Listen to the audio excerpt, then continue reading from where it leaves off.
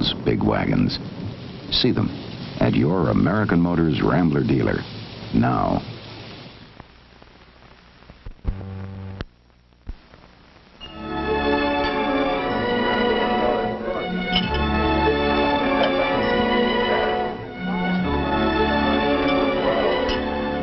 Nothing upsets a pickle lover more than a dull, soggy pickle.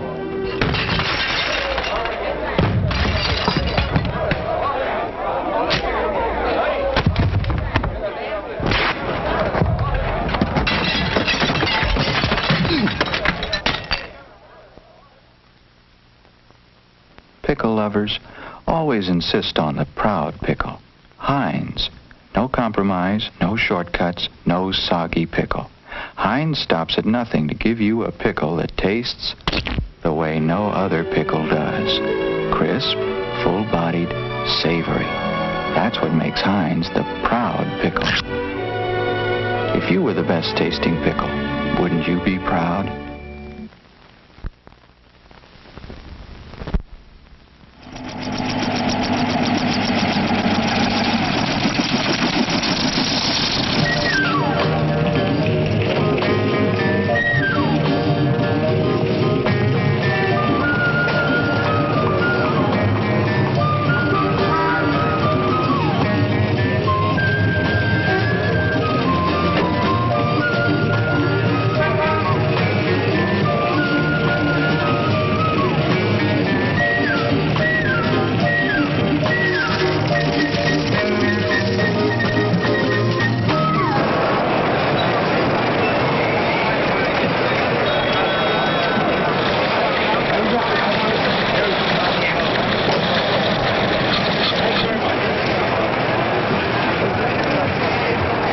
If you want to know what's going on Wall Street, ask Shearson Hamill.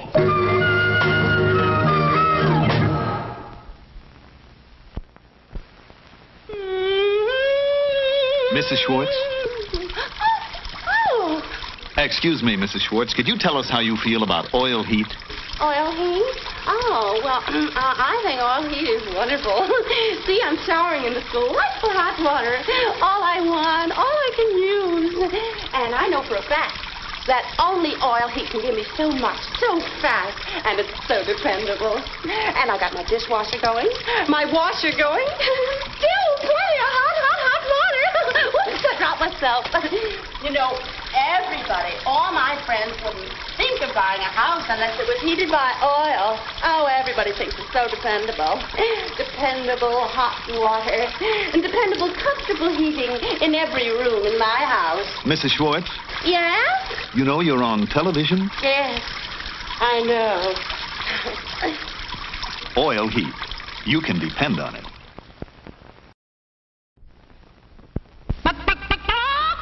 New country cars. You know what? I think I've got to I've got to do something a bit different so that I can get the Rumble going again. I think Cliff is up in the house. Cliff, you here? Yo. Hey, how's it going, man? Yeah, I added Rumble to my list of platforms yesterday, so we were live on Rumble, but it looks like I gotta give it a new stream key or something each time or whatever. But yeah, I guess tomorrow or whatever, we'll get back on Rumble. It was kind of fun. How you doing, Cliff? I'm doing good. I finished my art. Oh, well, good. I need a smoke break. Show us your art. Oh, you want to see the art? It'll take a minute. That's cool. Yeah, we got 5 people watching us. What's up? YouTube Punk, Cameron Bennett, UC Love, Nidamos. Appreciate all you guys. And yeah, later on today, we'll be talking about Kent Hovind, who apparently has some crazy shit going on in his compound that involves kids. So definitely we'll be getting demonetized today. We're going to talk about them Bob Woodward Trump tapes because they're epic. Ron DeSantis was wholly unable to answer a simple question about whether or not if he wins his actual next term for governor of Florida, if he'll serve out that term. If y'all don't know where that's going, he was basically confronted about whether or not he was going to run for president. He froze completely. He didn't, dude can't even think on his feet enough to say, currently I'm focused on running for governor of Florida, and if I win the governor of Florida, it'll be my intention to serve out the governorship of my term unless something should change between, you know what I mean? Like, it's a stock line. There's lots of politicians who everybody knows are running for some other office who are asked if they're going to finish out their term. There's a boilerplate response for this, and my man failed. Fail, couldn't do it. We're going to talk about midterm madness. Why? Because we still got election fraud claims and Democrats doing stuff. And now the voter intimidation has gone straight to every right-winger's favorite conversational tool, a motherfucking handgun. And then we're going to talk about shape mating because Cliff is going to... me and Cliff are going to talk to you about some shape mating stuff, and then I'm going to run my shape mating trials. But yeah, let's go ahead and get into it. Glad everybody's here. Cliff, start with something fun. Show us some fucking artwork. We don't have too much to do today because my code's okay. I gotta. You probably want to mute the stream or whatever. You gotta pop up. I gotta pop up your screen. Yeah. Boom, dude, that looks nuts. Now tell us what this is for. Is this a piece you were asked to make, or is this an award? Like what was the commission here? This is my niece is getting married this weekend, so I am getting on a plane. Congratulations to her. Yeah. And congratulations to you. Is this a big travel for you? You probably haven't done much traveling since COVID, like me. No, this is gonna be the first time I'm getting out of the bubble. I've driven to Maine twice, but that's it. Okay, where's the flight to? North Carolina, Asheville. Okay, and then you're gonna go to the wedding, and this is your wedding present that you're bringing, which a lot of people are gonna see the size, but what they need to do is appreciate your ass paying for this, right? Because this is gonna cost you some money to take on a plane with you. I imagine it's pretty fucking heavy, right? No, this thing, so it all comes apart, all the stems come out, it's gonna go in my carry-on? My carry-on, yeah. The whole thing's gonna go in the carry-on. My carry-on's going to weigh a ton, but that doesn't matter. The metal, it's going to go through my luggage. They're going to see metal flowers in my luggage, and they're going to open it up and go, oh, yeah, okay. But there's no, weight issue with your carry-ons. Then they used to be like, if it was over 50 pounds, we're going to charge you. But that's probably back in the day. Right? They were trying to... No, they don't measure carry-on. They don't measure carry-on. They don't weigh them. Okay. Yeah, they said freight baggage doesn't need to pass metal detection. Oh, okay, cool. Yeah, I think the issue is, with weighing a carry-on is, unless they start charging you, for being heavy, then how are they going to justify charging for a heavier carry-on? Right? Because if somebody's bringing a carry-on and it's 50 pounds. But then they go to, if you're a 300-pound passenger, you're going to have to pay more. Right. Because how would you justify that then? So I think it's just like a can of worms, and they decided to unopen that can of worms. They decided to close that up. I have to just, Yeah, or else you end up in weight discrimination. That's very interesting. I'm sure they could argue a person is different than what they're bringing, but yeah, I agree with you. So a couple of questions. This is gorgeous, Cliff. In the good old show business, the good old business of show, we call this a tease, because the audience, like I keep telling you, they want to see you make this goddamn thing. But Cliff, this is functional because it's like before they know they want to see you make something, but even before that, right? They want to really see, can this nigga make some shit? If we were to watch Cliff make something, would it be worth that time? You didn't hear the profanity involved. Okay. Making this. Like at one point, the clamp that holds the when you're using a welder, you've got like the one part where the metal comes out, and then you got the other part where the electricity comes out. And that's a clamp, and it's a really strong clamp. And I had it on the stem of one of these flowers, and I was holding it, and the stem rotated a little bit, and that clamp slid off the stem and pinched right across my middle finger. Oh, damn. Like right on the pad of my middle finger. That hurts. And I'm just sitting there going, fuck. It hurt. And I couldn't even get it off for a second. I'm sitting there going, what the hell? Because I was holding a thing in that hand. Yes. And my brain couldn't even process what the hell was because happening. there's so much pain. Dude, this reminds me of when I was a kid, I actually decided to be brave and try to open the manhole cover. Okay. Right? Bad idea. Manhole cover falls on my hand, right? My hand's trapped out of the fucking thing. I don't know how I didn't break all my fingers somehow.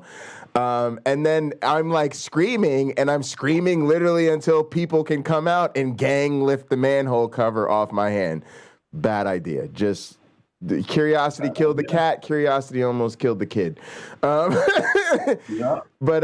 This is gorgeous, man. It's super cool. The detail work is obviously amazing. You know, it feels organic, right? All the leaves look different, and they've got their different little paths that they're on. Yeah. It's really cool. Can you? That was the second question. So can you zoom in, and then do you have any workshop pictures of this process? Yeah. There's the flowers. The photo's not a great photo. Yeah. But it's still cool. Yeah, this is great, man. Look at that level of detail and curling. What are these flowers, by the way, for the nature dorks that are going to ask me later? They're not. I made them up. Oh, they're made up. They're cliff flowers. Boom, easy. I know that one. Cliffus bomius. I wanted something. I'll get you a better scent. And get you a better photo just on the flower.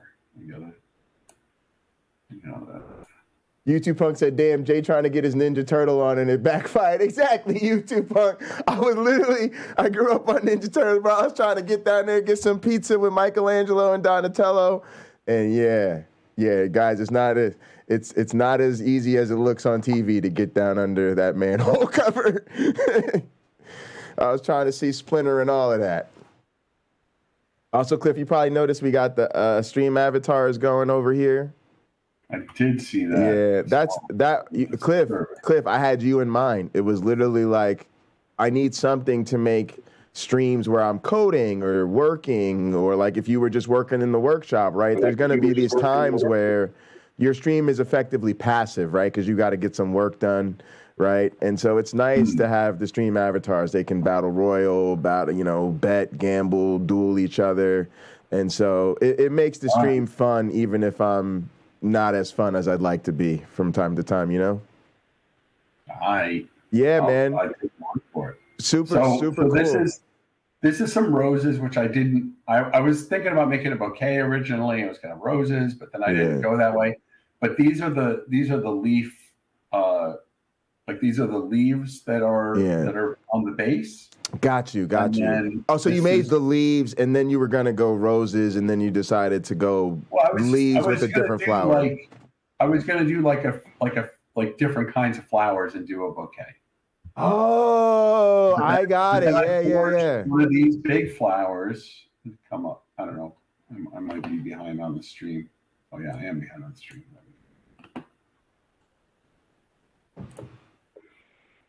Is there a way to get to the current time on the stream? Is there a way to get to what? Like I'm behind on the stream. Click live. Click live. There should be like a little hover over thing that says live next to the timestamp on the left hand side. On the stream.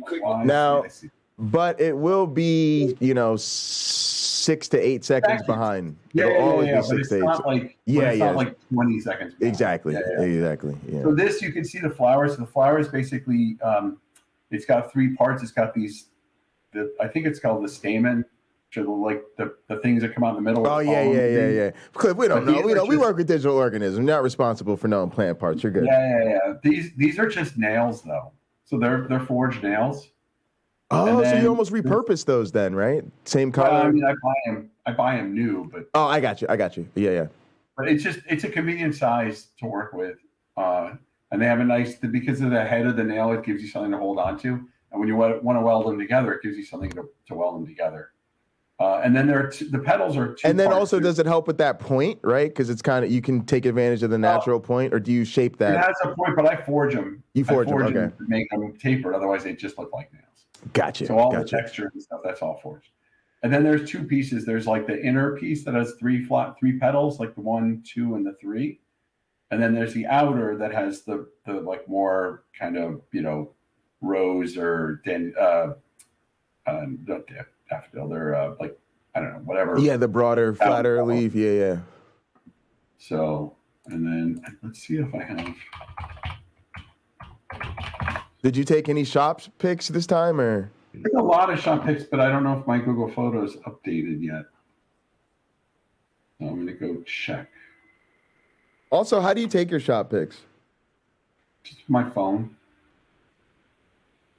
I got a Pixel a few months back.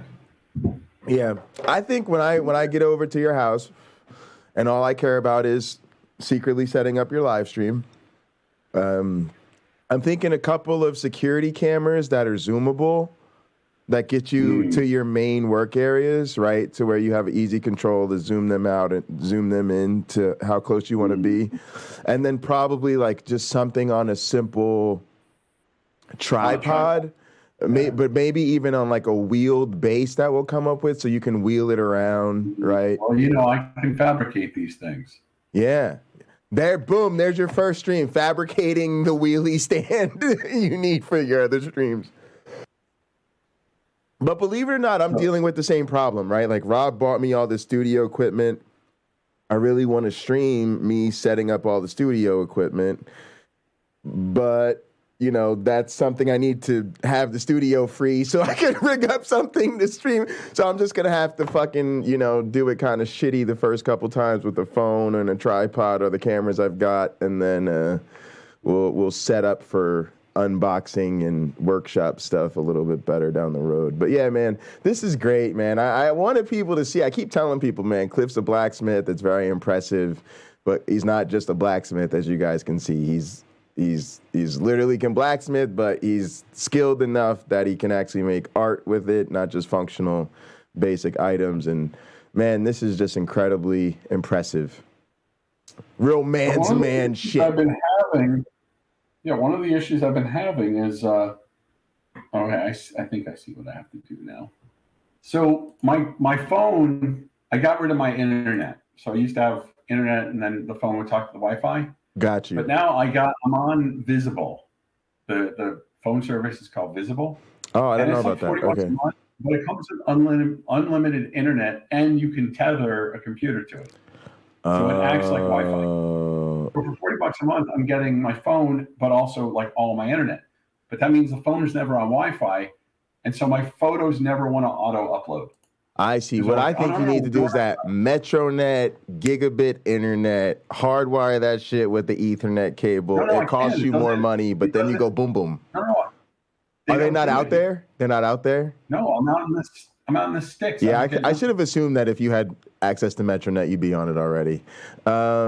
So then what, you got like Comcast out there? I'd be like you. I'd do anything. I'd do 2 backflips and get my internet with a freaking hanger on a handstand if I could avoid Comcast. Just because I personally hate Comcast, and yes, it's personal. I just can't stand that company. I was using, I think it was AT&T, but it was DSL, and it was kind of crap. So it was kind of crap. Yeah, exactly. YouTube Punk. I was thinking like YouTube Punk. Like, Cliff, if you don't have anything to do with them roses, you need to ship them over to your boy Jay. So next time I need to impress a lady, I'm like, flowers? Check out these hand sculpted metal bouquet. Right? But Cliff could take it one step further and be like, I made these bitches. And I'm be like, this is Cliff, I'm just going to tell you real quick, in case nobody's told you this, I'm sure you figured this out, but just in case, PSA, here we go. Cliff, being a blacksmith of this caliber will get your ass laid. In case you didn't know, I'm sure you knew that, but I had to put it out there in case you didn't. It's a big old mess. So this is what it looks like when I'm working on it. So this is hot. It looks awesome. Yeah, it looks amazing. That's actually so cool. Like just the colors and shit. And then actually against the like sort of neutral backdrop pattern of the floor faded out. Like it just looks dope. Well, it's really cool. Yeah, I know, but it came out cool looking, you know? It just happens to look great. Yeah. It makes a good backdrop for these. This is all progress. So these are the blanks. This is what I wanted to pull up. Yeah. So Show us how this works. Pull it up. It's made small. up a piece that looks like this round one, which is the 6 petals, and then a piece and this is the piece in the middle. And then is that you drawing with like a Sharpie on there before you get in there and make your cuts and stuff? So I drew a circle I used a compass, drew a circle. Yeah, I made see. a little triangle, just hand drew this on there. Okay. And then just cut it out with a plasma cutter. Damn. So that's cool. It's just bang bang, and then these are the parts. Like this is just before they get put together, so you could see this is the center piece in each one of the 3 flowers. This was my test piece, and then there are all the nails. They're forged out, but they're not welded together yet. Right. The center is punched, and then it slides over the stem. That is cool. Yeah. And so now, and then you show one put together. This is a great Cliff. That's gram worthy right there. You gotta hit them up on the gram with that one. Cliff, people are putting pictures of their goddamn omelets on Instagram, Cliff, and I'm tired of it. Put some work. That shit's gram worthy. Forge some shit out of metal before you put it on blow up my social media. Sorry, go ahead, Cliff. This is for my class last Saturday. These are 3 of my students. Oh, and then they came through to the workshop and got it going. Well, this was at the Makerspace. I taught the class at the Makerspace. Oh, and you built the setup at the Makerspace for this? Yeah. So I got all this stuff at the Makerspace. I mean, I'm working at home. Yeah. So you got but Cliff, that's how I want the multimedia studio to be. I'm like, Mike, if they're gonna make me do a campus lab thingy, then it should right. That's what it should be. Like I should have a multimedia lab on campus, right, to do my shit and my students to do their stuff and all of this, and then I should have mine at home. That's awesome. This is what would get me all hot and bothered. Ooh, now that is also gram worthy. If you're gonna hit me with the advanced high level ramen, I'm with it. It's just the ham and cheese omelets I'm sick of. But Cliff, here's another thing. Is that part of your locality now, right? Like if you think about relocating, you're thinking about your home, your shop, but now you've also sort of built this community makerspace thing, and that's that's important to you. I'm a little more worried about the shop. I'll be honest than I am about the makerspace. Your shop than the makerspace? My shop is I have 2,000 square feet of workspace between a wood shop and metal. Yeah. A lot. Right. So this is a large piece that I'm working on. I have to do the stem for the middle still. Okay. These are all these are like 3 foot long. Hang on. Before we shift to this piece, what do you mean you're more concerned about your shop? Tell us about that, because this is a community that loves to just send people money and support them. So spill the needs. If I move, and the animal costs. Oh, you mean having the space, moving everything? I got you. $700,000. Like so my bigger animals are $1,000. Smaller ones are $600, $500. Right. A lot of heavy equipment. So like if I wanted to move, and then I need a big space, I need at least 1,000 square feet to set up a shop. So it's just a matter of makes perfect sense to me. I was just gonna say makes perfect sense to me. I have the same concerns. I keep telling is what I said to Mike. Like Mike, me moving at 36 is not find me a 1-bedroom studio because I can live basically like I'm in a dorm. Like I have a studio. I have drums, organs, 5 screens, right? Like I have a 2-bedroom and I need more space, right? Like, go ahead. Yeah, wait, I got to answer a question. Yes, of course I have a power hammer. But yeah, I'm just saying, Oh, I got you. I'm just saying, of course, that I have, and I have all this studio equipment. And all of it's very expensive and fucking heavy, and I need a team of people to move it, right? So yeah, I get that there are serious concerns. Another question though, you think the makerspace would be cool without you? And you know, this is a thing they do, and you've made your contributions, and you'll probably find another one or whatever. Because that's how I see universities, right? Like I teach somewhere, and then I'm gonna go somewhere else. And I would find something where I ended up. Yeah, I mean, but again, it's sort of more. I need to spend more time in my own shop doing my own art. The makerspace is just. I set up that shop so I could teach. So that's that's the shop I go in. That shop is really basic. It's set up to teach 8 students. So I have basically 8 anvils, and then all the equipment I need to teach a student. You know, to teach a class with 8 students, and I teach like introductory. Basically introductory and intermediate stuff. That's great. That's really cool. Thanks for letting us know. I'm sure our audience is really happy to hear about that. Yeah, tell us about this piece. Right, enough of this. Well, no, this is a large piece I'm working on now. There's going to be a stem that comes up the middle with some flowers, either 3 or 4 flowers on it, that are these kind of star. I showed you that. I don't want to dig it up, but I do want to dig it up. I'll go dig it up. So I did a piece 2 months back. See my random garbage photos.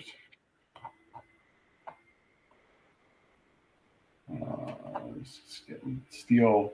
Oh yeah, this is parts from my power hammer, but I don't have a picture of the whole thing. So these are some of the flower forms that I'm working on for this other one. Okay. So these are the petals. There'll be either 3 or 5 petals per flower. Now this looks like a similar style to your contest piece, right? But so tell us what's different. It's a smaller version of that. Matter of fact, do you want to show that real quick? Because I'm sure people didn't see that. They don't remember. I'm just looking up, trying to find it here. Oh, and then also you should show off that award real quick, because that was dope, and that's actually relevant to research, right? Yeah, well, I'm just going to show this, and then we should get to research. So this is a photo from that piece. So these are the flowers on the top. Right. You can see one of the leaves down here, and then that whole piece here. It's this. And so now you're making a smaller version of this? I'm making a smaller piece for a commission. Got you. So the whole thing's about 8 feet high. And did someone literally like that and ask for a commissioned version? Yeah. Congrats. That's awesome. That's awesome. I'm sure that feels great, right? Yeah, now I got to make it. I'm like 2 months. Feels good. Now I got to get to work. Yeah. Yeah, I said I'd make it, and then it's been forever. Yeah. All right, cool. So I think we're actually, our MAPE stuff's in pretty good shape. If anybody in the audience is interested, doesn't understand shape mating, doesn't understand some of the other topics we'll get into, we're probably not going to talk much about coercion, and maybe we'll talk a little bit about Barry World. But anyway, after I'm done with meeting with Cliff, I'll show you guys some of that stuff under the hood. Cliff, I've been showing that stuff though for the last couple days, right? And so I've been explaining shape mating, showing people the graph, explaining Barry World, showing what it looks like when we go through the tournaments and the Lex and what coercion does and all that shit. So I'll revisit. Say that. What do you got? What I got is code that actually works, and then I did my little trial, and then we've got to just take it kind of from here, and I need a refresher, basically a little bit on graphing, and then we just need to come to some, even if it's just a quick and preliminary decision about, what I should run. I'll go about getting it up on the HPC or MSI or whatever.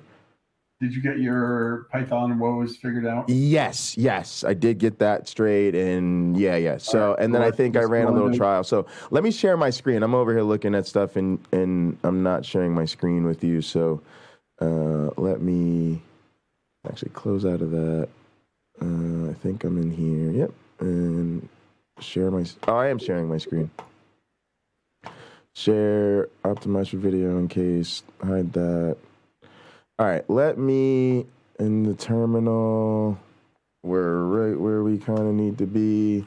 So we've done this, right? So we've got kind of this deal, and I kind of just needed to remember what to do with graphing and talk about what we're looking for, because I think we're actually looking for some interesting things with shape mating. Possibly. Yeah. I just mean in terms of like the data we need. Yeah. Are these three conditions new conditions? No. They're the ones we talked about the last time. So they're just. I mean, they're it's new data. Yeah. Because it was sort of what I used as a small test. I mean, the first thing you always want to do is just plot everything. All right, cool. So go ahead. I'm Python 3. Go ahead. /tools/ mgraph.py and letter. Okay. Space dash conditions, and then you can do C*. Oh, you need to tell what conditions. Up arrow. Oh, and then you said because that's where I get to. C*. Yep. That tells it. And then dash space dash rep range, lowercase rep, capital R range. Nope, capital R on range. Oh, right, because the second word. Camel case, that is, right? And then 101. Reps or just rep? Reps, but it's you rep range, and then you got to say 101. Oh, 101 to 103, right? Or whatever you ran. I don't know. You demand. All right, I don't even know what we ran. I think we did like 3 or something, right? I don't remember. So just do 103 then. 101, 102, 103. It's inclusive. Oh, right. Yeah, bang. See what we got. And it did not like it. Future warning. Future warning. Mark only to the frame group from SEM. All right, let me look at our conditions real quick, right? Let's see. Wait. Do this. Just add it at the end. Do an up arrow. Dash S. Maybe save, dash save, and then hit enter. See what it does. Oh, maybe you have to do dash. Expects an argument, a space dot PNG. Space PNG. I think it wants the file format. See if it made a file there. It may just be not displaying. Okay. So it ran. It made your files. I don't know. It's not displaying for some reason. Oh, I might not. That might be like a visualization WSL garbage. Yeah. So, but that's fine. So we have these. So just pop up. Just navigate to this. Yeah.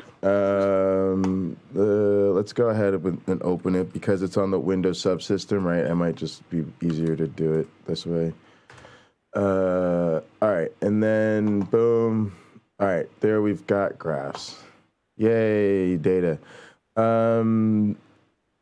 But then they're not together, right? This is kind of where I like, right? Because that's fine. Just right click through them so I can get a sense for it. Just left. Yeah, I could have just done this or whatever. Yeah. But yeah, so here's 1, there's 2, there's 4. Wait, all the data looks the same. I was gonna say whatever you're doing, it's not changing anything. Yeah. That's weird. That's problem number 1. This seems like a problem we had in the past. Does. Yes, it does. Let's. I guess we should look at the conditions, right?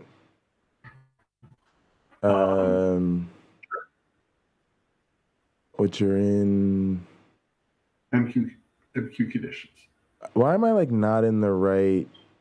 I'm not in the right space. You're asking me why you're not doing it right? Yeah, exactly. Pretty much. There it is. I don't know what All right. There's my reps. All right. Here was our instructions. Did we not initialize power correctly? No, on power. No, it looks like it's all correct. I'm guessing you got a problem in the code. Yeah. Where the heck would the function power be in the code? Tournament optimizer.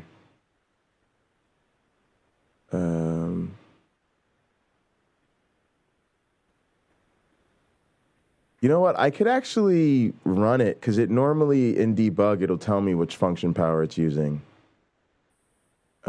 So that's a quick way to test it. And then well, I mean, you know what it's using. It's using. I mean, we can look it up. It's easier than that. Just scroll down, look for the parameter, pass the parameters, go back up. Oh, up here, fun power PL. Yeah. Now search for that. See where it's being used. So that's your fun power. All right. So then I'll highlight it. I'll go Control F. That'll highlight it. Boom. It takes me down here. Okay. So fun power has whatever you're putting in there. So now search for fun power.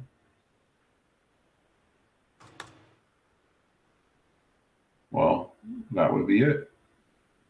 You're not using it anywhere. I think we got to be using it. We're using it. All right. So we've got power. Yeah, let's see. We've got power. Setting it equal. You're hard coding it to 2 here. Right, which is probably not what we want to do. Probably not. Because it should be a variable. And then we're clicking through. Yep. That looks like it, right? So we're setting the parameter. All right, so let me see if I remember this right. So we're setting the parameter here with this shared pointer thing we do. We define a parameter of the tournament optimizer, right? And then when it goes to register it, we are providing a default value of 2.0, which is fine. But then when we've actually got the code to call it, we initialize that. You're fine. It's not the right word. We don't need to worry about those because they're just our debugging statements. But rather than doing double power set to tournament optimizer fun power, we hard coded to 2. So it might be just be comment out this line and put this one back in place, right? Because the issue is I don't want to go write something if I probably already had code that works. I mean, that looks like, I mean, clearly, I mean, if you have the repro chance here, and I can't see it, you're doing a power, and I assume you're raising to powers. It's on line 609. Yeah. Yeah. You're doing times 0.5 plus 0.5 to the power. So you don't actually need power. You could just stick tournament optimizer. You could just stick fun power. You don't even need tournament We're in tournament optimizer. You don't need to say that. You just need fun power. If you just replace in the function, just replace power with fun power. Oh, I see. You use it in a couple places, but just replace it in each case, and then you can get rid of power. All right. So here, this should say fun power. Yeah, and then you got to do if made similar. You got to find everywhere we used it. But you had it commented out. Why can't I say power with it? Fun power is a test. I don't know why you have all these commented out. Probably because if I was debugging or something, I probably hard coded them so that I could test something, right? But yeah, all right. So is it better what do you think of this line up here, right? Is this what I want to do? No, there's no reason to copy it. No reason to do that. Okay. So then here I just need to say fun power. All right. And then just delete that line that defines power. Okay. 606, just get rid of it. Right? Now it should indicate anywhere where that using power is an error. Okay. Yeah, it does. And then look for those and replace it with fun power. Yeah. And this way it's not going to compile until you have it fixed.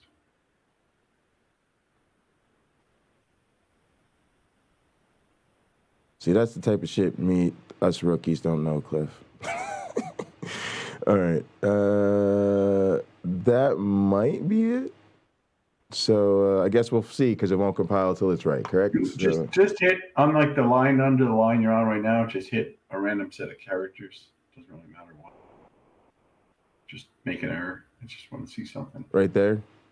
Yeah, if you look on the right, on the bar on the right, yeah, you can see that there's like a gray area in the middle. There's a horizontal line. The horizontal line is where you are in the code. Yes. And on the right, there's a block. If you scroll up like if you scroll up from here, you're going to see that block stays there. Like just click somewhere else, right? So it moves your, like click on the window though. So it moves your cursor, right? See that red down there on the right? Yes. That's an error. So when you have an error, like, you know, if you take that out, that error is going to go away. I see. That's telling you where all the errors are in the code. Got you. So yes. you can just go over to the right. Yeah. Okay. You can just click on that little red, click on that spot on the right. It'll take you right to the error, and then you just fix it. Okay. Yeah, sometimes I get, oh, there it is. All right. So should I remove that, or do you want to run this and then let it fail there? I just wanted you to see what an error looks like. Oh yeah, gotcha. I didn't know what your IDE was going to do for an error, but I see. Yeah. That's what it does. All right, cool. So now we want to build again, right? Yeah, you got to go up. And then you got to /mbuild. Yeah. Long time.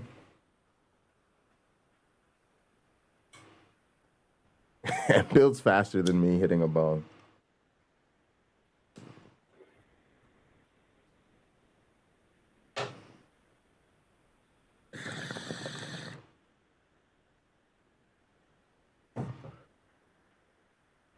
Ha! Take that, mbuild. I won the race this time. It's not about mbuild. It's about the speed of your computer. Excuses. You're just insulting your own hardware. Cliff, I got good news, bro. My Mac is literally finally coming in the next couple weeks. It's gonna take Mike's got to try to get it through some extra paperwork to free it, so that we can at least take a hard flirtation at not having the university bullshit all over it, And then he's got to send it to me, right? But then also we're going to try to get this new Dell PC for streaming and recording, right? Because right now, I don't stream and record the way I used to. So anyway, I'm 2 computers, Cliff. That was the plan, and that's still the plan. The M1 fucking badass Ultra with 120 or whatever, 8 gigs of RAM or whatever. Bro, Mike Travisano came through, my guy. Very excited. So anyway, yeah, I'm sure when I do mbuild on that shit, it's gonna go blazingly fast. Yeah, go get this thing running. So just go back to your experiment directory, copy made from work, and get this thing running. And then I wanna. All right, look at it. Yeah. Because then I've got to. All right, so let me do some clean. I don't have to clean anything up. I don't want to waste your time. You don't like cleaning up shit. I do need to do Mabe though, right? Right, you got to pull Mabe over here. All right, so that's copy from up work Mabe here. Yep. All right. So should we do a quick tester? No, just send. Just run it local. All right. So that would be. We didn't do anything interesting. True. So /Mabe.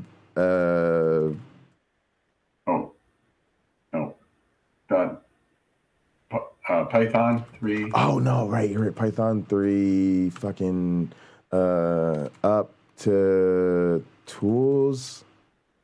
Tab it. mq.py. Boom. All right, and then I should just let it do this, and then it'll give me the testing, right? Sure. And so now it's telling me condition assign jobs. If I do this, I'm gonna set up your jobs. You're gonna have these 3 conditions. The following files will be included. It'll result in 9 jobs. And then it says, if you wish to run, do it again. And just for those watching at home, we're going to do local right now, which is how we test a small batch job like this.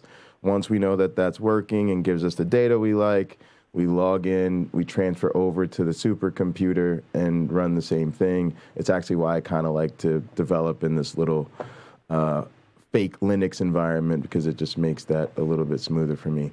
But yeah, not that it matters. But yeah, go ahead. So we'll do this again, right, Cliff? And then it's just -L, right, for run local. Yep. And it'll automatically overwrite the conditions. I don't need to clean any of that up. All right. So it's got to do that. Cliff, I set it to 1,000.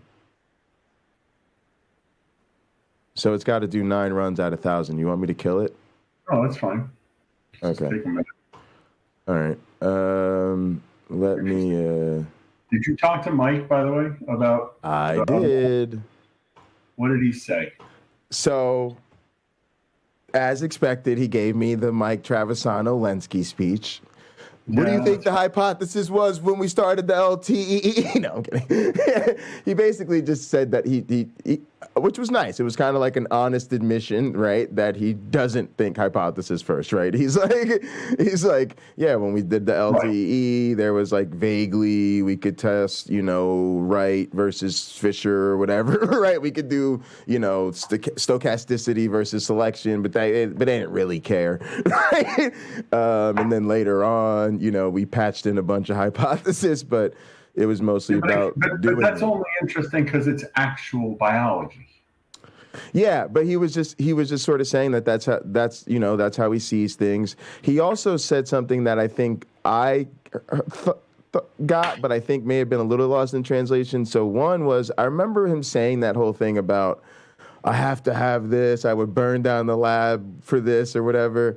I think he was mostly just talking about his interest of cultural evolution. He was just saying he said that when we talked 2 weeks ago, but when we were talking last time, there was just other shit. Yeah, I wasn't there, I don't think, right? The thing is, it's really about, the issue is it's really about what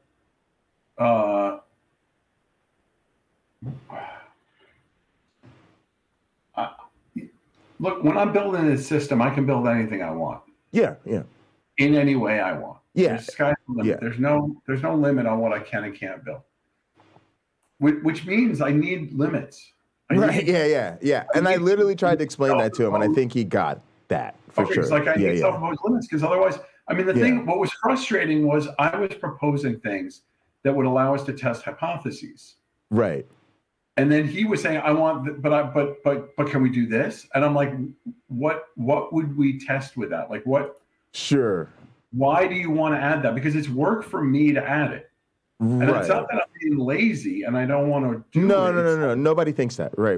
Yeah. It's just, I need to know. Also, I need to know why, because the other problem is if somebody asks me to do a thing and I don't know what it's for, then the chance that I'm actually going to do it in a meaningful way is zero. Yeah, for sure. No, I don't. So I don't think I said, like, that's probably what I'm here to do, right? I know both sides of this team more than right. Well, I guess let me throw out one more thing. Sure. I came onto this and I said, look, I can write you some code. What I can't do is do lit review. I can't learn this topic. Right. The issue is that if I'm making it up, then I have to make decisions. Sure. Right. And if I have to make decisions, then I need to know what the Which is even why I brought up the lit review thing to you last time. So let me try to get a couple things in here. So I actually think Mike's cool. The other thing he said that I think he didn't make clear when he talked to you, for whatever reason, is that he actually really does like your systems and he thinks they're fine. So he said to me, if Cliff wants to do the cat fleet thing, I think that's great. If you want to do the cooking thing, he was like, oh, I actually think that's great. And I was like, yeah, that probably should have been, made a little clearer, right? The thing is, I kind of got that, but that doesn't help me. Because the problem is I don't know how to do the host parasite thing or how to do the microbiome thing in a meaningful way because I don't have a hypothesis. Right? It doesn't matter. Like the host parasite thing, that's already built. No, I just mean in terms of that. So there was that. There was also the cooking system you made, right? And then like the the cat, dog, flea type I know thing that's as well. the host parasite thing. Oh, yeah, and yeah, right. Gotcha. And then there's the cooking methods, which is basically the gut biome thing. It's just for the different. I see. Yeah, yeah. What I'm saying is, if I don't have a hypothesis, it doesn't. I'm still screwed. Sure. Right. If I don't know what I'm testing, what specific question I'm essentially what we're doing is modeling. Right. Okay. Now you have two options. You can either go to real biology. It actually exists. There's real DNA, and we are related to it because we're related to everything that lives. Right. So anything you learn about anything that's alive is immediately associated with us. Yeah. But if you go in and start talking about,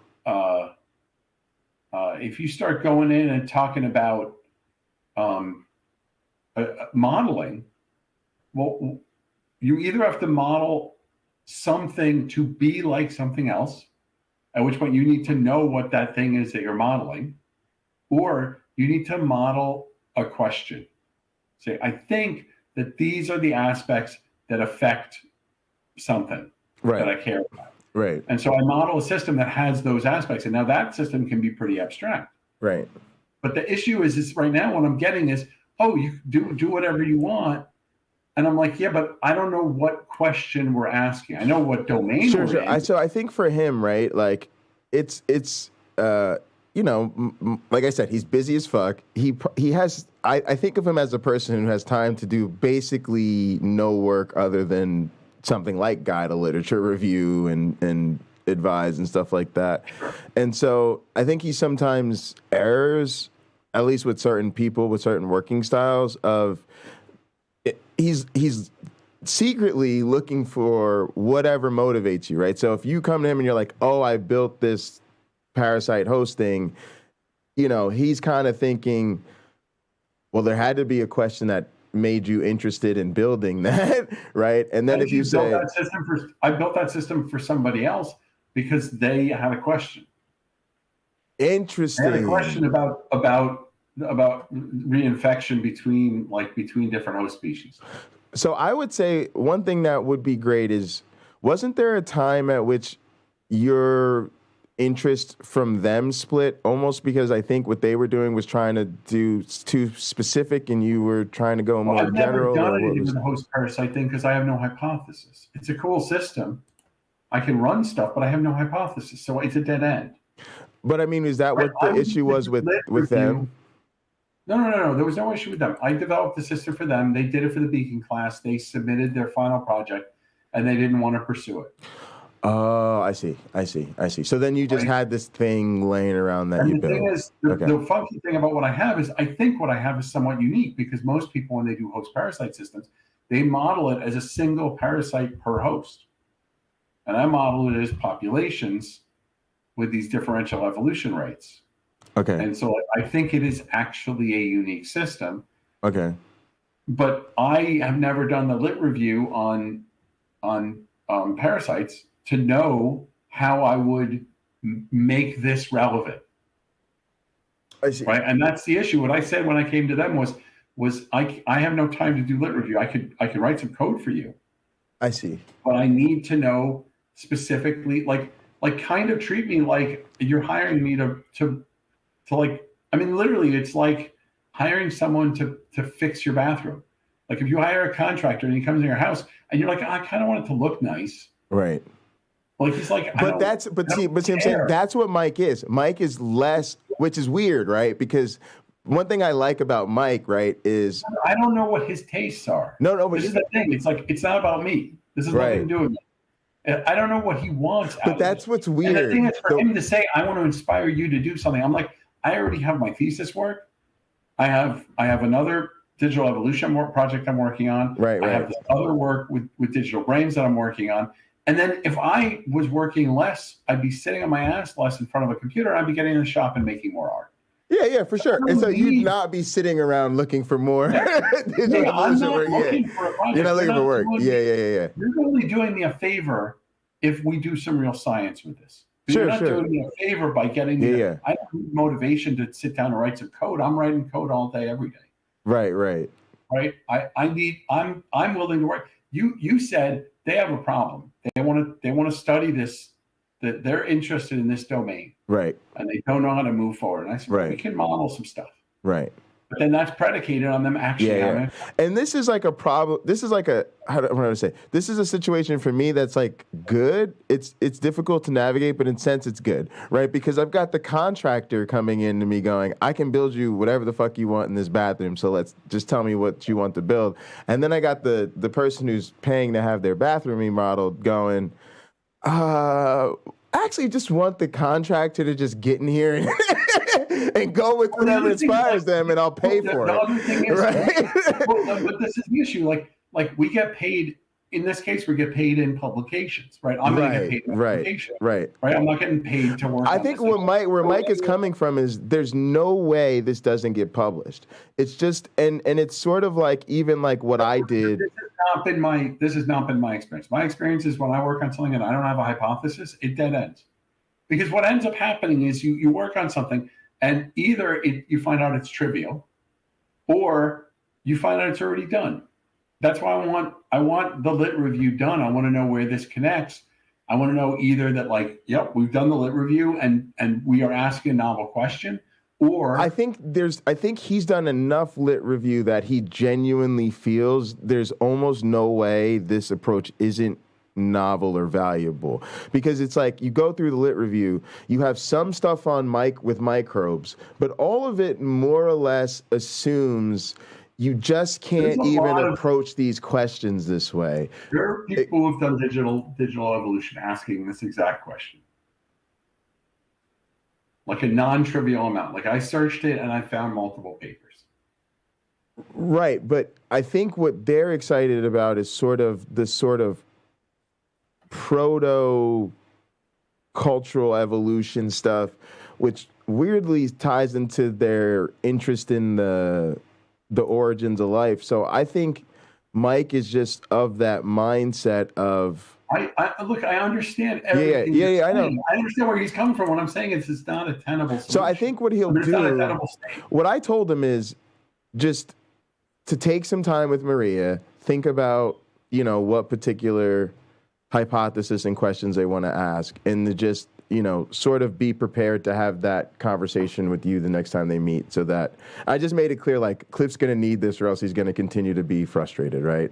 And then I said, if I'm going to spend 40 hours on this thing. I don't want it to be me just, and the other thing is also, if I don't get a clear path, and I'm not getting input from the rst of the team. And he gave me something. Let me see if I can, let me think about it for a second. I remember. He was talking about basically eco-evolutionary feedback, where the idea is you have this other mode of transmission, and because you have this other mode of transmission, that mode of transmission evolves to be more important over time. So in a sense, you're sort of looking at, I guess if you're looking at the rate at which they're adapting or solving problems or whatever the hell you're measuring, right? As they start to be able to do this horizontal and vertical thing, right? The vertical thing should essentially be selecting them for them to do more of the horizontal thing. And then over time, more and more of what they actually get to adapt should be transmitted horizontally. But that's not how this is going to work, even remotely. Well, that was because it's going to be condition dependent. This is what I tried to lay out, and this is why I'm a little bit annoyed if this is where he wants to go, because I tried to lay this out when we were meeting. I said, look, if you create the environment such that nothing ever changes, then they can encode this either in the memes or they can encode it in their genome. If you create a world where there are different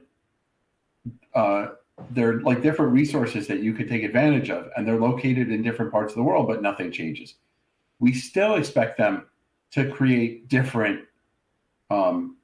different, like we can look at, but we wouldn't have any expectation. And in fact, if the memes are hard to transmit, then we would expect them to encode in their genomes, and we'd actually expect speciation. We expect that we would get geographic speciation based on the differential resources. Right. But if the environment changes over time, right, then we could imagine a case where it starts to become valuable to do lifetime experimentation.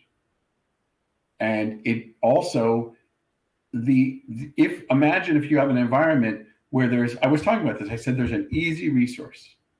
Apples grow on trees. Sure. In this, you don't have to do any preparation to eat an apple.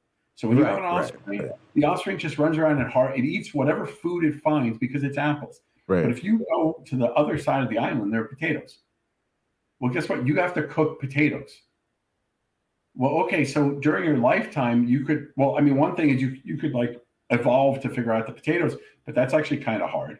But that's okay, because you can go back and eat apples, right? Like right. you can, there's like a stepping stone there.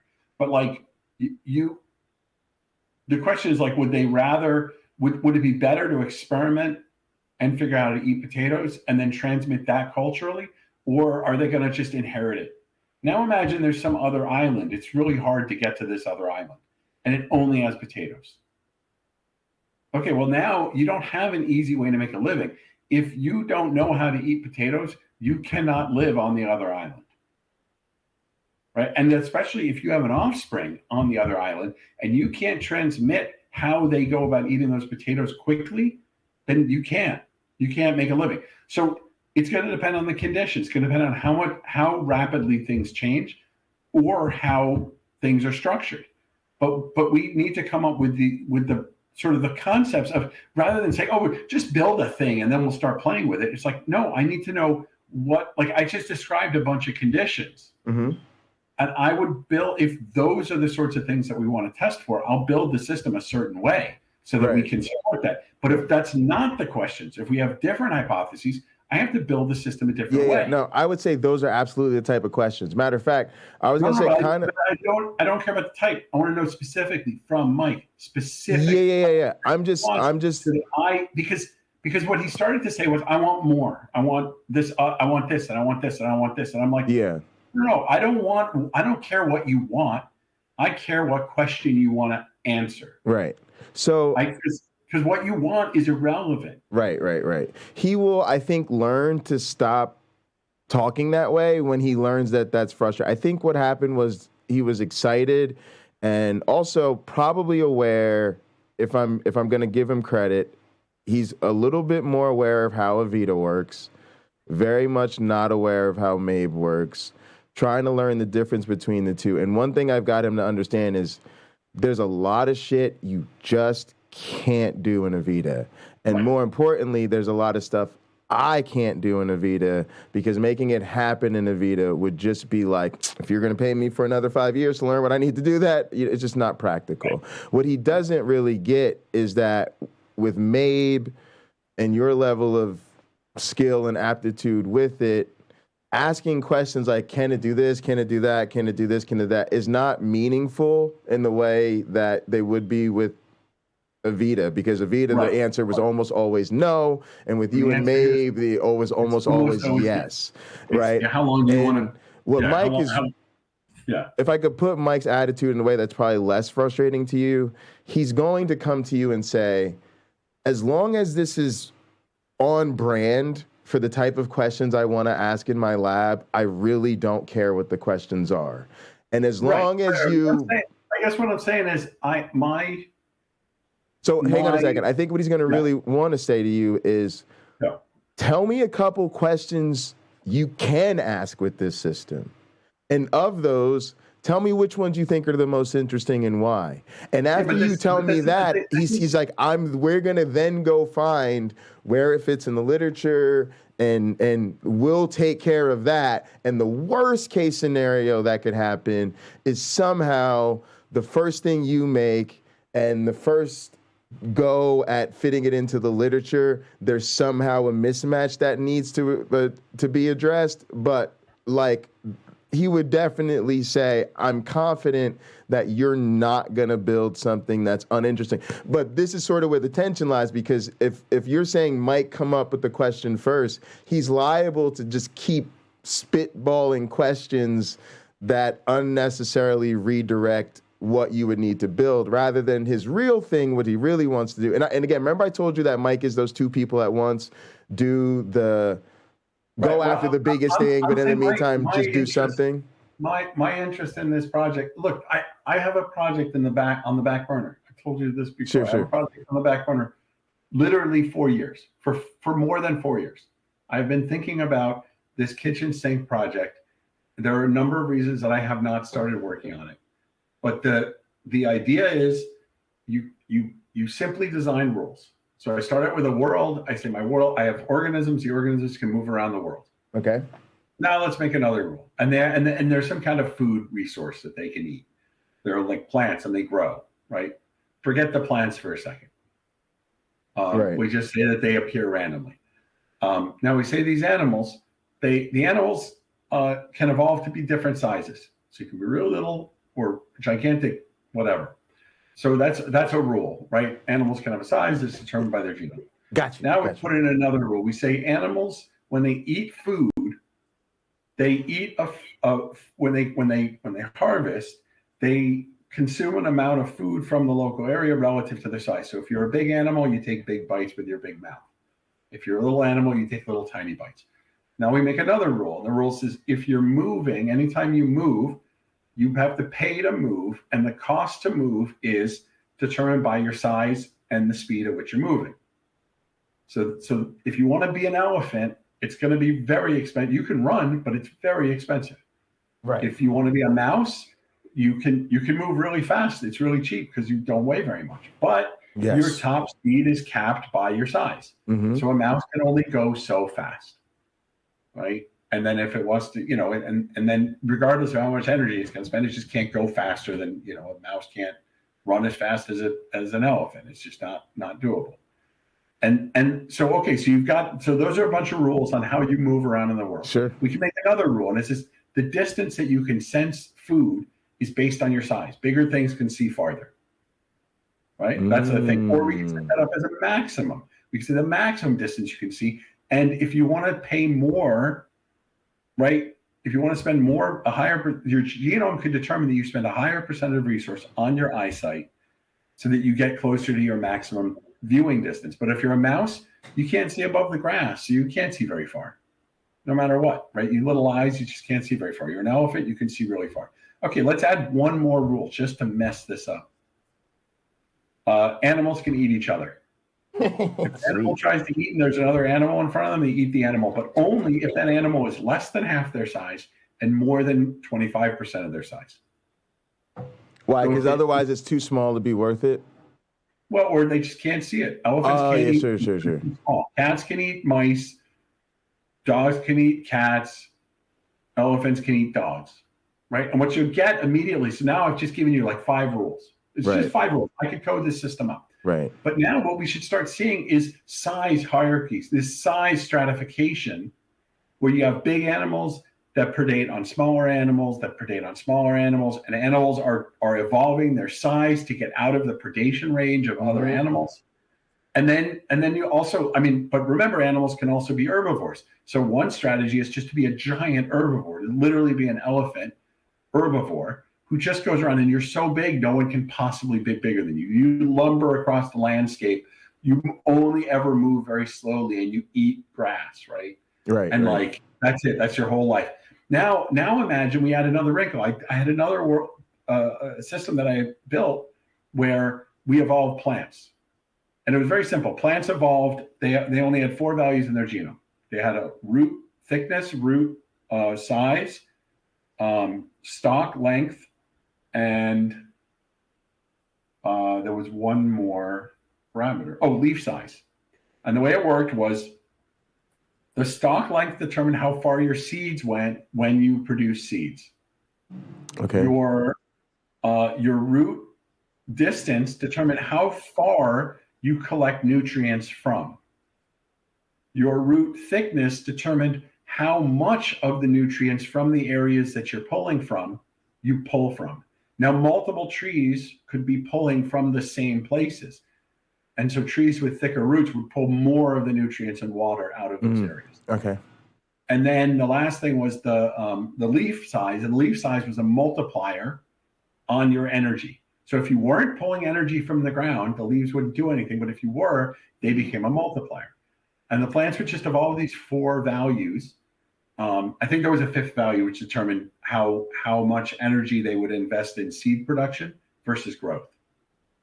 And then, and then that was it. That was a whole system. And I got this competition forming between plants. I could have plants with like high food density in one part of the map and low food density in another. And now we get speciation where there would be one species that can't survive in low food density, but can. And so you'd actually see like, now imagine if this animal system with all these herbivores and carnivores running around, living their lives, is living on top of this plant system, where these plants are themselves competing with each other, but now also competing with the herbivores, right? They're trying not to get eaten by the herbivores. Or maybe we add like a couple things.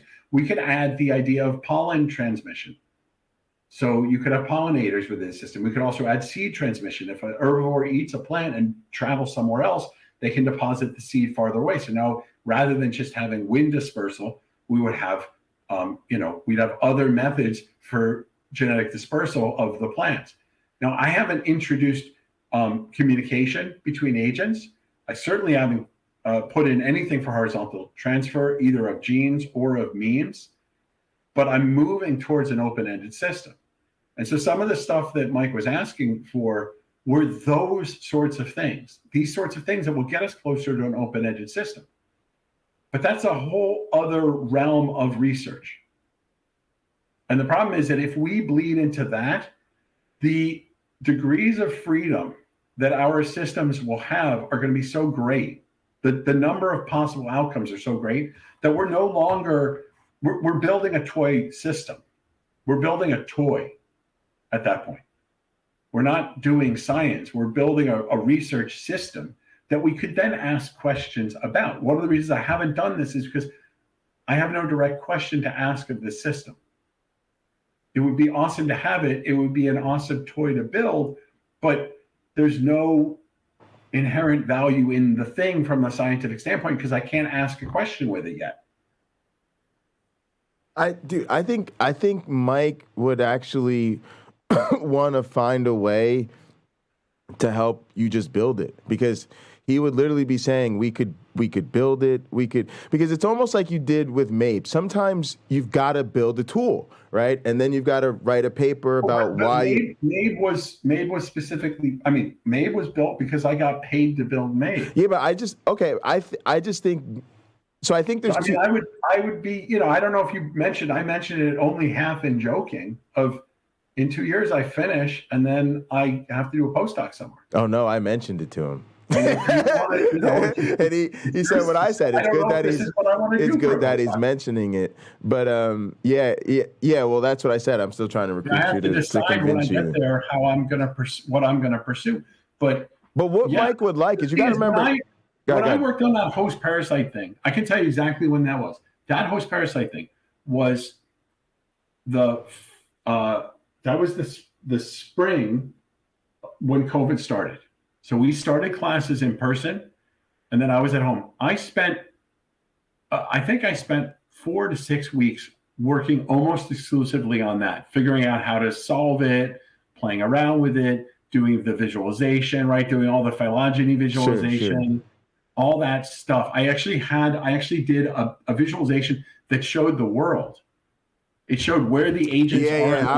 I was thinking about how sick the visualizations are. This is probably I only started doing it because there's so much data there. There's multiple agents per location. They have different parasite loads. They have different matching of parasites. And so I was trying to figure out how do I visually represent all of that stuff. Right. So I spent when I get into one of these projects, I go deep. Right. I don't have time to do that. Sure. Now, right? I got a thesis to work on, and I got other projects. So you're saying that project's on the back burner for very legitimate reasons, compared to what? I'm saying, if I just wanted to work on a thing right now, I would do this open-ended kitchen sink, everything goes rule system, because that to me is the most exciting thing. And that would include communication, and that would include horizontal transfer of memes.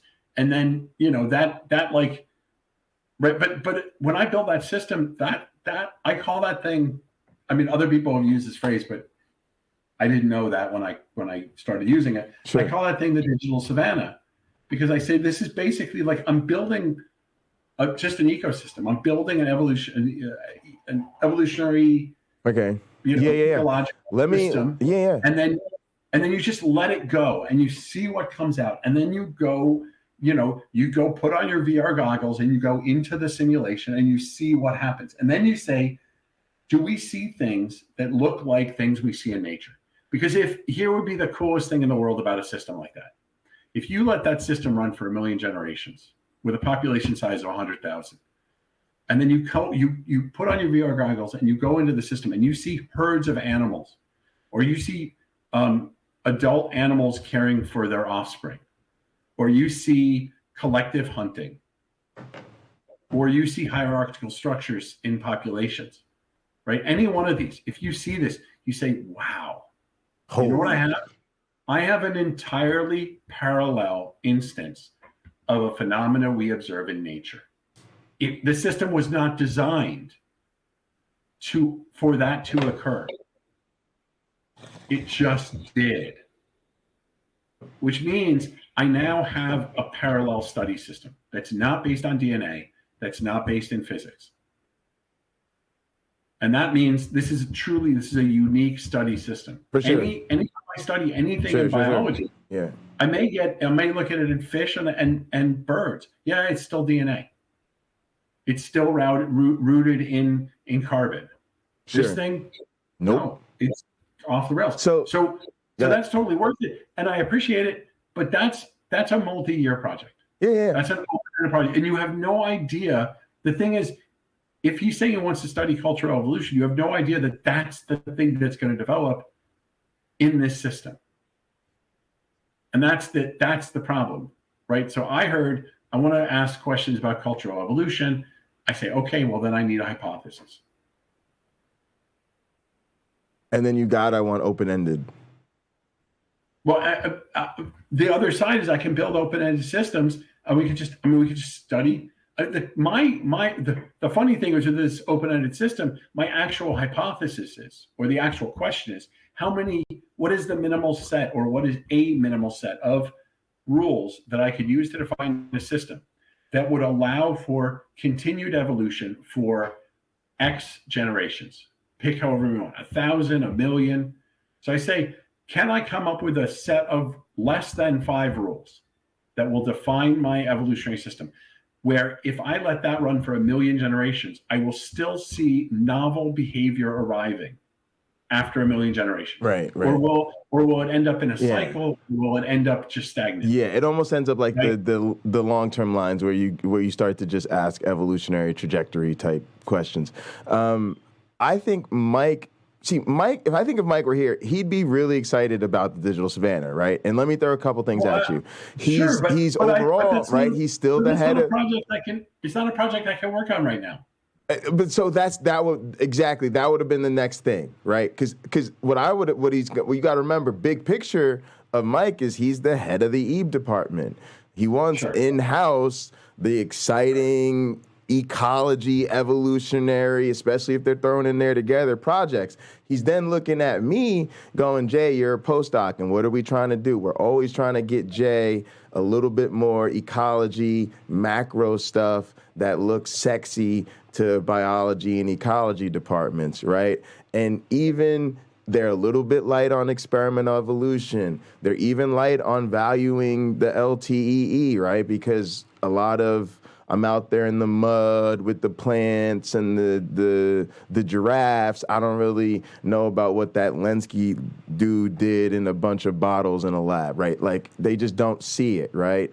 And so he goes, Jay, you're trying to get a job. That's why we're excited about Salmon Run. Salmon Run's a fucking video game for third graders, right? It's never going to teach me a goddamn thing about the world, but it allows me to go up to an department and go, I've got a project with fish, right? And so the digital Savannah, so you get all that, right? So he'd be excited about that for sure. Yeah. I get all that. But for me right now, like what's useful to that's the issue. What's useful to you? What's useful to me right now is projects that are well-defined. Right. Well-defined goals that when I want to procrastinate and not feel like I'm wasting time. Right. I can just context switch to that and work on that for 2 or 3 days and make some progress. Got you. Right. And also it fills my dad always used to say, if you want to get something done, find a busy person. Busy people get things done because busy people have to schedule. If you don't have a lot of stuff going on, then you're too open. You're too free flow. Yeah. I'm busy, but like if I'm only working on one thing, I just kind of like it's too much. Yeah, it's too much. You get too many. Too much.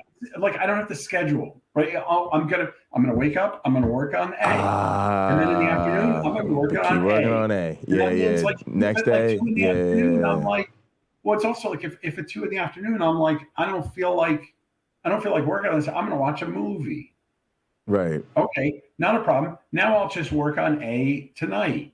So now I'm going to work on it from 7 to 9 to make up for those 2 hours. Been there. Whereas Do if this I all have the time. multiple projects and Dude, this happened to me yesterday. I ended up working at night. I ended up working at night, literally. I mean, I end up working at night when I'm, even if I'm trying to get everything done. But if I have like 3 projects that I'm working on and I have to switch, I am like, I got to make some progress on this one because I got a meeting in 3 days. And I want to get the code written so I can run it. Now I have a bit of a schedule, and it kind of gives me some structure. So having 2 or 3 projects to work on. So let me ask you this: are you more interested in the?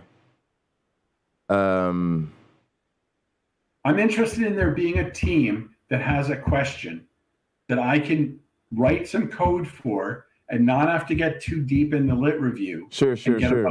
But right now, you're also the coder, right? So I think the part of the thing is, again, it's the motivation of saying, I think, and they're going to try to be courteous. They're going to say, we're going to try to craft a question around simply which one of these systems do you find more interesting at the current moment? Yeah, I don't find any one of them interesting. I hate them all. They're terrible. They all suck equally. Okay, that's how you really feel about them? No, I mean, they all have like cool parts, but I don't care about the system. I care about the question. Okay. And I don't, and the thing is, I don't know enough to ask a cogent, meaningful question. That's the problem. I just don't know enough to ask a meaningful question. Okay, so I think they'll, get that figured out. My thing is, I'm always there's very basic questions we can ask in any of these systems. Questions about history. Questions about differences in environment. They're boring. But I don't call my questions boring. That's what I'm an evolutionary theory guy. I need to hear the specific question. That's not just. I mean, look. Every year, the class that runs. I don't even know what class it is. The class that runs Avita Ed. Every year they do posters, and I always go out. And you know what I see in the posters? I see a combination of how does pick 2 from the following 4: population size, mutation rate, boom. something and something else affect rate of adaptation. Same thing with my Avita Ed classes, yes. Yeah, always. Group 1 is like mutation rate, population size. Always. Group 2 is like mutation rate, instruction set. Group 3 is like this. You're like, Facts. am I seeing new posters? And like you get to the end and you're like, wait, didn't I see this poster? And they're like, no. They did population size. We did number of generations. Yeah. Oh, yeah, facts. I don't care. Facts. 100%. Right? And you're like, these have been done. You're not doing new science here. Yes. Right. And so that's the issue. If we don't have a good lit review, then we don't know that. So you might need them to take some time and come back with, their question. I'm not sure. I think Mike and Marie are very capable of just telling you some of the questions they're interested in. I think they do have quite broad interest, and maybe that's a bit too problematic. I mean, it's not that they don't know how to come up with hypothesis, right? But yeah, it is a little bit different of an orientation. I know he knows how to come up with a hypothesis. That's like, yeah, that's all. Yeah. But yeah, it's not personal. He literally just doesn't think that way. He literally is you can build a cool toy. Yo, cool, sweet. Go build the cool toy. And then later we'll figure out how to make that awesome use of your time, right? Like even the stuff I do with like Rob and a lot of stuff, we're not like, oh, we've got to figure out some great question first. We're like, oh, do the thing. And then we'll be like, yeah, now we got to make that an experiment. And you know what? It probably won't work. But if it doesn't work, we'll just be like, yeah, we did an experiment. Turns out that's a really shitty way to teach people, and we'll try again next time, right? And as long as that's like that's really part of science, right? And Rob says this a lot. Like there is this model of science that we teach, right, where it's you have a hypothesis. You go in there, you design an experiment to falsify the hypothesis, and then you do the peer review and all that, right? But he's like, there really is this other part of science where people are just exploring around a thing. And he describes it as like a high risk, high reward. Sometimes you're just doing something, you know, there isn't a lot to it, you write it up, but sometimes you really land on something, and it isn't always because you knew what you were doing first. sometimes you just were in there working at it, right? And then something happened. And I get that that's not a good use of your time, right? At this stage in your career, you're not there, right? I'm first year postdoc. Let's go for something so I change my trajectory. I'm about to graduate, and if y'all want a couple of hours, it needs to be pub or parish immediately, right? Like, I mean, the project can take a while. I'm talking about building a system that's gonna. I mean, this is the other thing. Is like I don't want to. What I started saying something before. If I take this on, I expect that I'm going to spend 40 hours building this thing. Sure. So I don't want to spend 40 hours speculating on like a direction, right? By the time I've built it, tested it, we've done revisions, we've done visualizations, it's going to be like 40 hours of work. And that's like, I can't, you know. Yeah. You can't be playing around. I'm willing to talk about this because I think that there is the potential. If they have actually done the review and they do have a question, then I think there is the potential for this to be something interesting. And I you know, that would be awesome. And it's up my I think I think also so if you have anything on your end, like as far as I've read this paper, seen these people do this in digital or whatever, I think that will help them a lot too, because I think part of what they are trying to figure out how to do is themselves, you know, and to give them a bit of credit, it's tough, right? It's tough to try to. I've read enough to know that other people have worked on this. That's as far as I've gone. I have not gone into anything on depth. I haven't looked at anyone's models. Sure. Just be, you know. Yeah. I mean, honestly, I should. We've been meeting for an hour and a half, so I should. Back to work. Do you want to take a quick look and see what we've got? I think it's done running. It should be. Let's let me share my screen. And I feel like I'm in the same boat, right? Like when it's easy for me to come up with ideas related to sexual selection, but all this cultural evolution stuff is new to me too, right? Like, so. But yeah, if they point me in the right direction, I'll start poking around. And I mean, it's even a hard question because like it's very easy for me to build a system that assumes that the agents have cultural evolution, and I'm using visible. All right, so let's rock with VS Code. All right, so now just do up arrow until you get back to the Python and mgraph.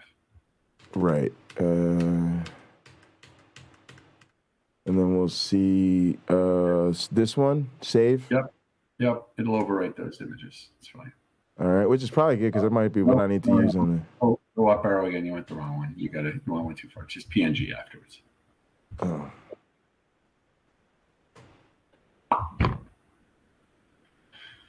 All right, go display those. Oh, yeah. Actually, why don't you do the following? Just do an up arrow again, and at the end of the line, just add combined conditions. That dash Like combined this.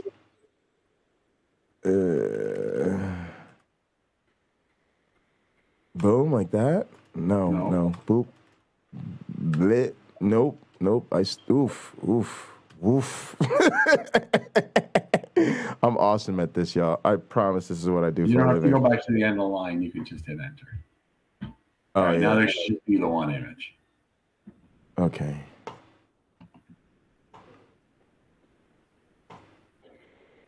This one? Yay, they look different, right? Yeah, make that. Well, what's this one? Oh, indels. There's no indels, right? Yeah, indels. There's just all right. So what do I do? Yeah. Okay. So we got food 1, food 2, food 3. It looks all pretty standard stuff here. What are we doing with food 3? I don't know what we're doing with food 3. I thought one of these would be set up to be. And are people forcing? What's up with this force stuff? I don't know. Search me. Y'all being all creepy. Ain't nobody tell y'all to be creeping. Yeah, there's force and resistance and what? Blah. Oh, maybe I turned that on. Let me see. Are you being forcey little fuckers?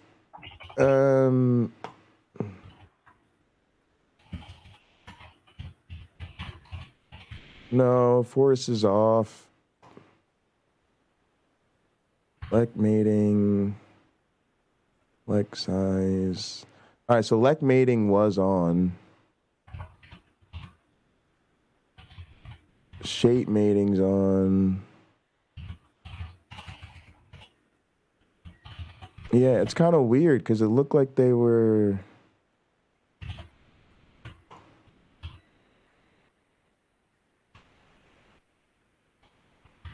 Cliff, I'm wondering if they just doing that without. Is it just keeping track of a meaningless stat or what? It's just jiggling around, probably. Or maybe it's just expressing like whether or not, because it has the values, regardless of if it's actually executing. But anyway, I can go in there and look at that, right? But all right, let's. Anyway, what do we want to run, right? We want to turn all this off, right?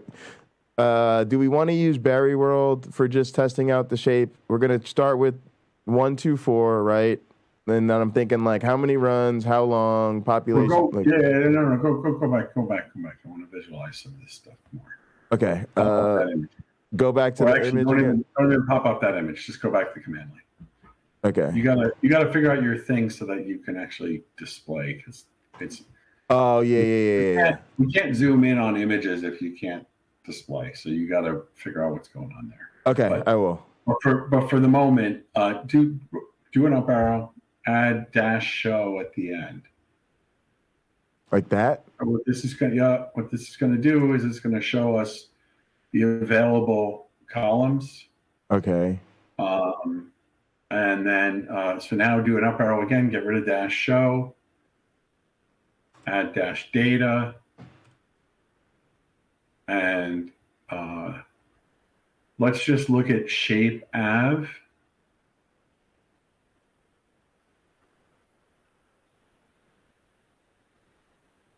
All right, so yeah, just do that.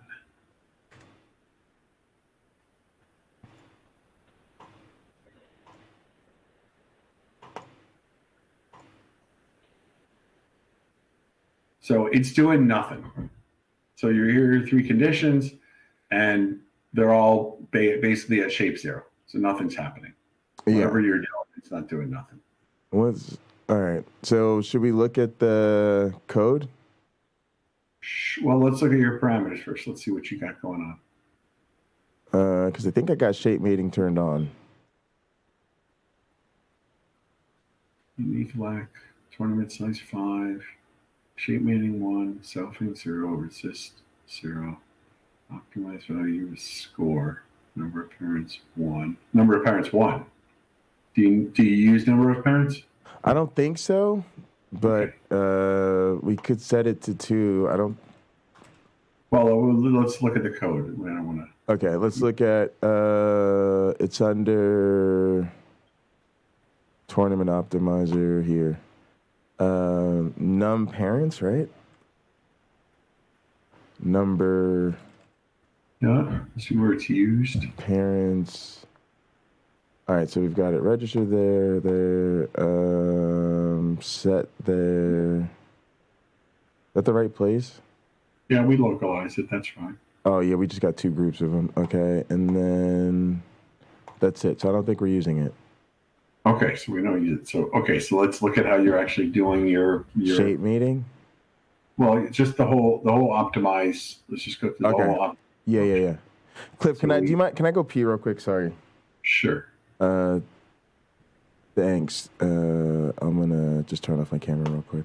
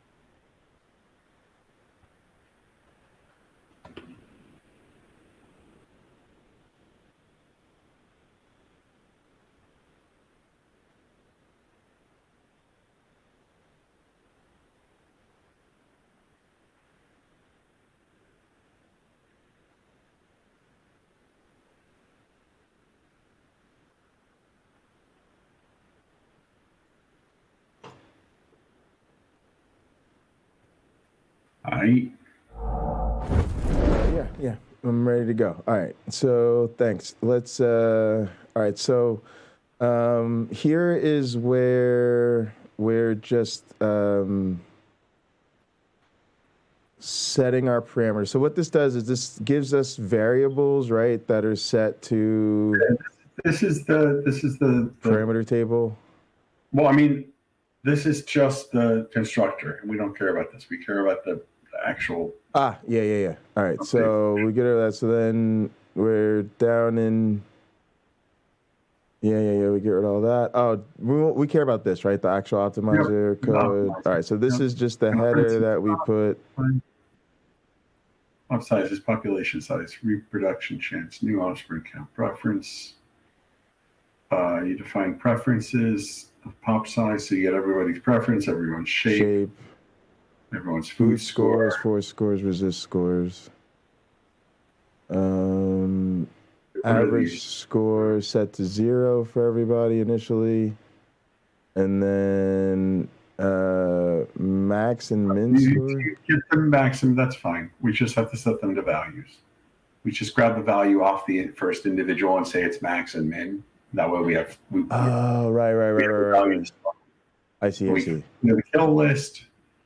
And then now we're gonna go through the whole pop and collect our data.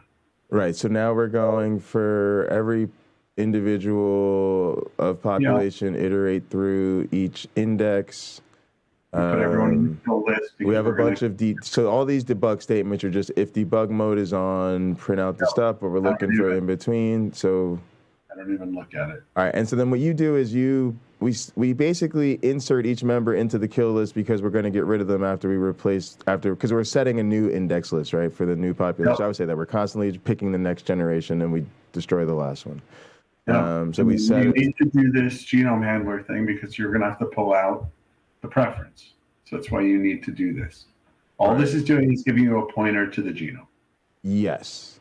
And then I can use that. And then I can perform the MABE operations on using the genome handler functions.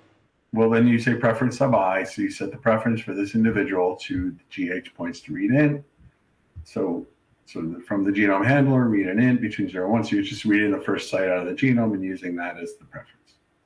Okay. And what this does is it takes any value, right? And then it gives me, because you set this read in as a genome handler function, right? Where I set it to what I need and I don't worry about, I let genome handler figure out how to give me what I'm asking for, right? Yeah, the genome has some alphabet size, and it doesn't matter what that is.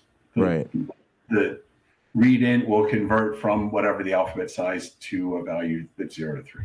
Right. And then I could do the same thing like when I need to read in a float or whatever. I don't worry about that. I just use a different version of this, right?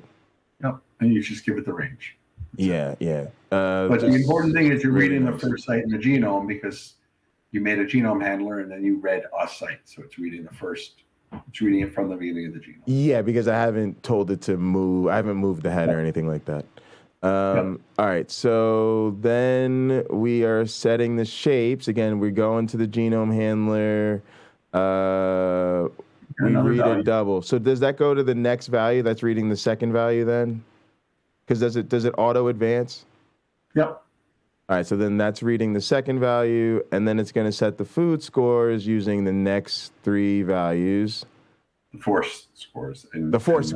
Using the next three values, and then the resist scores using the three values after that. And so the only thing interesting, if people are really following along, is that we haven't put any genomic space in between them. We're just using the first part of the genome to just read our stuff in, because right now we want to keep it simple and we don't care. All right, so basically, though, we've got our shape set in the genome, our force scores, and our resist scores. And this is what we were talking about. So in the case of the shape and in the case of the shape, we want a value between -1 and 1. I've been explaining that to everybody for days, right? So here you see how that's done. It reads, takes the genome handler, gets a value, says, give me a value between -1 and 1.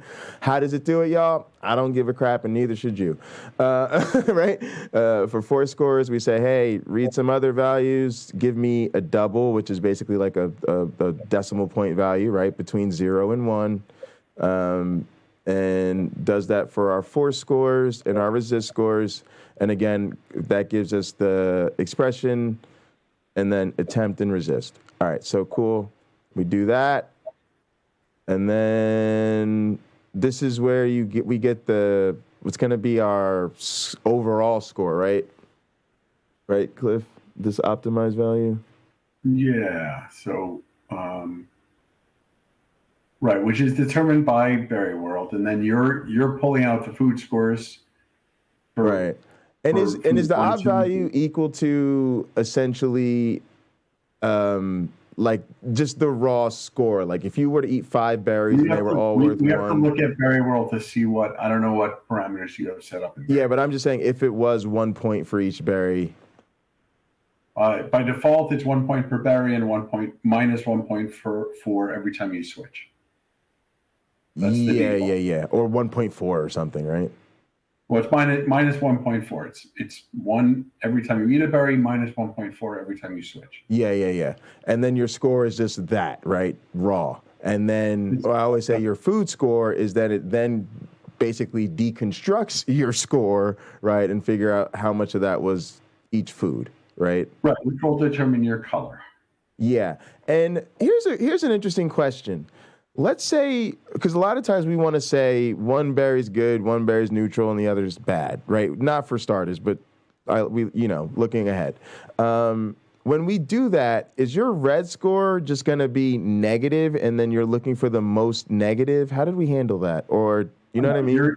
It's still going to be how many you ate, because the food score isn't your score. It's just it's how many you ate. Oh, right. So it won't matter. She's looking for how many red berries you ate, and it'll be that, not converted to the value. Yep. Perfect. So it works just like it would in nature, because that's all she cares about is how red you are, and she doesn't know what the effect on you was. Doesn't give a shit. Yep. Ah, nice. All right. Thanks for clearing that up. All right. So then we've created scores, and we basically set the score and the average score to be that optimized value, which we get from Bear World. We say this is the score for this. The op value is the score for this individual. We put that in the score sub I.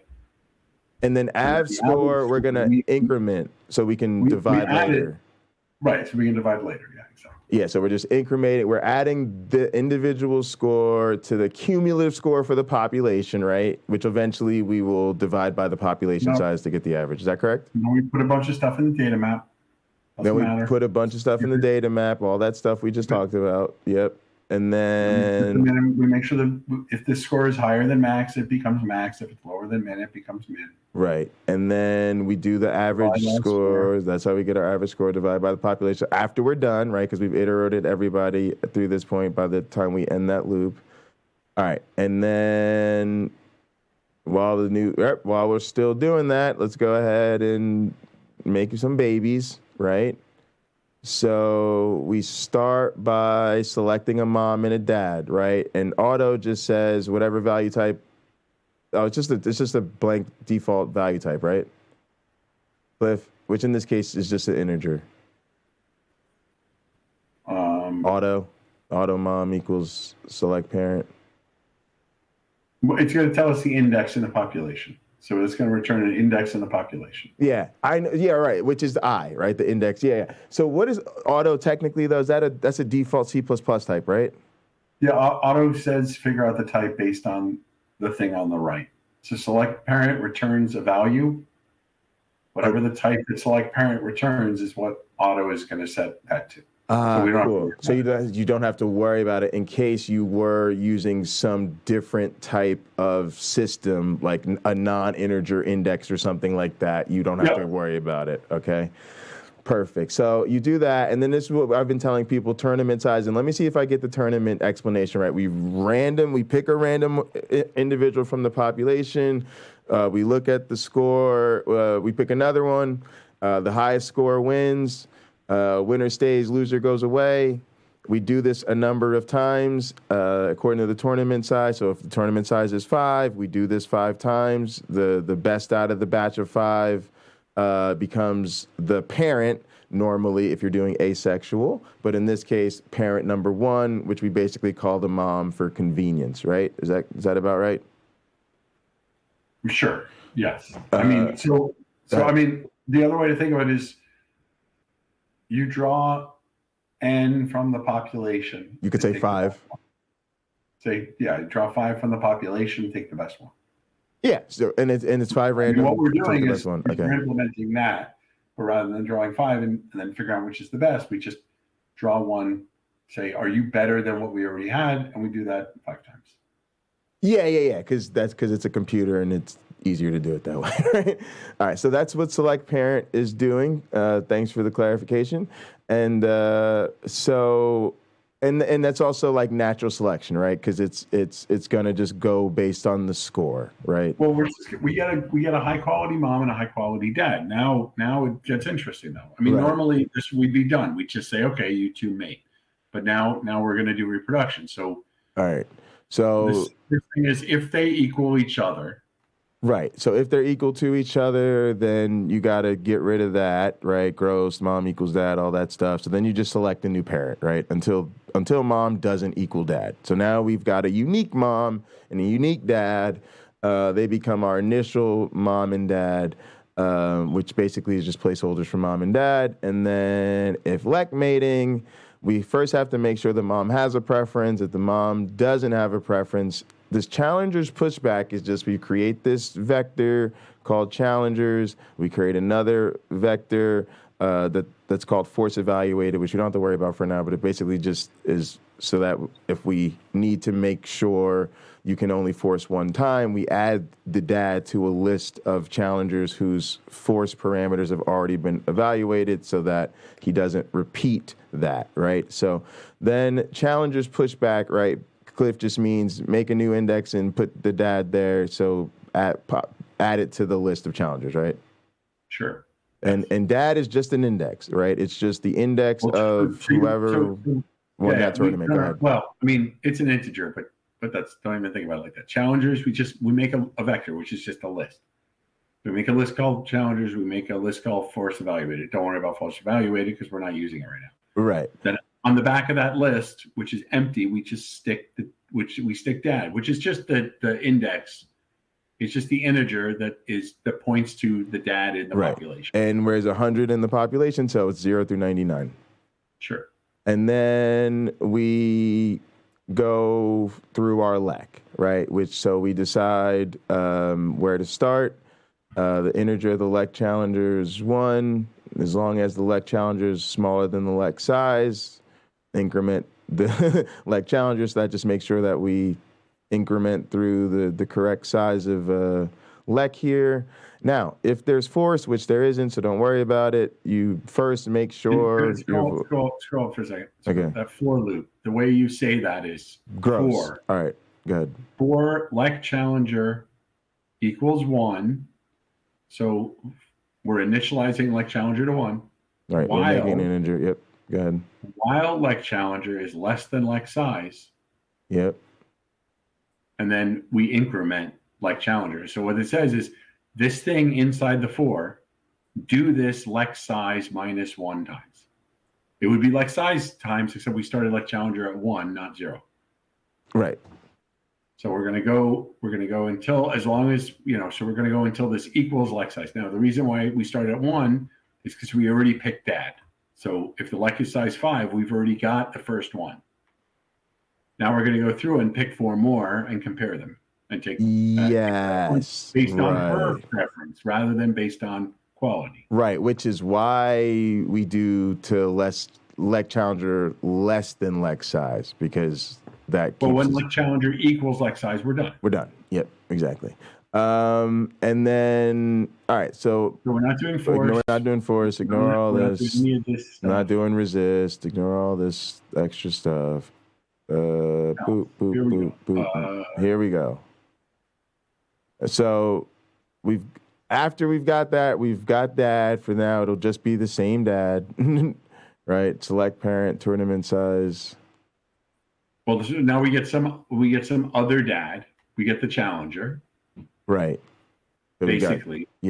We've got dad. If dad doesn't force, resist, all that nonsense, then we get a challenger. So this is our first challenger. And how do we get a challenger? The same way we picked the dad, right? And what do you call the dad, the challenger? Call him the new dad, because he's potentially the new dad, right? So same deal. We run a tournament, get a challenger. If it's a unique LEC, we make sure we haven't already evaluated that. Right? We make sure he's not in the list of challengers. And then if he's not in the list of challengers, add him to the list of challengers that he will be next time. So what we're saying is if we care about unique, then we have to make sure he's unique. If we don't care about unique, just stick him on the back of the list. We don't care if right, yeah. And so before you stick him on the back of the list, make sure we don't care about unique. If we do all that shit. Do that stuff and get me another one before we stick it on the back. Okay, then we'll do some debug, and then if food scores dad preference mom -1. Right. So remember that the food scores are 1 through 3. But the mom's preference, the food scores themselves are 0 indexed in their own list. So we have to downshift them. So food score 1 is at index 0, food score 2 is at index 1, and food score 3 is at index 2, and so on. And so we're saying if the food score of the new dad at the mom's at the index of the mom's preference -1 is greater than the food score of the current dad at that same preference index, basically the new dad becomes the dad, right? Basically, and that's where you guys see that. You guys have seen this printed out. They've actually seen most of these debug That messages. doesn't say that the new dad becomes the dad. That says that the dad equals new dad. Oh, dad equals, yeah. Sorry. Yeah. It does say dad becomes new dad. Yeah. And then, but they've seen this. They've seen me debug this, and where we get the challenger wins, and it actually prints out the scores and all of that. So, if we have a unique lek, make sure the challenger's not already been. But you're just doing debugging here, so it doesn't matter. Yeah, it doesn't matter. It doesn't matter. Yeah. So. All right, now we get into the interesting stuff. Yeah, because this is we do all that. We finally. Don't care about this debug. Go we don't really care. Don't care about this debug. We did elect select, and now we got to do the shape mating. So now we got to see this. So we have if shape mating. Yep. Reproduce chance equals power shapes dad times. That should be the function. Times 0.5 plus 0.5 fun power. I assume that's right. I'd have to plug it in. As far as the formula, yeah. Yeah. And then made similar is set to false. Should this not be hard set? Should this be a variable or? It can be. It doesn't matter. It's just you have this if here. You can basically comment this thing out. I mean, it's fine. It doesn't matter. If I set it to true, would it not work though? Because now it's hardwired. If you set it to true, then the males and females should be the same. Then everybody should go either concave or convex. Right. But I'm just saying, if I set it, is this false? The only difference is the repro chance equal to shapes dad times minus shapes mom, or is it shapes dad times shapes mom? Right. It's the minus sign. That's the only difference. Right. No. What I'm asking you is, will me setting it in my settings not work because I'm hard setting it here to false here? If this is a parameter that's in your settings, then you should not be setting it here. Right. You're using the parameter. But my guess is this is not a parameter yet, so I don't think it's. No, it is. Made similar is a parameter. Oh, okay. Well, then you should not be setting it because otherwise you're going to overwrite it. Right, but in this case we were not made similar. Right. No. Yeah. It has an on, but yeah. I just wanted to clean that up for later. Thanks. Appreciate you. Okay. I got to stop doing that with the test. Okay. Reproduction chance is our parameter up here. Yes, right here, double reproduction chance formula. And so it just ignores made similar, and then we go to here. If we reproduce, then scroll down. Population pushback, make mutated offspring from many. We make it from mom and dad, that's fine. And then new offspring count is +1. Else, just the debug. We don't do anything. Else we fall out. We just fail to reproduce. Right. And then you just try again. Fail. And right. And we go until the offspring count equals the new population size or 2 times population size, whatever it is. Right. So, and then this is just doing some data maps. Where do you want me to go from here? Scroll down. Just keep going down, and I want to get to the end of the function. For this, okay, and then this is just doing tournament offspring size, and okay, go to the beginning of this function. Just scroll up. Keep going.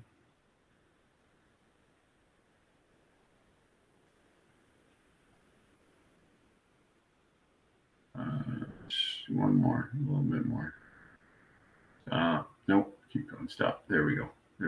No, up. We're going to go. There we go. While offspring count is less than population size. So we're going to produce new offspring. We're going to produce a population size worth of new offspring for the next generation, and we're going to basically, the only way this can go up is if that incrementer happens, which is that the shape mating succeeds. Right. So what if shape mating is false? What happens then? Starts over again. No. Go down to where it said if shape mating. Ooh, that was an enter button I hit accidentally. Okay, let's undo that. All right, save that. All right, here we go. You mean if shape mating? If shape mating, what if not shape mating? That should be else.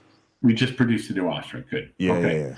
I don't know why this isn't working. This all seems like it should be working, and we should see some fix. We might not be running long enough, but it seemed to be settling towards 0.5, which seemed to be. But isn't that not going to tell us, because we're looking for the division, right? And if they split, then they're going to go towards 0.5. Yeah, but in the past, you were getting this even without the food preference. You were getting this. No. I'm just saying. Let's say they split. They go to -1 and 1. Aren't they gonna average out to the same place? So what we really need to look for is, are they dividing? That's what I was actually going to say, because I think what we need to look at is the distribution of the shapes, right? So yeah. So go back out. Go to the command line. So all three of them went to 0.5. So if what you're saying is right, that means that it's working. So go back to command line. All right. So yeah. You got to tell us. Yeah. Do /mabe. And then you're gonna have to set the fun. Well, actually, we can leave the fun power low because they all work. /mabe space -f for files, space settings star. Hang on. Settings star. All right. Space dash. Do we need to do? No, we don't need to do anything. Just get rid of the dash, hit enter. So just this? No. You just hit enter and then Control-C it, just so it's in the buffer. Yeah, just Control-C it. Now edit settings.cfg, and we'll turn on snapshots. So go to the top, and where it says in archivist default, so after line 18, set snapshot data file, set that to be :10. Snapshot data files right here? Yeah, set that to be :100. You said colon, not just one, like this? :100. This is every 100. So that it's not on off. Yeah, it means every 100 updates. This says if true, snapshot files will be written. Well, it's a lie. Oh, okay. All right, well, you heard it here first. All right, so now Interesting that says that snapshot. Oh, no, I see. No, set it to 1. You're right. All right, so set this to 1, and then set the other thing. Snapshot data sequence is 100. It's already 100, so it's fine. That's what we just didn't have the snapshots turned on, right? Yeah. Okay. All right. Now run it. Let it run to 1,000. Like this? Yeah. All right. Cool. And then look in that. If you look in that directory, you see those snapshot files showing up. There's snapshot data 200 on the left. Snapshot data 300. 400. Are you seeing that on the left? Yeah. Just click on 500. Let's see what we got. All right, so we have to scroll up. We have to look across the top and figure out which column is. All right, let me just open it with something else. Right? What do I open this? You can open it with Excel. Reveal and Explorer. All right, and then. Boom, should be done right there. All right, now open with LibreOffice. I don't think I have Excel on this one. I need to move it over. Commas, blah, who cares, right? All right, what are we looking for? Shape? You're looking for shape, which is probably at the right. I think it's pretty far to the right. Snapshot ancestors, wall, switches, shape. Okay, no, they are divided. They're split. We have 2 shapes, or 2 or 3. That's what we want to see. Can we? We did this before, like a review. We actually did this. Data. Just sort by column. All right. You go under everything and control. Just click on AC. Just click on AC. Oh, I see. Yeah. And then I think it's sort. By AC. AC. Say okay. Where are we got now? Minus 6 sevens and 6 sevens. Couple of other stuff. Yeah, but mostly. And then the 6 sevens. It's weird to me that they're the exact same numbers. That's weird. It is the same exact number. 6, 8, 6, 7, 8, 4, 3, 1. Well, I mean, the positive and negative. Is the positive and negative the same, or are they just close? No, they're the same. 6, 7, 8, 4, 3, 1. Let's run it with a different seed. That's fucking weird, bro. All and right. It's about where? It's about 40. So it's not quite 50-50. Not quite, right. But it's high, but it's close. It's really close to 50-50. All right, and then let's go. How do I change the seed? Seed, right? Dash seed. Dash P. Nope. Dash P. It's a parameter. Dash P. Global. All capital global. Nope. You need do the parameter system, right? Sorry. Global. Dash. It's global. Global dash. No space. I don't know if you have a space. No. And then it's random seed camel case.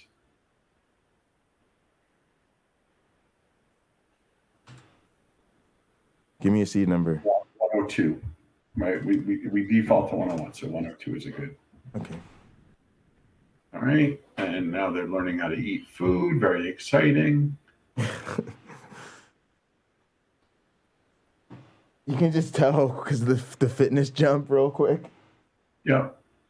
They're not very good at it, but they're getting it. They're getting it. And then, wait, there's like a max score that we can watch too, right? What's the max based on? Like the world size. So isn't there a theoretical max, Cliff? Well, I mean, I've seen them get up to the. I don't know. You have 3 foods. I don't know what the max score is. I think they're all 3. They're all 3. I mean, they're all 1, right? So it'd be 3x, 3 times the size of the grid, right? Well, right.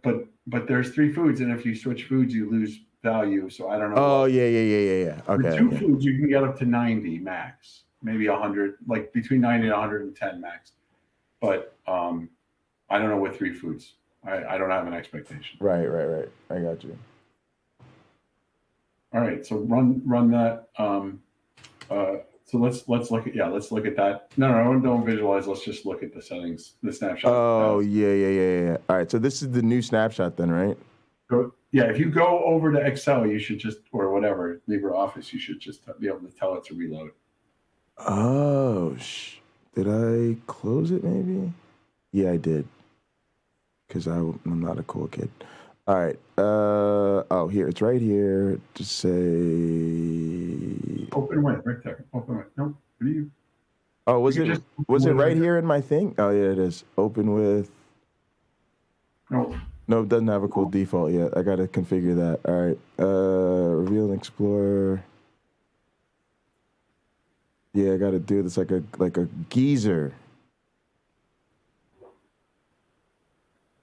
Like a goddamn geezer. All right, then let's just quick sort by AC. Everything will be in the same place, right? Should be. All right, and then the AC and see if we have 2 sets of values. AC -1 and pretty much 1 different. All right, so that's good. So it's different, and they're not the same. So I don't know why they were the same, but they were. Yeah, that was a cool little coinky dink. Yeah. So now let's see. So where does the break happen? The break happens. Stop scrolling up and down. Oh, sorry. The break happens at 50. So we have 50 of one type and 50 of the other. So scroll over to the left, and let's see. What we're looking for is to see if we see a break at 50, and we do. What's P? What's line P? So all the way on the right, above the little arrow on the slider, like above the arrow, all the way to the right, all the way to the right, all the way to the right, more to the right, up. Right below that.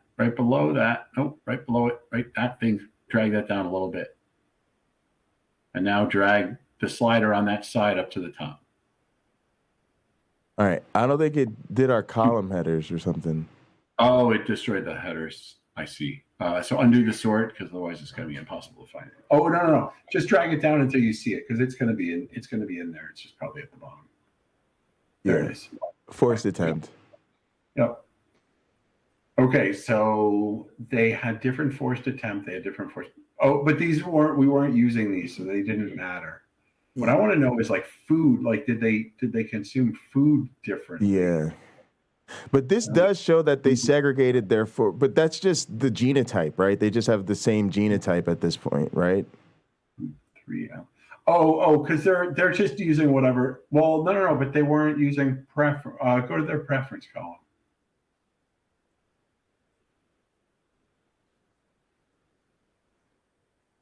So they're all selecting random. There are a couple, but those are probably just mutations. Right. So everyone's selecting random. Okay, so what I want you to do is go in and let's change Berry World. Okay, can we? Do you also want to overlook our? Do we now think our settings are working? Yeah. I mean, it's working because we're getting stuff. So let's go look at. The 0.5 wasn't a problem. The 0.5 didn't mean random. The 0.5 was actually working. Right, they probably meant what we want. They're splitting hard on the type. Yeah. And now you want to look at Berry World, so we look at switch costs and all that, the parameters. All right, so you want to just look at. So I think settings world. Yeah.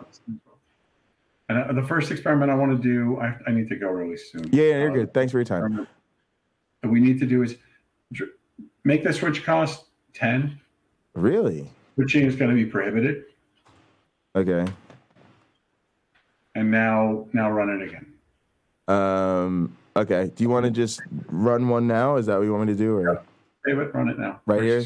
Maybef settings? Yep. I'm going to see if we can get something to happen. Sweet. Where'd you go? What'd you do? Put that back. You want to watch it? Yeah, I want to watch it. I need to see what's going on. All right. I mean, I could tell you. I was going to tell you when it was done. I'm not going to hold out on you. But yeah, it's fast. You know, it's fast. It's fast as shit. So. No, there we go. Okay, so it's evolved. So even though the switch cost is 10, they're still getting decent fitness. So the world is 8x8 minus 236. We expect a third of the food to be each color. We expect that they can only eat one color. So, okay. So they're probably going to eat. We're probably still going to get random food because they're going to eat whatever they start on. But we'll see. And 3, 2, 1. All right. Now, you just want to look at the snapshot again. Yep.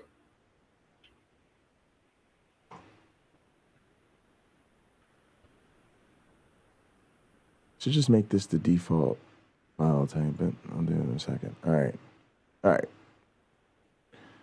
So, is this the new one? Presumably. No, I don't trust it. Don't save.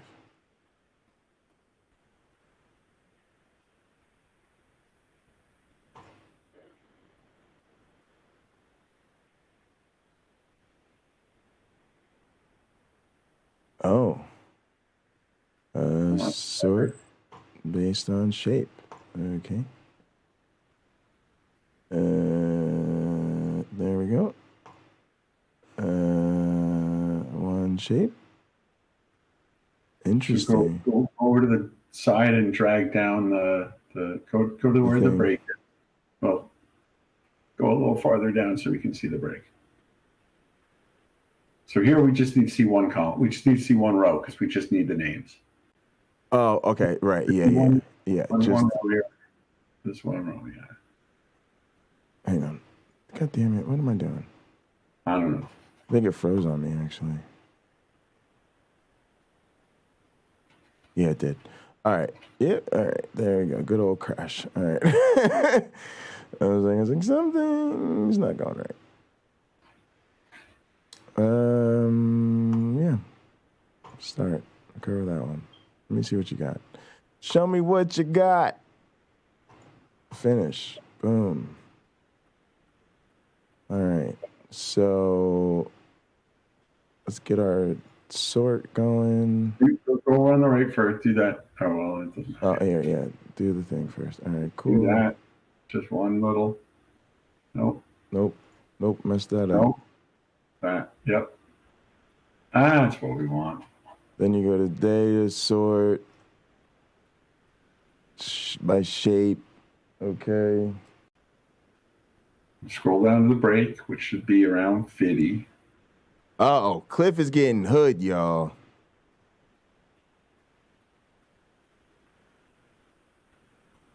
Where's my shape? There's my shape. All All right. It's a 58, which is fine. 58. Yeah, because there's a couple weirdos in here. Yeah. That's fine. We'll put it right there. No, just put it right there, right on 50. Right there. Now we scroll to the left and we look at food. Because now the question is, are they differentiating on food? Or are they just going to do they not care?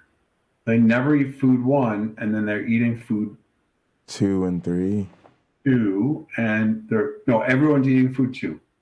They're eating the same of 2 and 3. They're eating 2. Yeah, I see. Everyone eats 2. Scroll up, see if there's any deviation. No, everybody eats 2.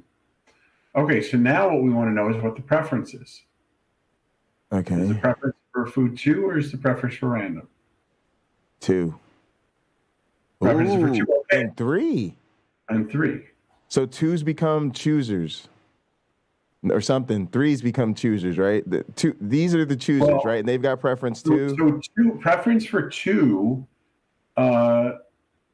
If they have a preference for 2, then they're selecting for food 2. Presumably, I assume that's how you was set up, and that's actually going to be condition dependent because everybody eats food 2. Right. Preference for food 3 is going to be random because nobody eats. Yeah. So it's whoever shows up, and then everybody's zeros. So the winner stays all the way through the elect, right? Why would these guys have? So half the population selects randomly, and the other half selects based on. So why would it not be beneficial for those rando guys to select on 2?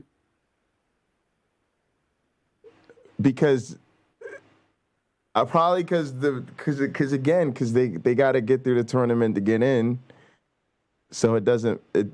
I don't know. I guess I don't know. I always think about this, like. Well,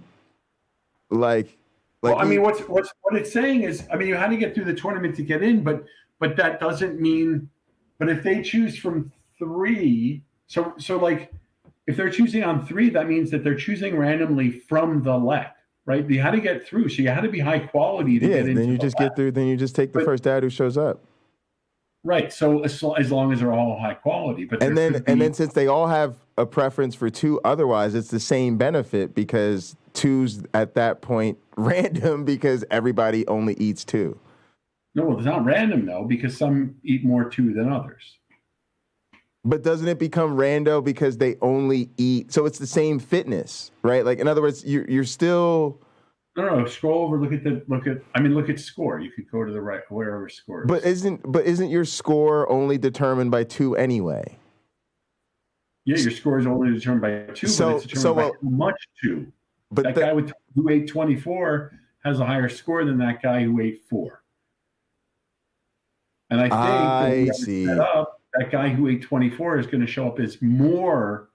He's going to show up with a higher food score. Right, he's bluer. Yeah, so then why? Yeah. So why would those guys not select out of the elect? How come half of them are selecting out of the elect? Now, if we run this for 4,000 generations, do we get everything settles down to 2? You want to try it? Well, wait a minute. Why do they do this?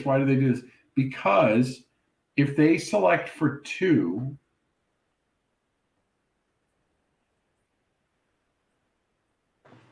because of the shape mating.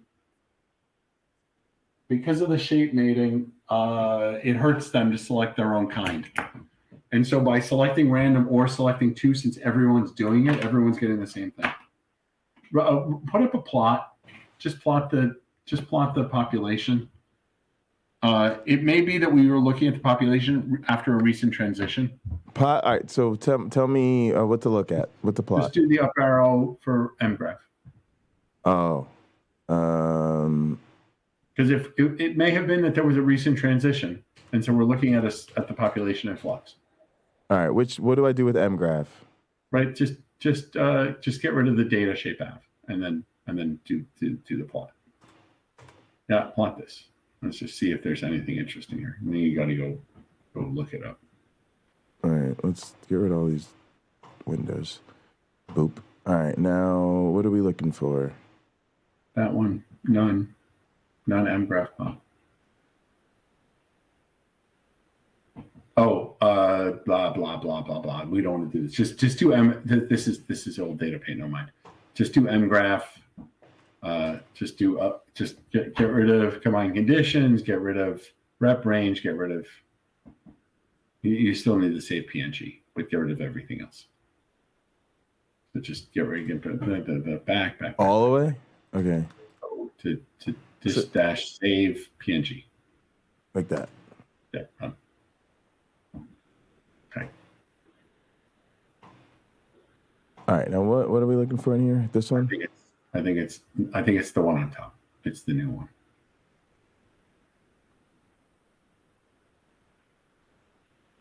Okay, so there was a recent shift. Where are you? What are you looking at? I'm looking at all these lines that are going all over the place. So food 2. So they were eating food 1. Wait, where? Oh, right. Yeah, they're eating food 1 over eating here. a lot of food 1. They initially ate food 3, but not very well. Then they shifted to food 1. And they weren't eating any food 2. Yeah. And then they shifted to food 2. And they were doing sporadic, but some of them sometimes eat food 3, right? As opposed to none eating food 1. So that selection for food 3 may actually be meaningful. Okay. But also we're potentially looking at the system in flux. And then force potential, all this stuff, it's just registering. It's registering their values, right? But it's not registering because there's no behavior of it, right? So it's right. What you can see is that there are certain points where there are shifts that are correlated with shifts in food preference, and that's just genetic drift. Okay. Since these are traits that have no power. They're not doing it. They're just telling you what the level happens to be because we asked technically. Right. But what's interesting is that, at the time that the food 1 preference drops off, right, the force attempts AV goes up, and that's not a coincidence. That's drift. Force attempt. Oh, this thing, boop, and then this. There's just a little up right there. That little up that corresponds. That's probably that. Okay, got you. Right, don't know for sure. But that's probably because it's a big shift in the population, so it's probably that. Right, and it corresponds with the shift to 2 as well. It would be interesting to let this run longer because what we kind of expect to see at some point is that one class will eat red food, and one will eat blue, and none of them will eat green or whatever the third color is. Right, and then go back to Berry World for a minute. I want to see what the costs are set to. Okay, everything's 1. Everything's benefit of 1. Okay, this is an interesting condition. I would run this for 10,000 generations, see what you get. With shape mating? But just the way we have it. Just run it for 10,000 generations and see if it settles down. Because I don't see a reason why they shouldn't. With these conditions, it would make sense for them to become, two dedicated types of food, and then each one selects for the other one, and that becomes stable. So just 10,000 here. Yeah, or 50,000, whatever, it doesn't matter. And then just let that run. And then if this is interesting, run some replicates, and then we can analyze what happened. All right. All right. So what do I do? Maybeth settings here, right? Yeah. Sweet. Mabe and chill. That's what we should call these streams. and then just do a local run. Just do 10 of them, so we have some data to talk about next time, and then we can look at them. And just run them and do the analysis. These are going to generate the snapshots. Right. You're going to have to look at the snapshots to see if what's going on. Mating types. but you can look at the average data to see if there are shifts. Yeah, so I'll poke around kind of like we did now, and then what we'd like Monday to we'll see is that 2 of the food types will both be at about the same level. So they'll both be at like, say, 12. Because that would say that they're segregating food with shape. Yeah, and then when we look in the file, we see that their food preference corresponds to their shape preference, and then they're basically, and then we see that their preference, I mean, their shape corresponds with their food preference, and their food preference is the inverse of their sexual preference. Right. Because that would tell us that we have a male red type that prefers a blue female type. I mean, they don't have sexes, but we have a red exactly type that prefers blue type. We have a blue type that prefers red type. Right, and that would be sweet because then what it says is independent of mom or dad. Right, they sorted this thing whether they're the chooser or the chosen, it works. Right, because they've got to figure out the dance together. Right. So I do want to. There's one thing that no, and this should be fine. If the other trick is that they really need to segregate their. What kind of brains are we using? I think CGP. We checked that in the settings, right? Yes. Settings organism. Settings organism. Sorry. Yeah, CGP. Okay, we might want to switch this to Markov. But Cartesian genetic program. You want to switch them to Markov? I don't know how. I've never done Markov. Let's switch it to Markov because then I'll sound cool. Well, we have to recompile. What is it? Just show me. Tell me what the line looks like. Well, you see on the right where it has CGP in brackets on the right? Yeah. If you compile with Markov, it'll say CGP, Markov. And then there'll be more parameters down here for Markov brains. Right so I don't do that here. I see. You have to do it in modules.txt. You have to turn on Markov brain. All right, maybe we'll do that next time. We'll compare what happens with CGP and Markov at some point, right? So, but yeah, just so you know, CGP Markov makes me sound cool because people somehow don't know what that's about, right? And then CGP makes me sound cool because I say I'm doing genetic programming. Here's what I need you to change. Here's why they might not be able to do this. We're using a linear build mode. Scroll over to the right in the settings file. Yeah. Right. What it says is how is the genome converted? Linear. Linear converts starting at beginning of genome. If you do codon, then it uses start codons. We wanted to use start codons.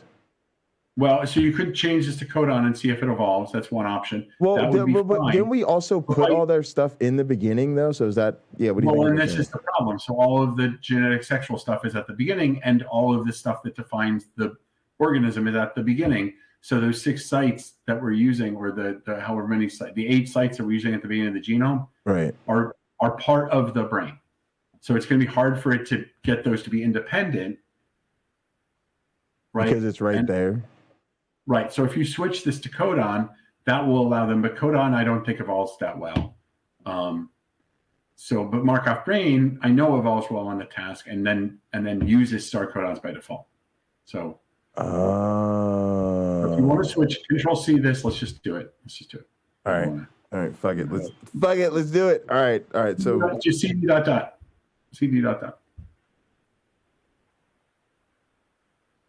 And then vim. We're going to do this the right way. Vim modules.txt. By the right way, he means the super old school way. Modules.txt. We're vimming it. Let's go. All right. Go down next to Markov brain. Just get your cursor on that dash next to Markov brain. R. No, on the dash. There we go. R. Change it to star. So R is replace. And then now if you type a star, it should change that. Yeah, now go up arrow. And then R plus. So it'll include CGP, but default to Markov. Yes. So right quit. All right, how do I colon WQ WQ right with save? That'll do it with save. Yeah, that's right. Right quit. Sorry. Yeah, right quit. Yeah. And then /mbuild. And then wait a really long time because Markov brains are huge. You know what I got for that, Cliff?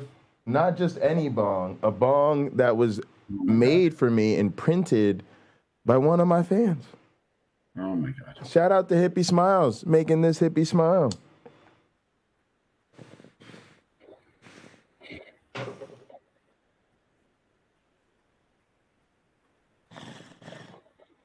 Wait times are no longer problematic with this thing I call marijuana. Cliff, that's why they call me the most high apostle around here. All right, let's do this, baby. You want to, all right, so we're going to go do we're going to go into the experiment. Yep, go to experiment. CP ... or made ... Shit. Made ... Vim or whatever, edit your settings. Now edit your settings organism file. Let's go bold, Cliff. Settings. Well, you got it open right up there. Just go up there. Oh, come on, Cliff. I was trying to be brave. I know you were. All right, let's refresh these or whatever. Come on. All right, here we go. All right, you got to reload this. I don't know what you're going to do yet. Yeah, what do you? Oh, no. Go. So my bad. Oh, we didn't generate the settings things. /made. S. -F settings file. No, -F. Space settings. Star. This is going to load the settings files. Now -S for save. It's going to load the current settings files and then make you new ones. All right, so I do this. No. Control C. You not done what I said. Wait. No. Everything you have there. No. Sorry. -F. Setting. Go to the end. -S. Oh shit, my bad. you load the set. If you didn't do -F first, it's going to overwrite your settings files, and then we got to figure out what the hell we were doing. Okay. This is going to load all your setting files, and then write out new ones using the current values. Okay. Boom. All right. Now go up there and reload the thing. All right. Boom. Go away. I don't know you. There we go. Now switch that CGP to Markov. Up. Oh yeah, it gave me Markov. Yeah. I see that. I see it now. Now I know how to spell it. Boop. Oh my God. Oh my. Well, I didn't know if it was lowercase, uppercase, all caps. No, but it wouldn't have mattered because it wouldn't have been there. Yeah, that's what I figured out. All right. Run. Oh, you don't want to change anything else? Nope. Run it. All right. So now we go like that. Yeah, run it. Boom. All right. Look at him not evolving. Yeah, they kind of suck. I ain't gonna lie. That average is not. Come on, man. Eat some food. It did something there. And then they went away. Nobody didn't even catch on. Nobody cares. Nobody was impressed. There's two. Well, look how fast it's running. It's running really fast. Because they're not eating anything. They're just dropping into the world, reproducing and dying. I'm going to let it go to 2,000 generations. If it doesn't figure out, we're killing it. We're killing their entire lineage, like the entire history of this. Well, they're going to die. I don't think the world's going to miss them too much. The Control C, this killing something. They're worth nothing. Virtual trash. No, annihilate them. This is the intentional destruction of entire species. Yeah, sorry. P global random seed 102. Global's all caps. Random seed is camel case. 102. Enter. All right. Hopefully this goes better. There we go. Yay. Oh, yeah. Oh, yeah, we're learning stuff. Oh, we're eating foods. Oh, yeah, we're doing things. Okay. Those other guys probably evolved away all their gates and they couldn't figure anything out because they literally had nothing. They were just empty empty genome. And we're gonna have a bunch of runs like that, right? Like if you do a bunch of replicates. Yeah, that's life, man.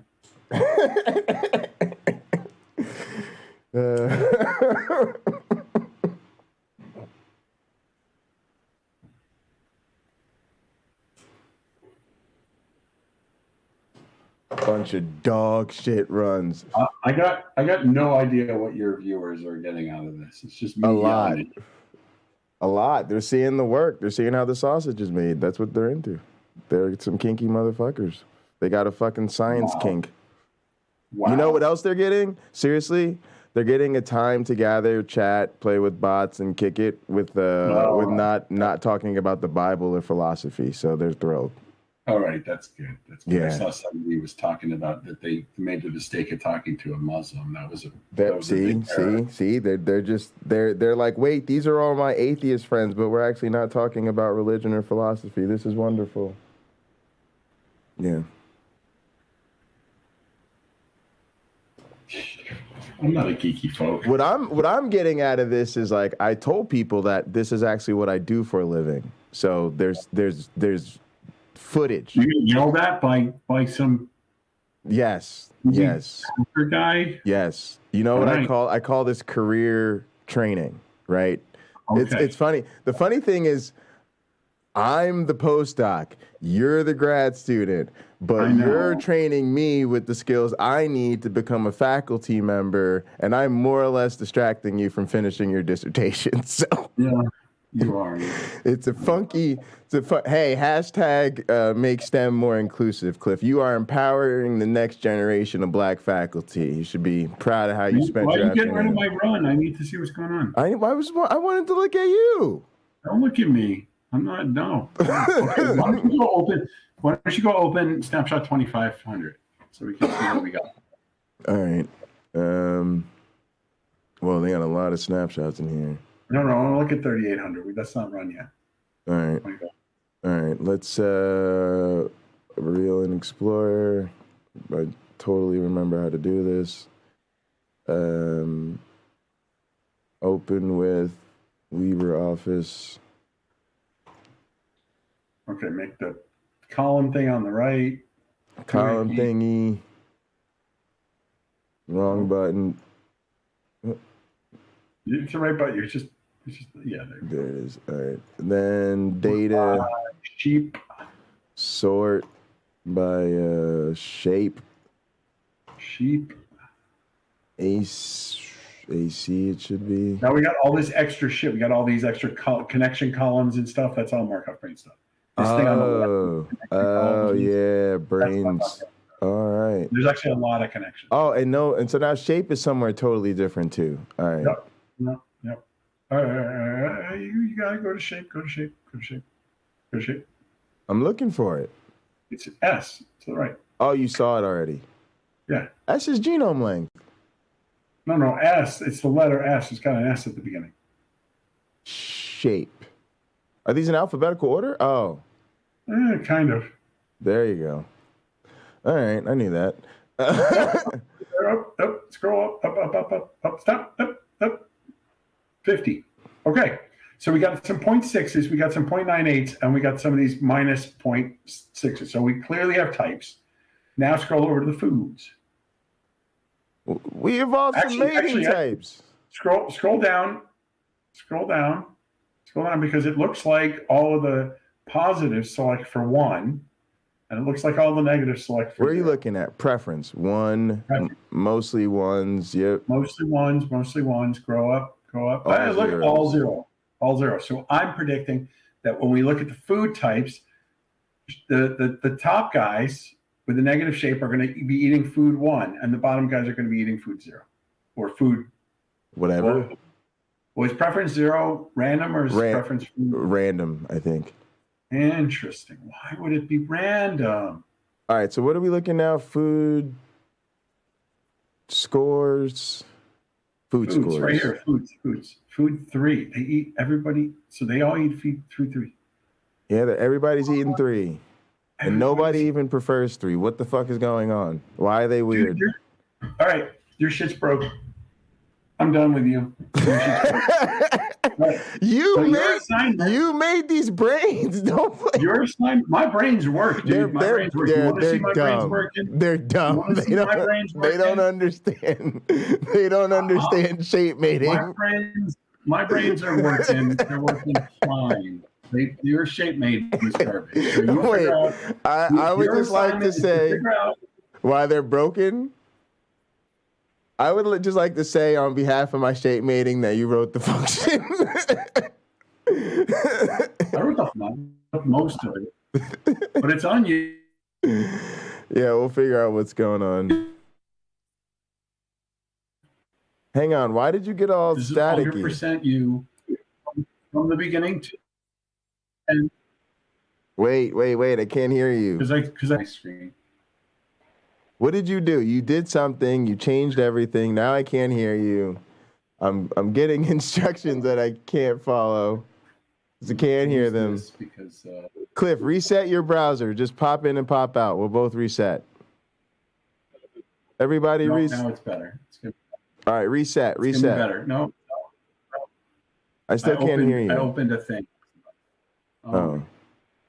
Yeah, I can't. Close the thing. All right, let's see. Close the thing. Are you back? Is that you? Yeah, I'm here. I was going to open a thing to show you my brain's work. Yeah, I can't see you. Oop.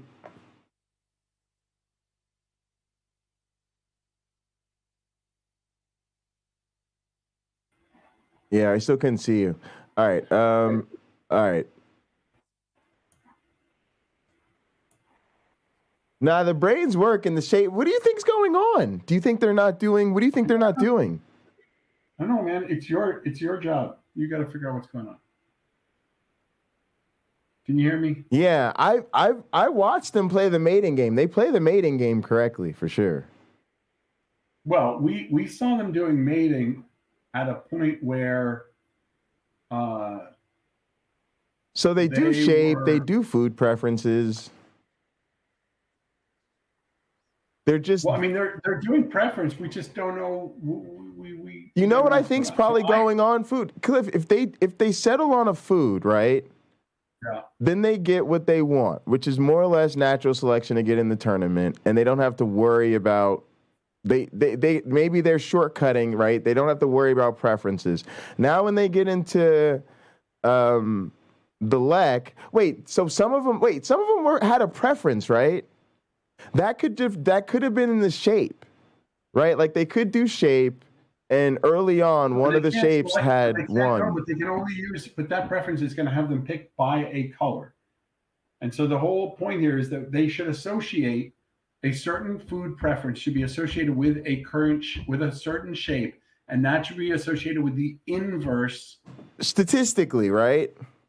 Statistically, exactly. If I eat blue and you eat red, right, then we're going to maximize fecundity if you select for right. blue and I select for red. But I think when we did this before, you would say that if they did that, right, and they got in the extreme shapes, right, especially because we made the mutation so easy, right, you could just get your one mutation away from any shape, essentially, right? Yeah. Then what you said is sometimes the genotype that gets that and that gets locked into the system just has others associated with it, right? So it might just be that the thing that had the right shape had the preference for one. It could be, but it would still be advantageous for them to evolve to eat the different food. That we saw that they can switch their food preference. Oh, you mean to get away from that food preference with that shape? Yeah. The thing is that if the positives have a preference for a certain color, it would behoove the negatives to have that color. Right. Because otherwise, it would behoove both groups to have that color. Right. For the negatives to have that other color. And it would be like they will both do better because they'll go to perfect fecundity. Right? They'll go to fecundity 1 if they line this up. Right. Anyone who figures that out is going to win. So I don't. Maybe it's too hard to switch food types. I don't know. I don't know why they're not. Oh, we did try to make switching prohibitive, right, with the 10. No. Switching what they eat will force them to speciate to a certain food type. Right? Because they There can't either change needs to food pick a type. strategy that says I eat what I start on, or Right. it says I only eat a specific type of food. Now, it may be that we're not letting it run long enough, and if you let it run longer, we'll actually see what we expect. Okay. Which is these, right? So, but I would But say who run knows? it. Okay. Now we've gone through the code. Figure out what's going on. Yeah, I'll go through it again and debug it a couple times run it longer. Run some replicates. See if you get this result, the expected result. If you don't, yeah. All right, give me something. I'll do the 3 function powers, 1, 2, 4, and then give me a number of replicates. You don't even care about that. Well, tell me which one to go with. Right now, tell me which function. Right now, 2. That's function power 2. You want to stay with 2? That's fine. Run it longer and figure out what's going on. Just get a better handle on what's going on. Why is it not developing? Make sure your functions are all plugging in correctly. Make sure the values are coming out correctly. Make sure we're recording stuff correctly. Maybe there's a recording error. Make sure that 0 is random and not one, and not food 1. Right? Maybe clean that up. Make sure if there's anywhere where we're recording a 0 as wait, maybe because the food. Can we look at that really quick? Where we record that index? I gotta go. All right. Yeah. I'll check that out. Yeah. But that's a good thing to think about because it would have been the case had 0 meant 1, correct? That could be because if it's just recording the index and I'm wrong about whether or not it's recording 0 as the preference. No. So I'll look at that. Yeah. We'll check that out. Okay. I gotta go. Later on. Bye. Sweet. That was fun. All right. Cool. What time is it? 4:15. And we start our lab meeting at 6. I think I'm going to go just because I don't think there's anything on the agenda. So hopefully it could be in and out that bitch. Oh, my God. That was fun. I was going to get off and then come back later on Rumble too, but fuck it. We'll get back on Rumble tomorrow. Some shit. I don't really give a fuck. That was fun. I want to do some more MABE work, but I'm going to pop back over to the ranch. I'm done with my university duties. I have finished teaching. I'm really proud of my students. They seem to have done all right with their midterm today. Y'all need to get the fuck caught up on your Avita Ed, but I'll take care of that and getting caught up on Rob stuff after I finish getting caught up on MABE today, which hopefully allow me to work on these Avita Ed videos tomorrow. And then, we'll keep it pushing into next week. Everything is cool. I need to spend some time on my manuscript, but right now everything's cool. That was great time with Cliff. Y'all see what our vibe is like. We're trying to do it. So Mondays, we kind of kick it, relax, because I don't like to do too much on Mondays. That gives us some time to just have fun, catch up on stuff from over the weekend and just chill. But then, this Monday we got into some of the coding stuff, but we mostly talked about shit with Mike. And then y'all saw today, both our schedules are a little bit more open on Wednesday afternoon. So that's when we have set up to do our code review. That was a really thorough code review, but we also kicked it a little bit about some other shit. So thanks again to Cliff. That was fun. And I'm going to head over to the ranch. I'm actually keep it here because I like to just pop in here when I come back to the Virtual Evolution Lab. But yeah, y'all know it. This is kind of how we have it set up. We do Digital Evolution. Boom, we got a Virtual Evolution Lab. Pop back home real quick. Boom, boom, boom. And y'all already know what the vibes are. First off, let's just get this going correctly because I need to get into stream mode real fast on y'all asses. I think this is a fucking game. All right, so first thing we're gonna do, we're gonna get Myron Bot's fucking ass going, and Myron Bot needs some more authorizations so that, because he kind of screwed me over on my time today, because I couldn't figure out why I couldn't get into my class, and it turns out I don't have Myron Bot going into the university. Myron Bot, get your ass in the office and out the goddamn way, so I can utilize you to share screens and do fucking bot shit. Take your little bot ass. What's up? Punk is in the building. UC Love is in the building. Appreciate y'all, man. Link up with the gang. All right. let's go ahead and what are we gonna do? We're going to make sure MyronBot is cool. 5.6 input, output to voice meter input. That's fine because I don't even use it, so it's basically off. Let's go ahead and I'm trying to think. Who do I want to do the share screen? Probably MyronBot, yeah, because I'll monitor shit through MyronBot. So that's fine. MyronBot, go ahead and turn on my camera. And no, it's gonna be a little weird. But yeah, it's fine. It's fine. I don't really care. I got to get that app to flip my camera, so we'll talk about that in a sec.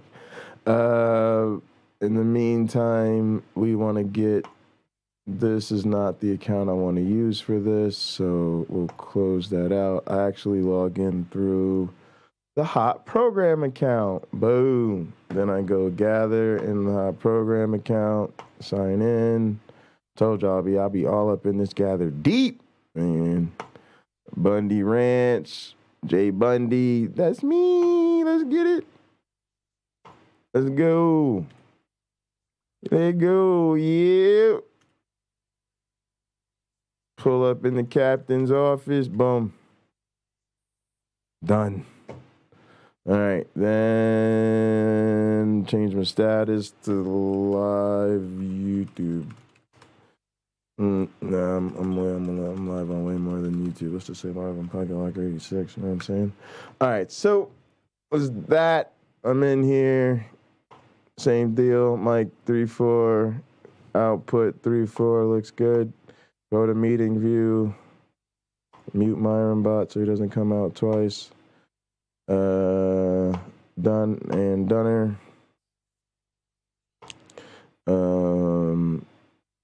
Right now, I'm trying to think. When I do my screen share that I need to do, whose screen should be shared? I guess MyronBot normally does screen share, so it doesn't really matter. But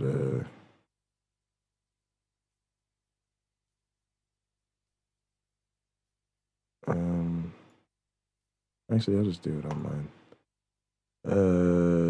Yeah, I'll do. Let's turn the camera off. And camera on. Screen share. And screen, entire screen. Optimize for video. Great. All right. Then what we want to do is I'll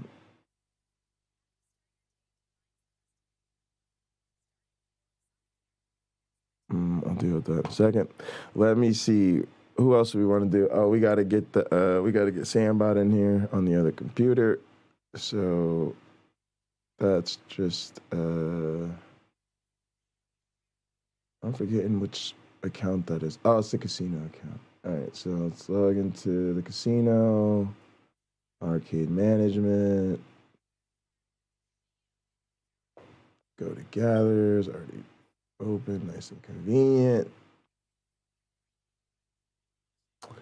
Your Sandbot, we don't need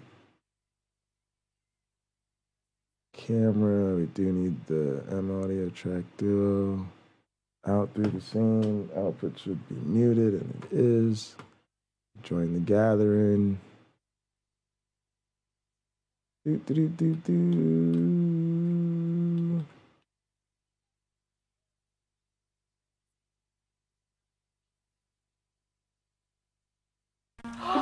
Hey, man! Thank you. This makes sense! Hey, Whoever man. rigged that grenade wanted that car to explode the instant someone Who? touched it. No trace Who evidence. is means that? We still have no way of tracking Maggie. I can't believe I'm suggesting this. Okay, but fine. Perhaps I shouldn't have touched we the need car. to bust out the Cinnamon. Not what I was expecting, but Thank you, Detective, for finally seeing things my way. You clearly feel strongly about this. All Better or right. worse, you are my partner, so I need to have your back on this. Just one question, though. How do you suggest we get him out of here? I actually have a plan, but in order for it to work, you need to do exactly what I say. Oh, all right, cool. All right, that was Sambot. All right, I guess he's got. I guess I'm just not looking at what he's got. I'm like, who is playing that? Me? Oh, whoops, my bad. That should have been obvious. All right, so Sambot gets muted. Then I go to Myronbot. This fool mutes everybody. Mute me. Mute Sambot. He's already muted. He doesn't need to mute anybody else. All right, now that's good. Go back over to me. Make sure unmute the gang. All right.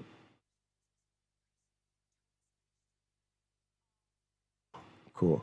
Now I can deal with this other screen. What was playing over here? I didn't realize there was something playing. I guess that's the thing. All right, what is that? Let's go see. Should have been Firefox. Let's see Firefox. Oh, it is open over here. Okay. Oh, live TV on YouTube. Got it. Let's close that.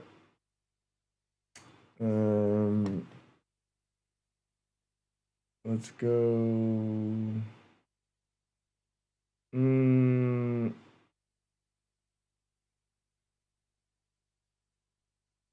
James Apperson is not here. And in light of James Apperson not being here in the office, I'm going to act a little reckless in the office today. First off, let me take care of the vibes because Sambot is putting in some nature sounds right now. And I would prefer if Sambot put in some tape hiss. All right.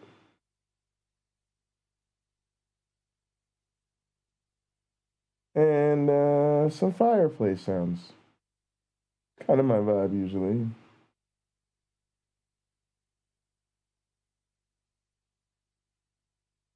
I think the tape hiss is going strong, actually.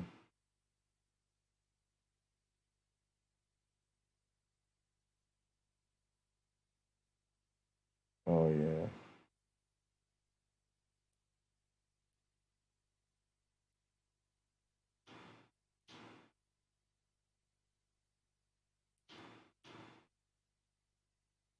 Mm-hmm. Mm-hmm.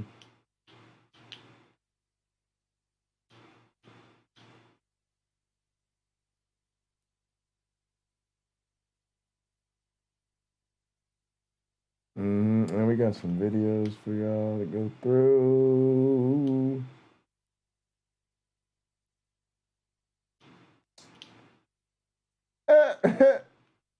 We got one for Lena, who's not here. It doesn't matter. We can play later. There was some other shit that was up, but look, first we got to take a little bit of a interlude, do some communion or something up in this bitch. It's 4:30. It's 7 minutes past 4:20. Perfect time for communion. Let's catch a vibe while I go grab a drink. And we're gonna do what I want to do. We're gonna go shout at Jersey. We're gonna be BBW.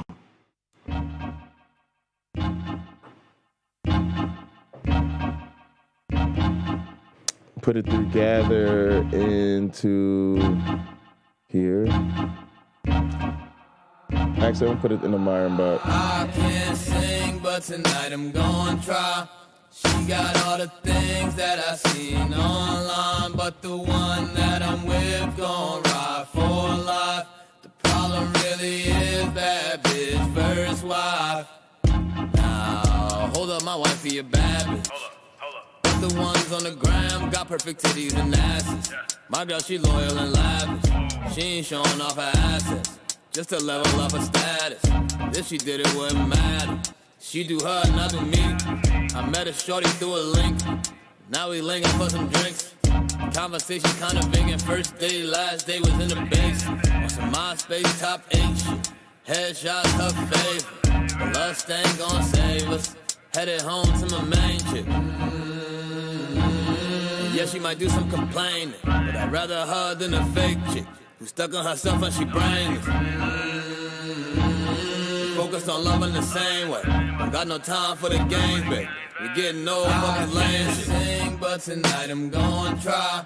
She got all the things that I seen online, but the one that I'm with. Once airborne, we'll let you know when you may use approved electronic devices, but note that some items may not be used at any time during the flight.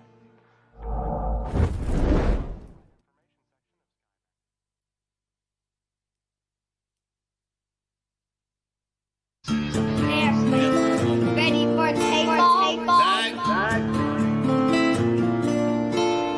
Whoa.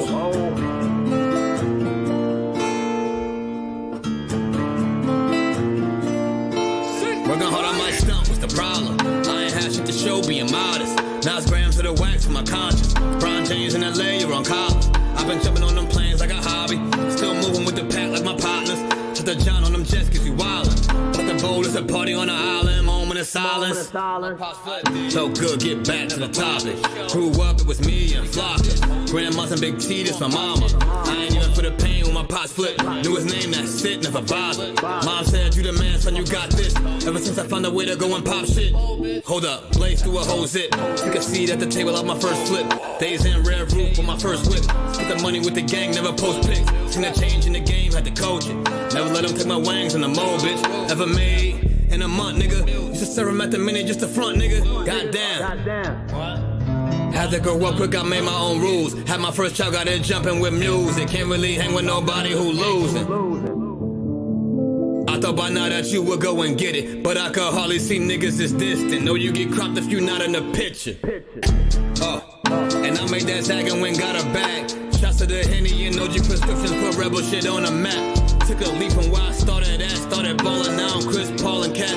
Got them steady calling for the mold, but I'm on a roll, gotta call him back. And that's all fact.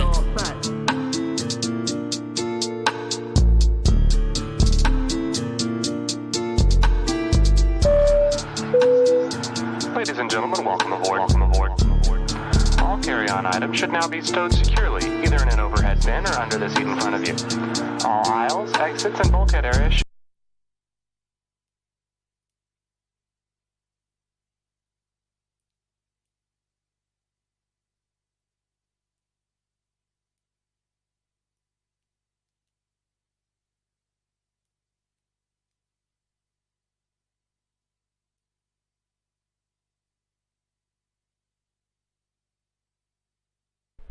All right, gang, let's jump into this shit. So look here.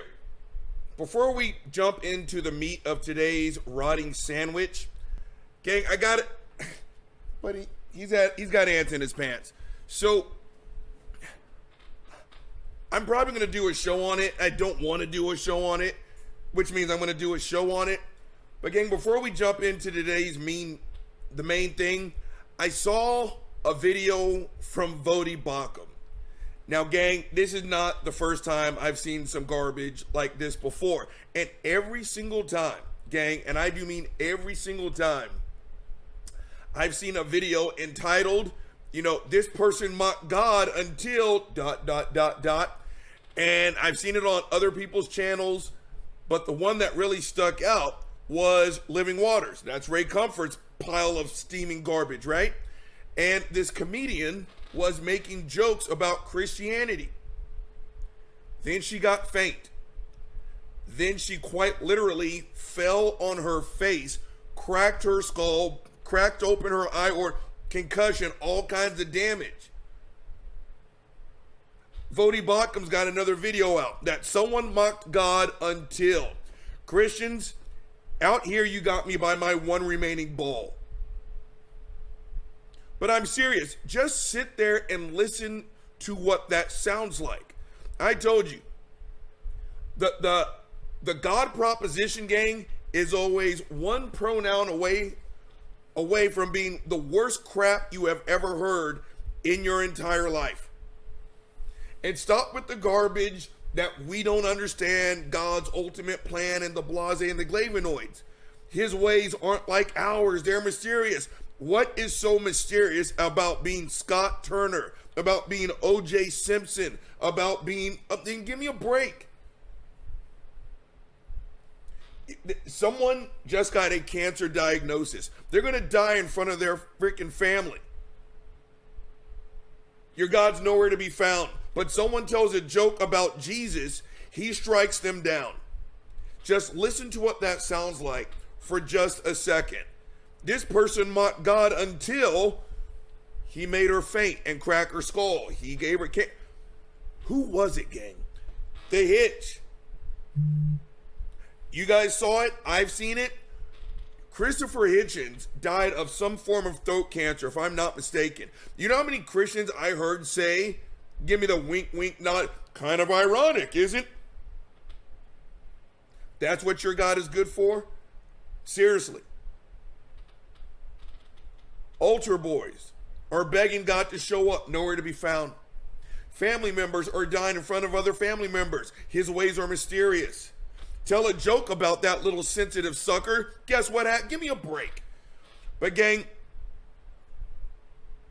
the reason why we're doing today's show is the God that I don't believe in said, Uncle Bobby, I'm not going to help the starving kids in Africa, but I'm going to give you a show idea. Gang, I've told y'all this one before. You guys remember me telling you what happened to me in the 3rd grade in Sunday school?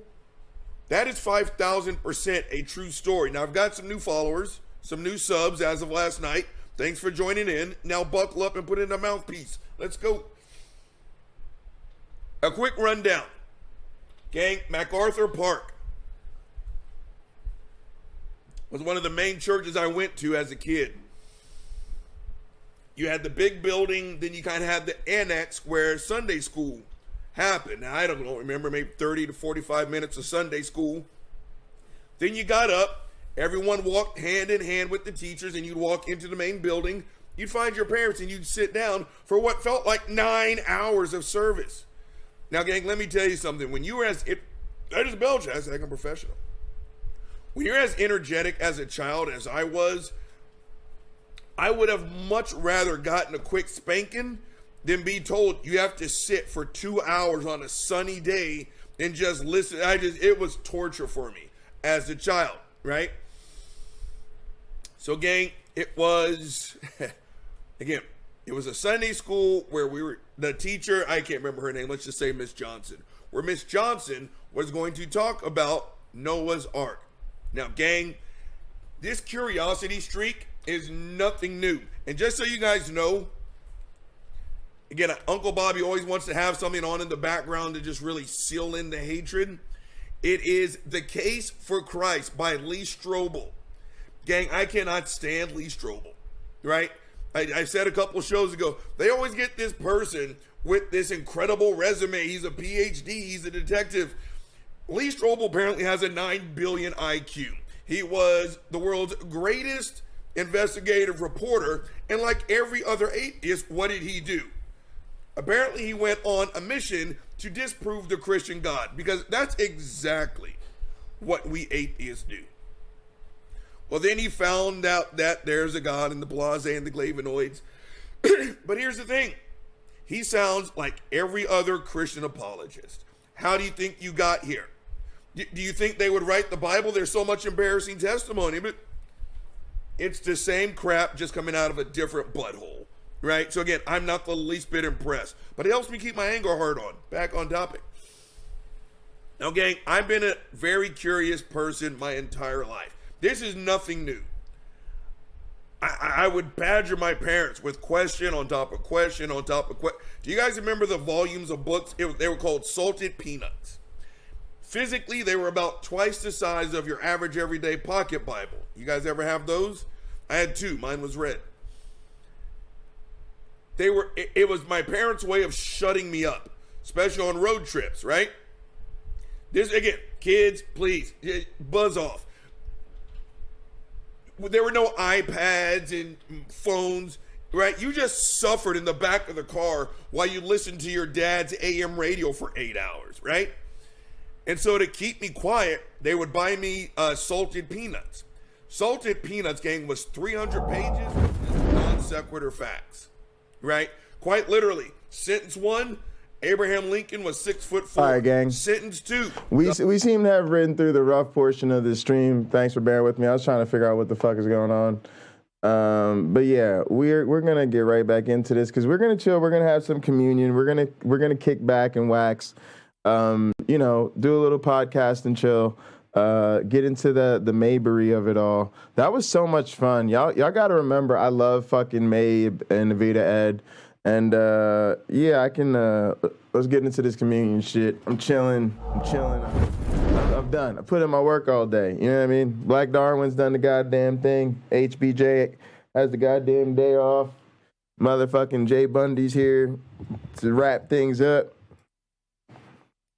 I've been handling university business all goddamn day. Literally woke up, had to get ready, prepped, fucking administered the midterm today. That's really cool, you know. You have my students doing digital evolution, Avita Ed shit all semester. Today they take a fucking midterm. Have their fucking shit in gear. And so it's just cool because, you know, on the other side of this, you know, all your students can do Avita Ed shit on their goddamn own. They're all ready to go. From here on, the lab portion with me is going to be dedicated to their independent research projects. They are officially through the hand-holding portion of the course. About to be set free as motherfucking little independent researchers and shit. You know, and then stayed after with some of them, and then, you know, me and Cliff kind of handling this May business. We'll wrap up some of what we've got going on here, and I think actually everything's probably good. I think we just we're just poking around to double check that before we you know, do something bigger. This is kind of what you do. You poke around, gather them benchtop experiments. We call them the preliminary data. You know, you get your little benchtop protocol worked out. Make sure everything is smooth sailing. Do a couple rounds of early data collection if you can, and then take it from there. So I think. Yeah, we're good, but yeah, I want to. There was some other stuff I had to talk about, but damn, some of it's going to be too long for us to get through. But let's do let's chill first, catch a vibe. Let's finish this.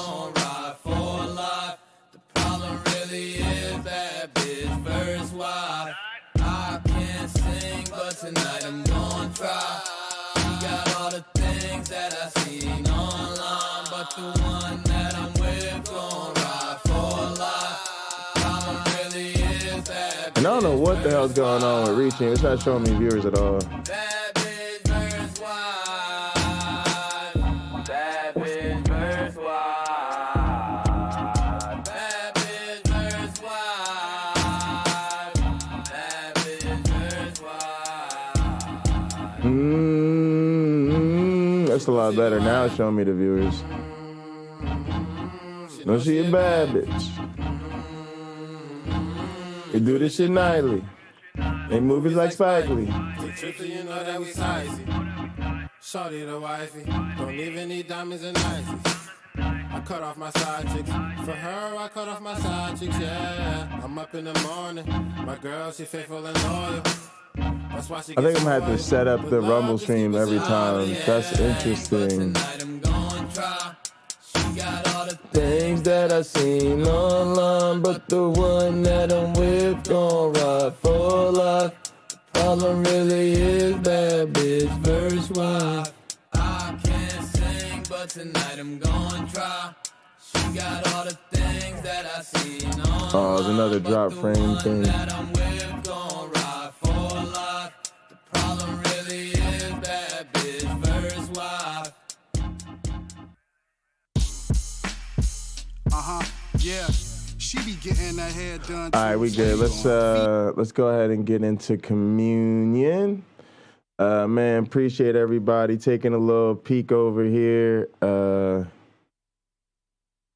Punk is in the office with me. UC Love is in the office with me. Appreciate y'all. Appreciate everybody for joining us on stream. Sorry we keep dealing with these drop frames. I don't really know what's going on with that. It's the thing that just happens some streams more than others. All right, cool. Let's go ahead and get it. Ladies and gentlemen, boys and girls, children of all ages. No. Oh, man. It's that Road Dogg Jesse James shit, y'all. Please raise your glasses and hold on to your asses.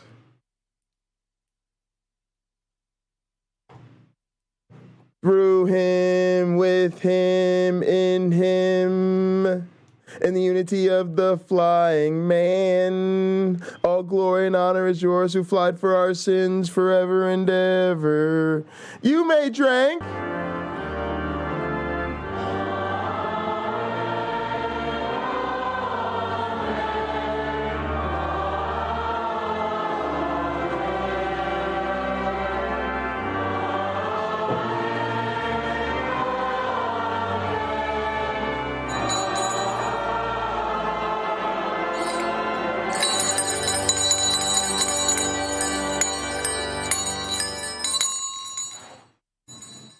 Beautiful, beautiful, beautiful, beautiful, beautiful. Man, isn't it a great time of day to smoke marijuana?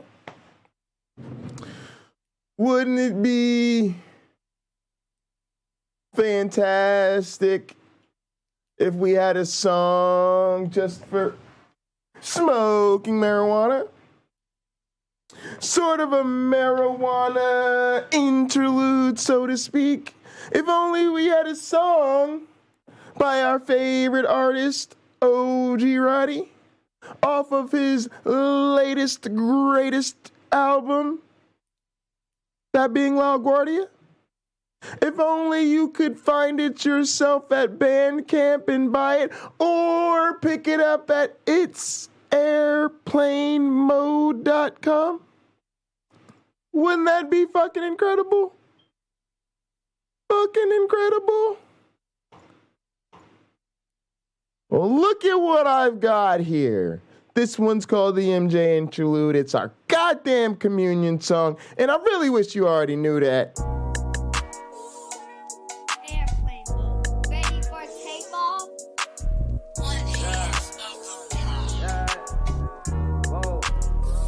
Start my morning every day with her. In the afternoon I lay with her. In the evening the big guy with her. Hi, I'm in love. I ain't even tripping, but them say she a drug, cause she here every day for me. In the morning hit her face. Where the fuck is this bot? At least the dog. This gotta be the laziest goddamn bot. Bot! I ain't even tripping, cause she the one I could trust. Even bring her out on dates with me. Oh, I see the bot. I didn't see the She hold me down on a day. I didn't see the emo splash. I ain't even tripping, cause she with me in the clutch. I go all out the way for you. But I do see Myron Bot's little commands now. I even took her on a plane, but she ain't even a drug. Some say I'm tripping, but they ain't even in love. Yeah, show me some motherfucking emoji splashes. My crew is out here working hard for them emoji splashes. Don't be robbing us for that shit. Say I'm in love. Mary Jane is different, cause she ain't even a drug. She be there every day for me. She my sweet Mary Jane shorty. I even took her on a plane, but never enough. Some say I'm tripping, she turned me into the plug. She be there dealing way with me. She be there to take the pain from me. The homie said that I'm tripping, but all they do is get drunk. Smoking on the wax, they thinking I'm off the drugs. I go all out the way for ya. In the morning I might lay with you. In the afternoon I stay, cause she know that I'm in love. I ain't even tripping, cause she the one I could trust. She go running every God day. damn, this is a really nice song too. The kids out to play with me. They say I feel bad, like I have such nice pieces I have one that y'all don't even see on the set anymore. I literally be feeling bad. I be like, damn, baby, I haven't hit you often long enough. You've been needing some attention, especially from the back, baby. Take some time out my day for you. I even took her on a plane, but never enough. Some say I'm tripping, but they ain't even in love. In the morning I might lay with you. In the afternoon I play with you. But I know I'm never tripping, cause hi, I'm in love. Mary Jane is different, cause she ain't even a drug. Yeah. You gotta get one of these bongs from Hippie Smiles. Yeah, let me get a mode. And then, matter of fact, and not only mode, let me get an extra communion song. And this one's Shot at Jers Pull Up. Relax and sipping that Douce. What? Hang on. Do it again. Yeah. She be getting that. I'm being obnoxious. Do it again. I'm being like an old school New York DJ. We just want to hear how it drops. Sorry, I haven't heard it enough time. Oh, one more time, and then I'm gonna let it play. Oh, that's so good. One more time, I'm gonna let it play. Oh, let's go, cuz. She be getting that head. That shit is hard. Drop that bass. Feet up, relaxing, sipping that Douce. I'm being obnoxious as fuck, y'all. I'm sorry, it's my channel. Sometimes I gotta flex the power. I got the power up in this show. Who order expensive lobster and souffle? Now that'll be me. Had to pull up in that CP3. Now do you love me, look key? Shot town to New Jersey, we gon' pull up. Hell yeah, I got the hook up. Anytime that you need me, we gon' pull up.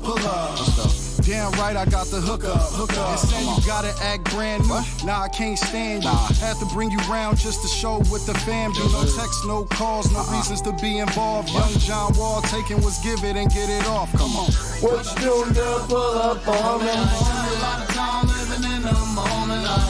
In the city with the gas roll for you. Gonna come get you and we bend them corners. Like, Carrie, you know what time it is. Where are my goddamn emojis? Days I'm in the hood like what it is. I might slide up on you like what up, bitch. Cause you know I like to play with you. What is going on? This is unacceptable. Unacceptable. Now it's different though, I guess it's cool. You wasn't shy about my love. So for some reason, when I picked you up. Oh, there it is. Oh yeah, I see what it is. You're kind of buried. Okay, alright, here you go. But I ain't tripping, no. Stay up on the grind, we gon' get some dough. And you got that good ass brain. I'm gonna make it on top. Tell me where you wanna go and what you wanna know. Whoa. What you doing, girl? Pull up on me. A lot of time living in the moment. In the city with the gas roll for you. Can I come get you and we bend them corners? No disrespect about me. No disrespect about me. City, so you know I'm about it. I can tell you about it. Now let me tell you when you playing, no, I had to shout it.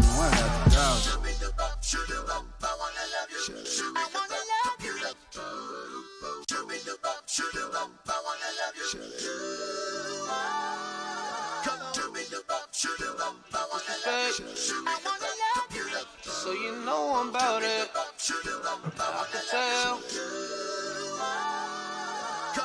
What you doing, girl? Pull up on me. I spend a lot of time living in the moment. In the city with the gas roll for you. Can I come get you and we bend them corners? No disrespect about me. No disrespect about me. City, so you know I'm about it. I can tell you about it. Now let me tell you when you playing, no, I have to shout it. Oh yeah, that's what I'm talking about, Carrie Ann. Oh yeah, that's a flex right there. People be like, oh, but the bot is too strict. Oh, the bot is too strict. The bot doesn't like me. No, we don't like you. You're not a mod. I personally don't like you as much as other people.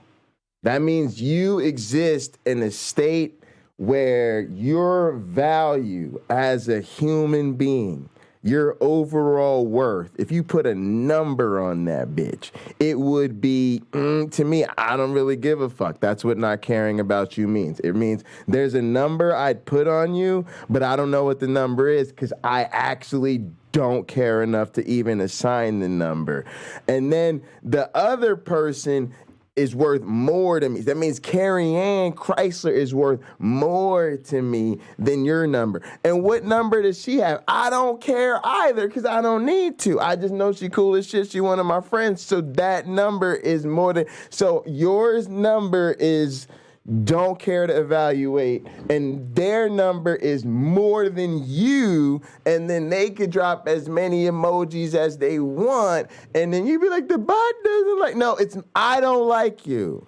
I'm the strict, I don't like you. God, I just want people to know I fucking hate them. All right, so how hard do you gotta work to be booed around this place, god damn it. All right, so let's talk about Trump's tapes.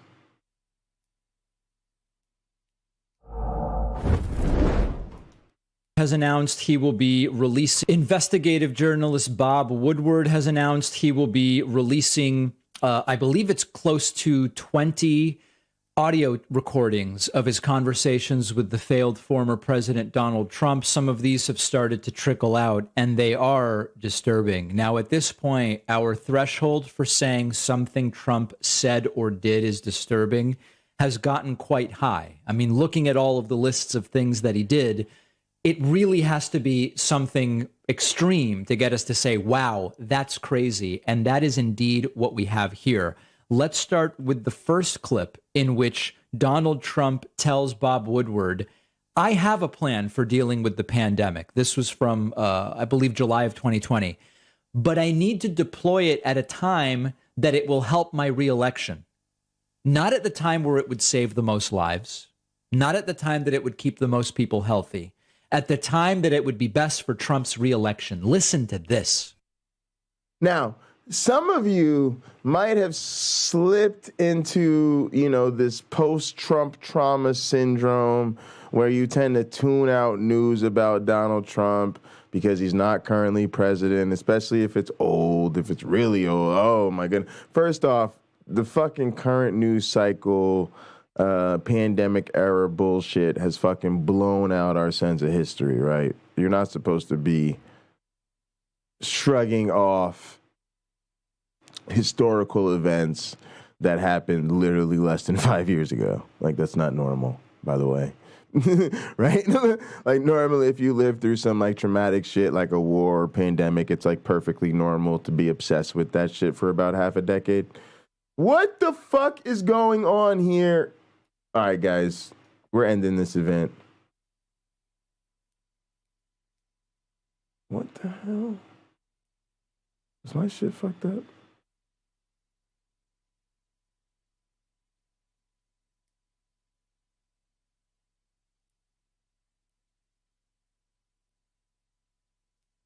Used car salesman? Cloud, what the fuck is Cloud talking about? But yeah, what is going on with the stream? What? Is something wrong with my internet? All right, y'all, we might have to change streams. Nobody can hear me. We gotta have to change streams. What is going on? Internet's connected. What the hell? Connect to the internet, you're offline. Okay. Could be the device. Back online. Okay, boom. Everybody's here. Check. I'm still going live. Okay, y'all can hear me. All right, cool. Well, good thing I didn't fucking end the stream. I was about to cancel the fuck out this stream. Let me see what's up.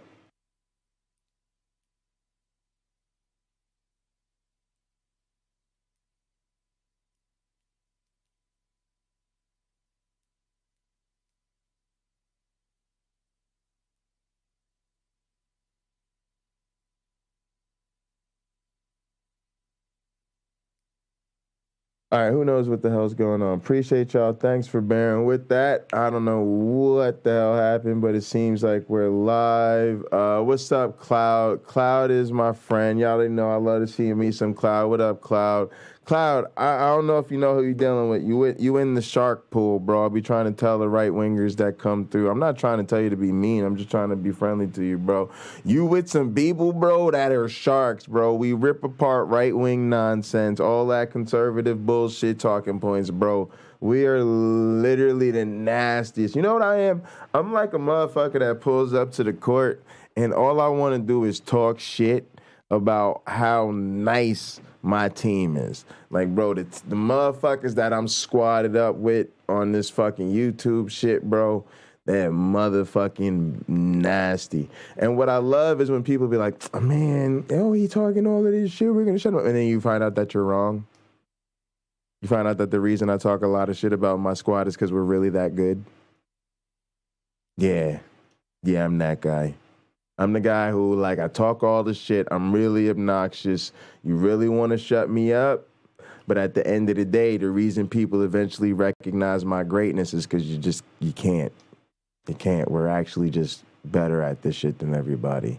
I'll be trying to warn people, and they keep coming at us, and we keep destroying them. And to be honest, I kind of should stop saying, because I kind of get bored, right? The people who actually recognize how good we are literally delete their YouTube channels or stop making content. But, you know, we get kind of bored, man. We need a challenge up in this bitch. May, more than 70,000 Americans had already died from the virus. Now, 2 months after that, in July, Trump gave Woodward a ring. And he said he finally had a plan to deal with the pandemic. But Trump wanted to wait to release it until a time when it would better help him win re-election. With the spam. Bob, you'll see the plan over the next 4 weeks.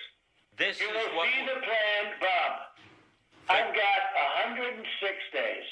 That's a long time. You know, if I put out a plan now... That's time bigly.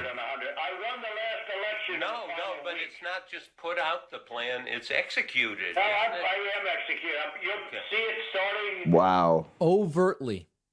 Overtly saying, if I do it now, people will have forgotten about it when it's time to vote. Not, if I do it now, I might save more people. No, that's not a concern.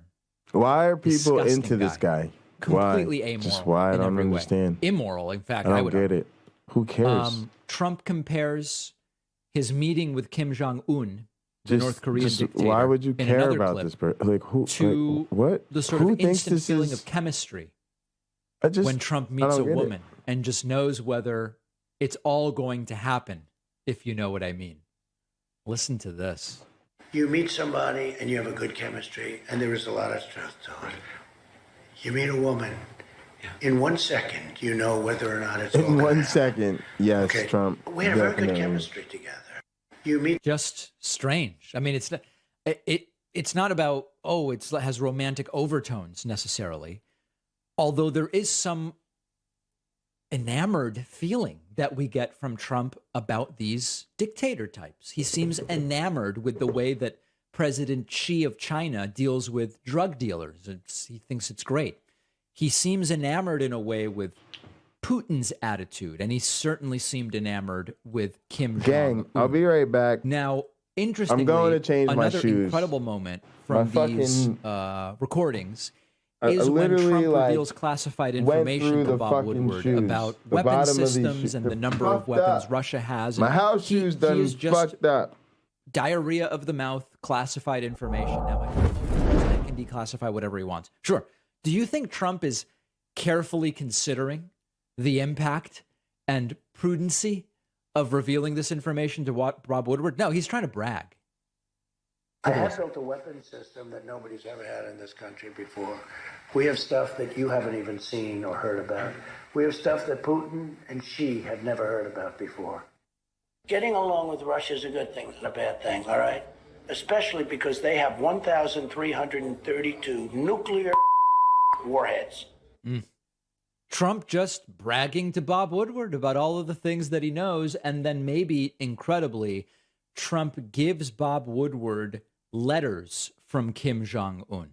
Nobody else has them, but I want you to treat them with respect. I haven't. I understand.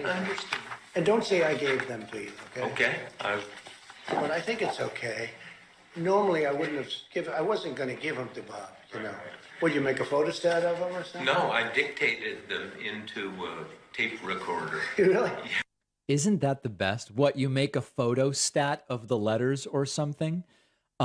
Interestingly, Woodward is sort of handling the documents with more care than Trump. And what I mean by that is Woodward isn't creating physical copies that could then be lost. Bob Woodward seems to have more consideration for the sensitive nature of these documents than even Trump himself. These are just 4 little clips, 4 little previews of what may be to come from these audio tapes. I told you folks years ago, it will take years to learn the full insanity of what took place during that 4-year period. And indeed, that is the case. It is taking years for all of this stuff to come out, and it is disturbing as it is extraordinary. As many of you know, I am fascinated by cons and scams and multi-level marketing and all of this different stuff. I recently saw inside the mind of a con artist. Last night, Ron DeSantis, the Republican governor of Florida, was brutalized by challenger Charlie Crist to the... This is really not that hard. The debate. DeSantis appeared to be malfunctioning. His brain looked like it was malfunctioning. He didn't know what to say, and in some cases didn't say anything. This is wild. Charlie Crist is almost certainly going to lose to Ron DeSantis, now losing by about 10 points in Florida. But this was one of the best performances by Charlie Crist of any 2022 candidate. Let's get right into it. Now, by the way, as we jump in,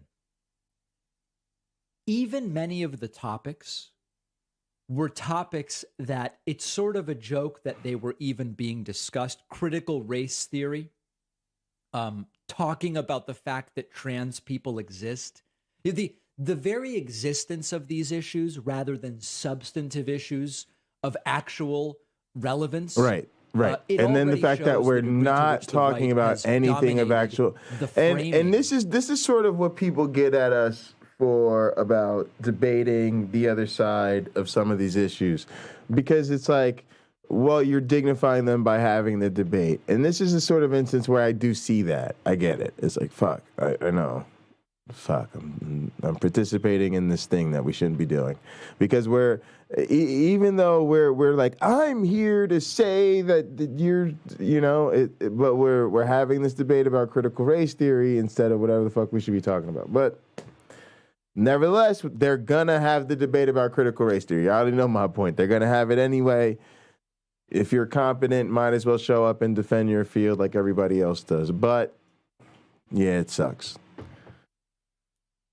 Fortunately, you got to have the flat earth debate even to get through to the flat earthers, I guess. I don't know, y'all. And has shifted. Y'all know I'm comfortable with I don't know. I love I don't know. But let's put that aside for a second. So I'll be using I don't know as my way out. Doesn't like the approach, obviously, that some schools are taking, because he says it teaches that the U.S. was built on stolen land. Wait a second, wasn't it? It actually, if you look around the country, they do have programs, unfortunately. Well, they win by distracting you with bullshit. Exactly, you two punks. If you're black, you're oppressed. And think about what that does to a 6 or 7-year-old kid.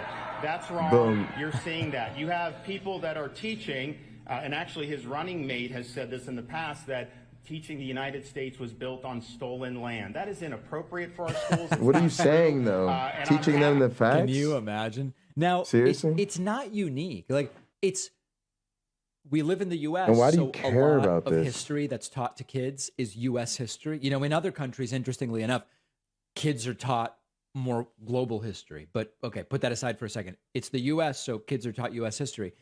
It's not unique that the U.S. now exists on what we would accurately call stolen land. I mean, countries in 2022 are on land that was stolen, won by war, annexed, purchased, or created by international treaty.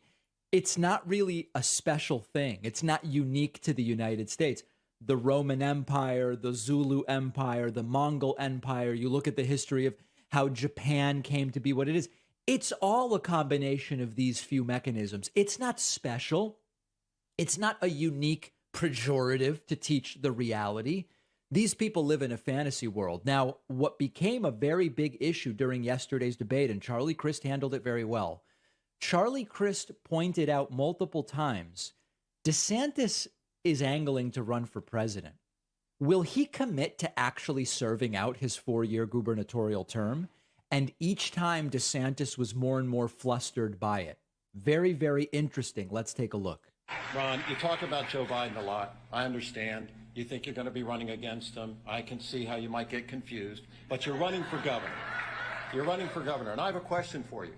You're running for governor. Why don't you look in the eyes of the people? This was so simple, y'all. That's what we're here to talk about. If you're reelected, you will serve a full 4-year term as governor. Yes or no?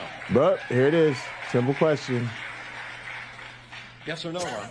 This is the point at which it looks like DeSantis' brain is malfunctioning. Bro, y'all, in case y'all are wondering, which I'm hopefully you're not, the answer to this question is today I stand before you, or however you want to say the run-up, fully committed to running for governor of Florida. That's it. That's all he had to say. And then the other motherfucker says some shit like, well, what about all the talk that you might run for president and some. And then you say, again, that's not really the subject that we're here to talk about tonight. And tonight, I stand here fully committed to serving as the governor of Florida. That's all you had to say.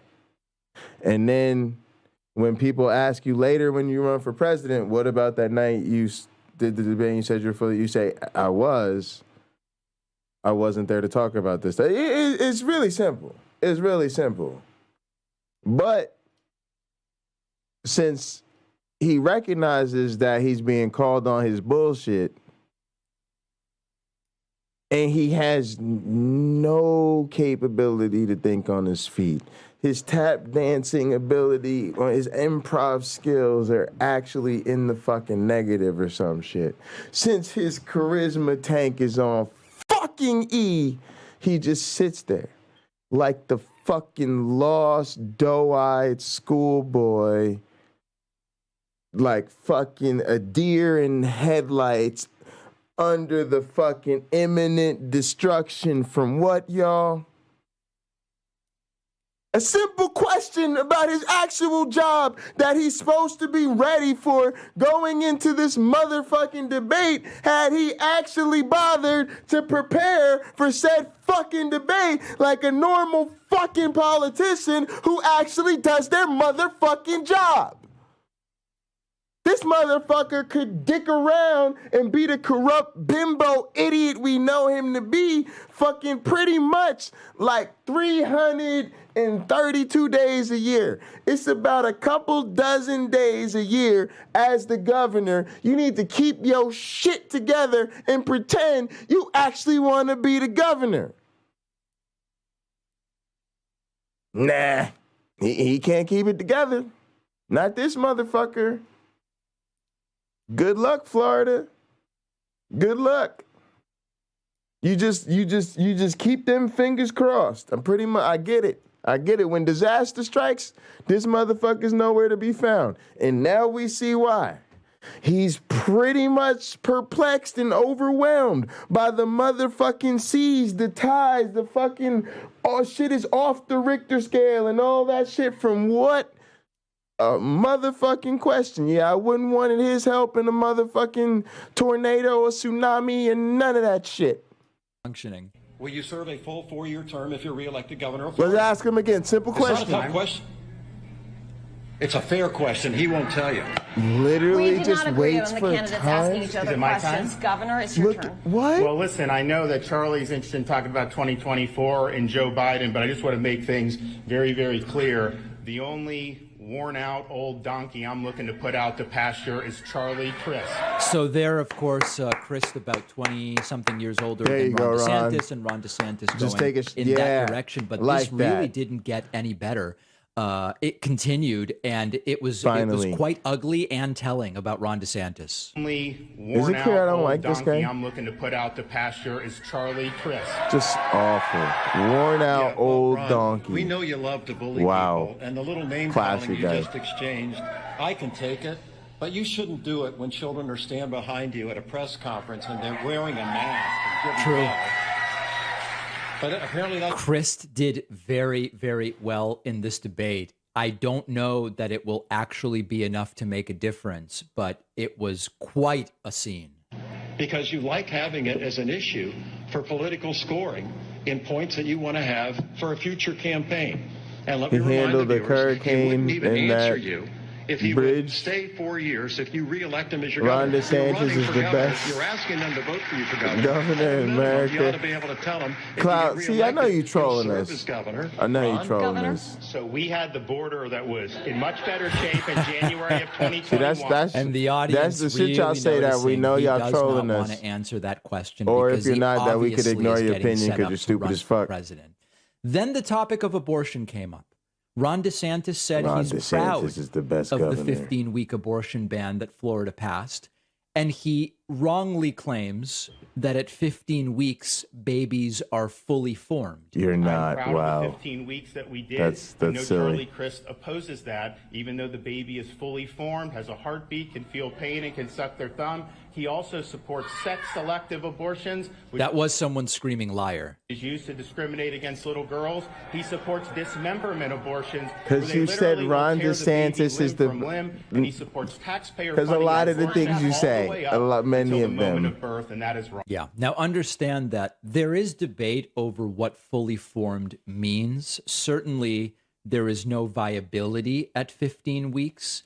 But the truth is that it's actually irrelevant to the debate. And what I mean by that is you don't even live in Florida. Do you think for a second, if it was proven, to the extent that it could be proven, that a fetus is not fully formed by any definition at 15 weeks, do you think people like DeSantis would all of a sudden go, oh, you know what? Now that we've determined the fetus isn't fully formed at 15 weeks, I'm okay with abortion? No. Of course not. I'm gonna honestly give you one here. They are just coming up with that's kind of surprising, but pretty easy for me. Draconian. So I live in Michigan. I know. I was having a really good day, and then we had to go up bringing up things about my personal life that I really don't find appealing or particularly excited to talk about. Unfortunately, that's oof. I don't. Let's just not talk about that too much. But here's an easy one for you: Gretchen Whitmer. Gretchen Whitmer. Okay. Now, how could we evaluate where Gretchen Whitmer is in relation to said Ron DeSantis? As much as I don't really, lose a whole lot of sleep over trying to defend Gretchen Whitmer, the fact that she's not Ron DeSantis makes me very appreciative of her. But check out Gretchen Whitmer, bruh. You could do a lot better, Governor. You could do a whole lot better. Gretchen Whitmer is abortion restrictions. The crowd fucking superstar compared to Ron DeSantis. At another moment, the topic of business. The only reason I don't like Gretchen Whitmer is because she ain't superstar enough. But bitch is pretty good as far as governors go. She just ain't good like I want governors to go. You know what I'm saying? But as far as the run-of-the-mill governors go, she's pretty goddamn good. She just ain't like y'all know what I mean. She ain't really liberal or no kind of hero like that. But the problem in Michigan ain't the governor. I'm gonna put it to you that way. The problem is the motherfuckers that show up to the motherfucking Capitol with the fucking automatic rifles to threaten and intimidate the governor. Oh yeah, and the motherfuckers that plan to kidnap the governor. See, if she was really as incompetent as Ron DeSantis, they wouldn't be so threatened by her ass that they needed to try to kidnap her. This came up. Charlie Crist doing an excellent job of flipping around who is pro-business on DeSantis, who claims to be a very pro-business Republican. Crist was very well prepared. I'm pro-business. I want to make sure we keep our businesses open. I'm not the governor who attacked I'm Disney talking World that good because shit. What that got to do with anything? I'm not the governor who attacked the cruise industry because they just wanted to make sure that their customers weren't sick before they got on the boat. That's you. You're the most anti. That was Trapman in his setup. DeSantis was increasingly annoyed, and interestingly, he had this attitude, sort of similar actually to Marco Rubio in his debate last week, that even having to be there is sort of beneath him. He seemed resentful that he even had to debate. The topic of the Martha's Vineyard flights came up. Remember this stunt wherein Ron DeSantis paid to fly migrants from Texas to Martha's Vineyard. And all right, y'all, I'm going to get me a little snack real quick. I'll be right back. Prepared. State. Congressman? I thought what the governor did was a horrible political stunt. You know, we have an immigration problem. We have a problem at the border. I agree with all of that. But it doesn't mean that you use Florida taxpayers' dollars to charter 2 jets, go to Texas, lie to people to get them onto planes, fly them up to the northern part of our country, and one of them's a 1-year-old baby, another is a pregnant woman. You're willing to use people like that, in this case they were Hispanics, Venezuelan in particular, and have them as props for your political gain? That's not the way to change policy. You can change policy and do what's right to secure the border by having comprehensive immigration reform. That's what I voted for in Congress. When you were in Congress, you wouldn't do it because you want to keep this issue alive. You want to have it as a wedge issue. And you want to pull political stunts like you did with the taxpayers' dollars of the people of Florida. That's not what it's for. That's not what you should have done. It isn't funny. It's not right. And you were inhumane in how you treated these people. And DeSantis really didn't have any substantive rebuttal. It was just sort of like, well, you know, we have a real problem and the Christ-Biden border crisis and blah, blah, blah, blah, blah. Last thing here, when Ron DeSantis tried to close out the debate claiming he led the pandemic response based on facts, someone very succinctly in the audience just yells out liar, which is, of course, an accurate criticism. When a once-in-a-century pandemic hit, I led based on facts, not based on... Right. So a disastrous debate for Ron DeSantis, but I hate to tell you, it probably will not make a difference. If you live in Florida, you should vote. There's no doubt about it. It is right now a 10-point deficit, for Charlie Crist. Charlie Crist would be a fine governor for Florida. Ron DeSantis is a disaster. He is using this to set up his presidential run if it's convenient, if it ends up going that way, without a doubt. Really good debate for Charlie Crist. DeSantis fumbling and looking malfunctiony, almost Trump-like glitches. But DeSantis, sadly, will probably win. But maybe not. Let's all vote. Remember that we have a YouTube channel approaching 2 million subscribers. I found out an incredible piece of data last week. My colleague John told me this. Even though we had 4.5 million different people watch videos on our YouTube channel last month, only about 1.5 million are subscribed. There are 3 million viewers on YouTube who watch our clips but aren't subscribed. Make sure you hit that subscribe button because it is so important for the algorithm and for signaling to YouTube that our content is engaging enough for people to want to subscribe. There are 3 million of you out there, and I am speaking to you today. Make sure to join the ranks of our YouTube subscribers. It's free. We will take a quick break and be back right after this. Boom. All right, cool. This is an unbelievable. Now, y'all, Ron DeSantis is playing out that same bullshit-ass playbook, and he's awful, but it doesn't matter. It's almost like the worse, the better. The more sitting on some bullshit you are, the more you are demonstrating your loyalty to the cause of anti-honor, anti-truth, anti-democracy, anti-freedom, anti-everything. Man, these people are off the bandwagon nuts. Cloud, you came through at the wrong fucking time. I'm in a fucking mood, man. I can't deal with it. I can't deal with it. You got to stop that shit, man. You could get blocked. Somebody gonna fuck around and get blocked today. Man, fucking sick of these people, man. Story. You know, the right loves to talk about ballot drop boxes, they're bad, they're not secure, they're unreliable. And yet the reason that they are not as trusted by some Americans is because Republicans are saying you can't trust them. It's a self-fulfilling prophecy. It's a vicious circle. It's endless.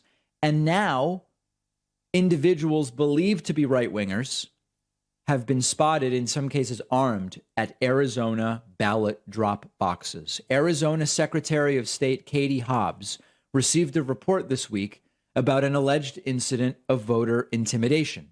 Video was obtained by the Washington Post, and we're going to play the video here for you, and I will describe what is visible. There is a man who parks at one of these ballot drop boxes, and he walks over and he dumps in his ballot.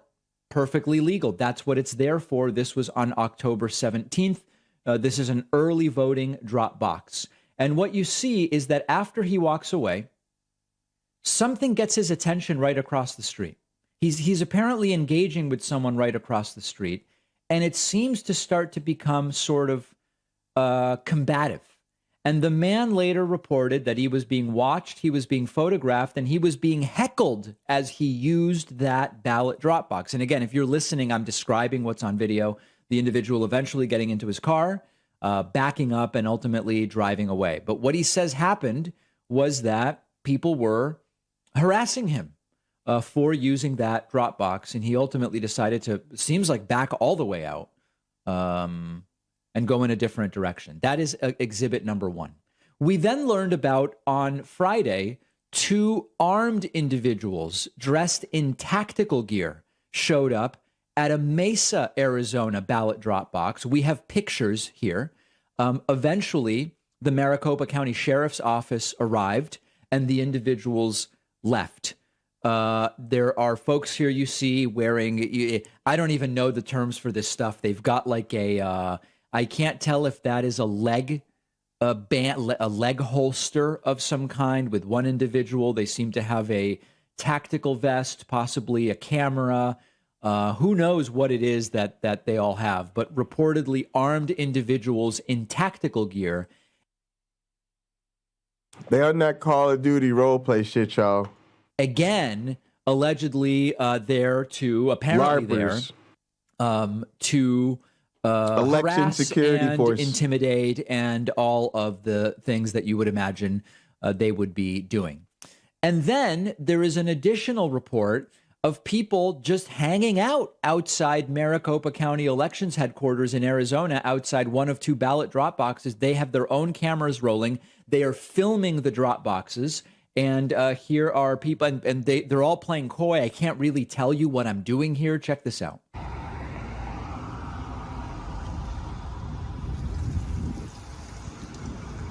So what we're seeing right now is just a bunch of cameras pointing at the drop boxes.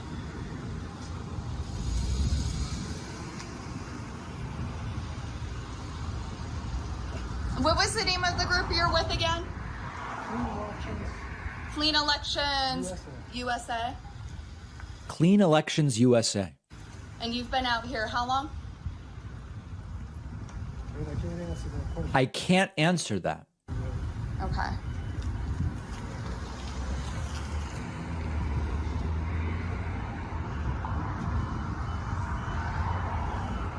They claim that they have not said anything to people dropping off ballots. They just have cameras pointed at the drop boxes.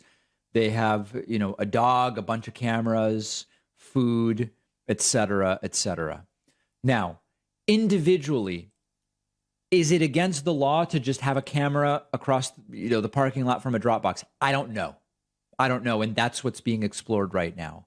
But the totality of what's going on in Arizona, and I don't care who's doing it. If you came to me with tears in your eyes and said, sir, these are all Democrats, I would say it's still wrong. Okay? I don't care who's doing it. This is all a form of voter intimidation.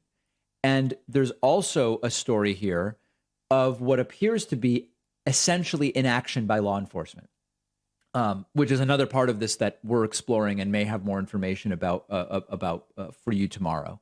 They are, it's what's up, James? Marco Rubio said, James Apperson. Yeah, bro. So James, you could pop in if you want, or you could go live on your own channel. But who gives a shit? The people just want to hear some James. Hope you're doing all right, having a good day. I gotta I'm gonna wrap up with a little late work session, so you could come in here and go live if you want. Because we talked about Trump's fucked up ass tapes. We trumped about DeSantis' tumble. We talked about midterm madness. We talked about shape mating, which I'm about to do a little more of. Oh, let's talk about Ken Hovind's dumbass real fast.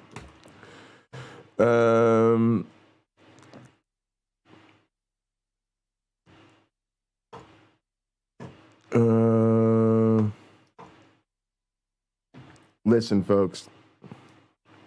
Because we definitely ain't going to get through all of this shit. I can't stand an hour of Ken Hovind. Plus, all this shit's going to get my shit demonetized. This is going to get my shit demonetized because it's talking about children's. So listen, folks. Some time ago, people became under the mistaken impression that I am somehow a Ken Hovind fan. Maybe I am. Some people even said that maybe Donnie and Ken Hovind paid me off. Maybe they are. But I'm here to remind people, I don't know where the fuck you get that kind of idea, because let's remind you of something. I paid my own money to call his ass out to debate him, and then I whooped his monkey ass. So the fact that I was doing what I do best, entertaining the people, is just pretty much what I do best. And you can forget about the rest because everything else is everything else. Now, in case some of you are still on that motherfucking tip, who said you thought I was an HBK fan? Of course I'm an HBK fan. What's your point? What's your point? What's your point? Here's the real question. How big of a fan is HBK of HBJ? I got news for you. If HBK got a little HBJ, he'd be a little jelly. You understand what I'm saying? In case any of you motherfuckers thought I got any love for this motherfucker, I don't really give a shit about this man. So listen, stop on this man for a little bit. I don't really care about Hovind, but Paula G is one of them Hovind watchers who likes to, he likes to get his little off of Kent Hovind's misery. Whatever, cool, I don't care. In October 2020, we laughed as creationist Kent Hovind was suing the federal government for over $500 million. 500 million. I did think that was kind of funny because that motherfucker's ridiculous. Accused of stealing hundreds of thousands of dollars, convicted of body slamming his third wife to the ground, and was awaiting either jail time or an appeal. Motion for a new trial. Now, in what's becoming an annual update, it's October 2022. And Kent Hovind is looking back on a year with yet another new wife. Okay, have a seat here. A YouTube ban. Seems like YouTube just can't handle the criticism. The death of his health expert. You're probably missing some vitamin or mineral. A violation of a restraining order. I'm not supposed to be within 500 feet. Okay. A stroke. I can't. What? Are you okay? Another trial. That judge does not even like my husband. And just when we thought it couldn't go any lower, the Dinosaur Adventureland compound's darkest accusations to date. Missing children. You're more concerned about a kid you haven't seen. And systematic abuse. And I said I was no threat to her or anyone else. I'm not going to lie. This is going to be a rough one, folks. If you're sensitive to topics of domestic, sexual, or child abuses. Yeah. Y'all get the flavor. Ken Hovind done fucked up again. There's some more fucked up shit. Oh, shit, James is here. Yeah, fuck Ken Hovind. Who gives a shit? But look, I don't like the motherfucker. I got no love for the motherfucker. And look. If you send your child to that ranch, your parenting skills is questionable. James, what's up, man? James, you had a marathon stream last night, man. I did. It was long, man. I've temporarily set it to private while we decide what to do, but I'm worried that it will bring more heat onto some people in our community that don't want more heat. and so I'm gonna let it blow down a little bit. Oh yeah. I understand. You know, so I have some thoughts about all this. Number one, as your agent, which is just an excuse for unsolicited advice. You know, that's what I be trying to tell people about Gather. You could hop offline and be free, and you don't have to worry about it because you're not live. Number two, I like those streams, and I don't really mourn when I delete them, or in this case set them to private or whatever, because I've had some really good ones, and people are like, did you delete that stream? I'm like, yeah. And, you know, I just let it go, and then I'll be like, guess you had to be there. Yeah. And so, yeah, it's kind of a little reward for people who were there, right? It's like you don't really get to see the replay. Yeah, that one night, that literally was for the live folks. Yeah, so if you thought if you was taking advantage of the system, thinking you gonna always catch the show on replay later, too bad. Right, that's like how Jesus refused to let us all be a witness to the exactly. He said y'all showed up later thinking you was gonna get an experience, and he was like, nope, this shit was exclusive.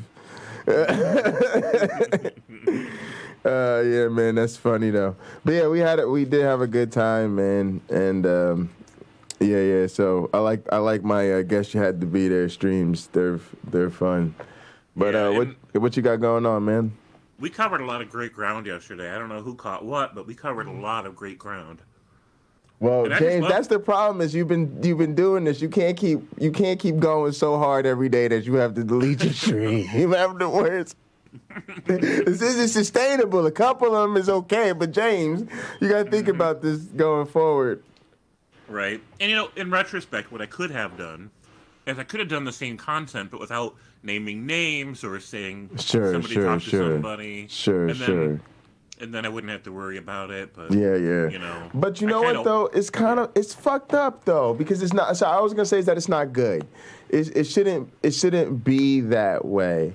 And again, it's a personal thing, because imagine if it was me. Now, they might send them same emails, but number one, they might not. Number two, they damn sure wouldn't expect a response, because it would just be like, yeah, and so, right? And so it just sucks, because it's like, again, they go after people who they think have particular vulnerabilities. And then we have to do the same thing out of consideration for your friends and whatever, right? You're like, yeah, I don't want to put certain people out there on certain things, my bad. You know, and it's okay to take care of the human consideration first, of course, right?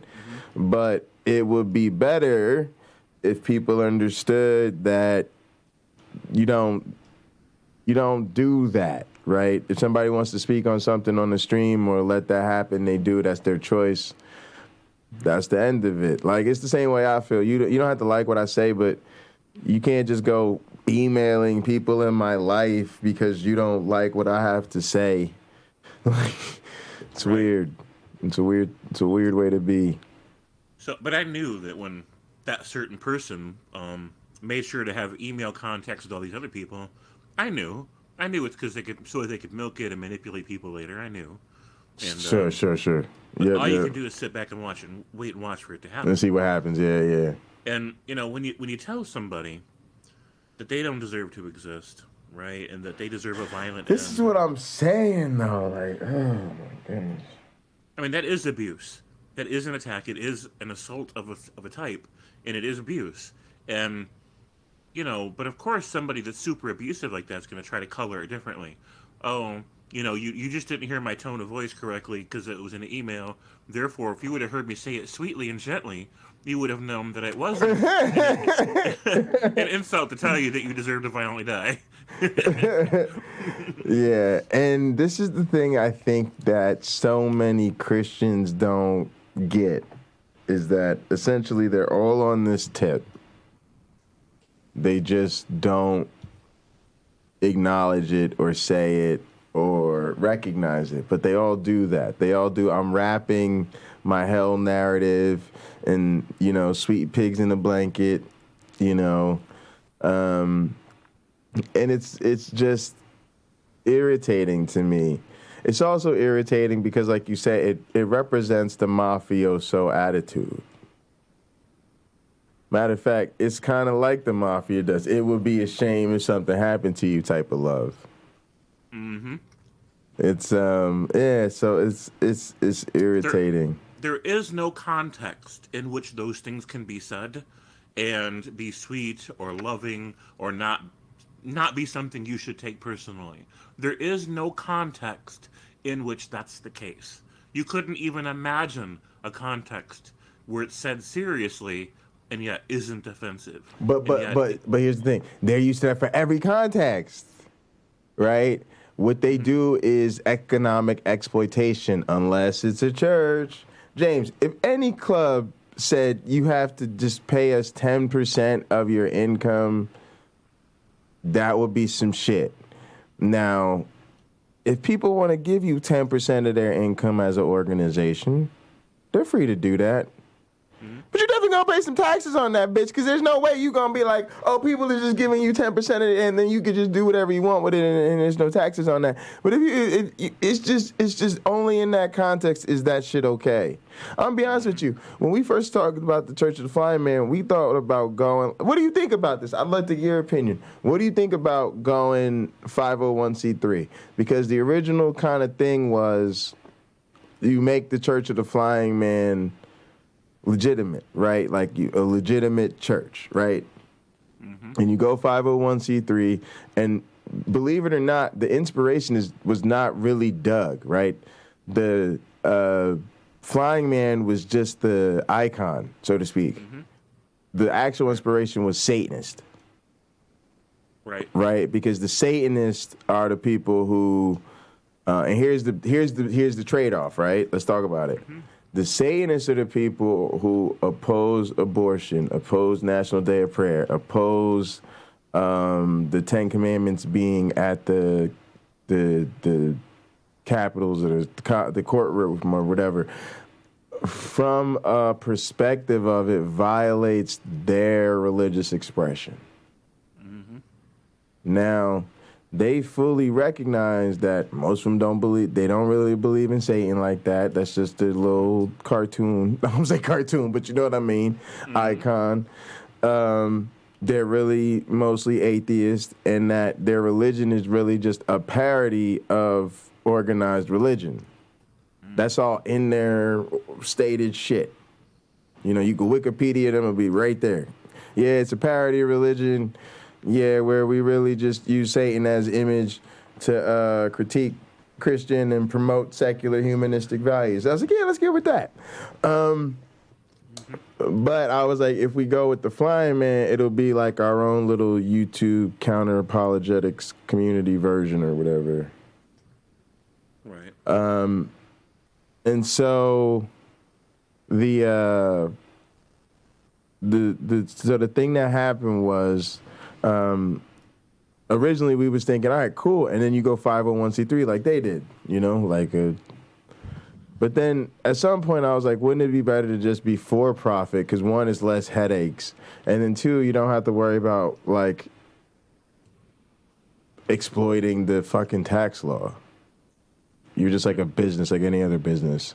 Right. You know, so it's kind of just like maybe just go for profit, but it's interesting. But to me, it's like it's interesting because I don't really like that. Like I don't like the fact that they don't pay taxes, and I'd almost rather just pay them. Right. What do you think? No, I agree 100%.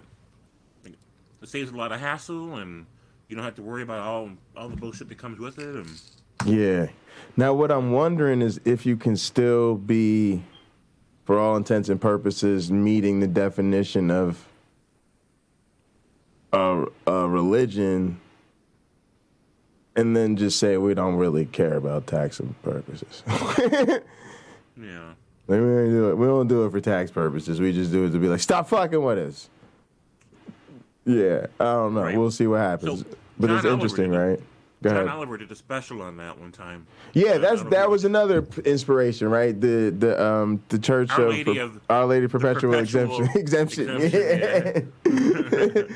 Yeah, I was like, exactly. That would be dope because it would be fun if they had, because you have our own little atheist church, and then I say we're called the Internet Personalities. Right. But yeah, go ahead. I just think it's crazy those people even get to pretend it's a real job. It's a real job to just live in a tax-free property and spend other people's money just to get up once or twice a week and walk into a big room that's all extra fancy because people pay too much for it. Right, and just right. lie to them and tell them abusive crap and make it sound like it's kind, right? Like, and Exactly. then you guys have some cookies or some coffee or whatever and do some Christian side hugs, and then you go home. That's not a job. That's not a job. Exactly.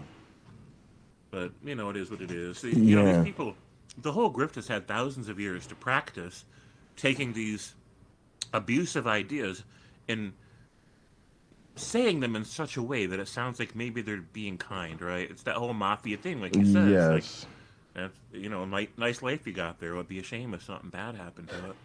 And I'd like to speak to that to some extent because with the perspective I come at, I know sometimes it sounds like I'm attacking our viewers and being like, you're the reason they get away with this. It's just the perspective I took really from criminology, right? Which for people to understand is just a branch of sociology, right? And when you're trying to understand how does crime happen, what you want to look at is all the players and how they fit together. Mm-hmm. And so, most people don't. What? Yeah. And so the example I gave of offense is there are these people who exist, who need essentially, quote unquote, innocent people who just are out shopping and happy to, not ask too many questions about how they got a great deal on something that are absolutely the bloodline of organized theft, essentially, right? Without them, it's going to be real hard to get rid of merchandise coming off the back of a truck. Yeah. So, similarly, when you think about religion and how it works, you have to look at what perpetuates it. So for me, thinking about it even in, the examples in my family, it's not necessarily the religious people or the religious leader. It's the congregation that gives it to them, right? That's supplies it to them. And then it's all the other people in their life, like, if you're somebody like my grandfather, like all your coworkers, family members, friends who just also give you that esteem. Because if they all treated you like crap for being a religious, if like when you went around and told people you were a minister, instead of everybody heaping man of God honor upon you, they were like, oh really? There aren't any children around, are there? Okay. Well, I guess maybe we can still can we still be friends? Like if people really like treated it like you just told them the worst thing about you, right? In other words, if they were honest about the fact that you were saying that anybody that doesn't believe like you deserves to, be tormented and whatever. I just think a lot of them wouldn't be because they need that respect to make it work. Just like the mafia needs the intimidated people to get away. It's like most of them get away with it for so long because most people just decide it's easier to go along with the grift than to hold them accountable for what they're doing. Right. And so people realize, I really shouldn't be paying them for, 15% of my business for security from them. And I definitely should just go to the cops about this and they would, you know what I mean? Like none of that's the issue, right? It's just until somebody says, fuck it, I'm just not going to do this anymore, right? Like, they're just going to, boom, they're just going to be whatever, right? And it's only because so many more people go along with it than not, that even when that person pipes up and goes along and doesn't and strings them down, there's just somebody else to take their place, and the same grift a couple blocks over, and somewhere else a burgeoning grift that the cops don't know about, and the cat and mouse game goes on eternally, essentially. But places that root out particular types of organized activity, it often is because of a certain, like you call it, the Great Awakening, right? It's a certain amount of goddamn, I don't know what the word is, like Paradigm shift? Yeah, but even numerically, right? It's like a certain thing where there's like exponential growth, and then at the other point it like steamrolls, right? It's like a snowball effect or some shit you could think of it as, or something, right? Like once more of us get into it, it gets easier to get into it. Now more of us are into it, it gets that much easier to get into, and eventually people are like coming out who didn't even mean to. They're just like, oh yeah, I'm an atheist too. Wait, hold on. I just, yeah, I'm an atheist too. Right? Because now it still feels heavy, but it shouldn't feel. It'll feel even less heavy 5 years from now. And to me, it is a great awakening. The question is, how fast is it? And to me, the answer might be very slow. I'll give you a comparative one: the Darwinian Revolution. See, I always say, like, the thing I love about the philosophy of science and the history of science is, if you really analyze it critically, you're in it. We have a powerful cumulative case. Now, that's an important point. I'm going to tell you how I really feel about evolution, y'all. It is the most evidenced theory in the history of science. And quite frankly, it had to be. It just had to be. You can say, well, what about physics and chemistry and all them shits that are rudimental? Yeah, but nobody gives a fuck about, nobody feels emotional about them. So they always establish what they establish and they move on. Plus, they're so repeatable in basic as to, you don't have to overexert yourself when it comes to evidence, right? Because it all works out. It works out. Oh, you try it again, it works out, you move on. It's chemistry. It's going to be the same every single time, right? Right. Now, and Stephen Jay Gould talked about this. Let's talk about the great revolutions in the history of thought. Okay, so one might be, he called it the Copernican Revolution. Hey guys, turns out we're not the center of the solar system. What? I forget, they was ready to kill motherfuckers over that. Right. That was a huge paradigm shift. What do you mean, right? Because if we really be honest about what that Bible says, y'all, the Bible says this rock is the center of everything. Laughable. Right. Now, they don't argue that so much anymore, which we should ask them. So, okay, you got a flat earth around what? Or what? Everything's around the flat earth? Come on. Or the rock? Or come on. Y'all gotta, come on. They just so out of whack with everything. But anyway, all right. He basically says the Darwinian revolution's way bigger than that, because essentially that one's about real estate. It's about, you gotta redraw what the solar neighborhood looks like. Now, people don't like that, but they'll get over it.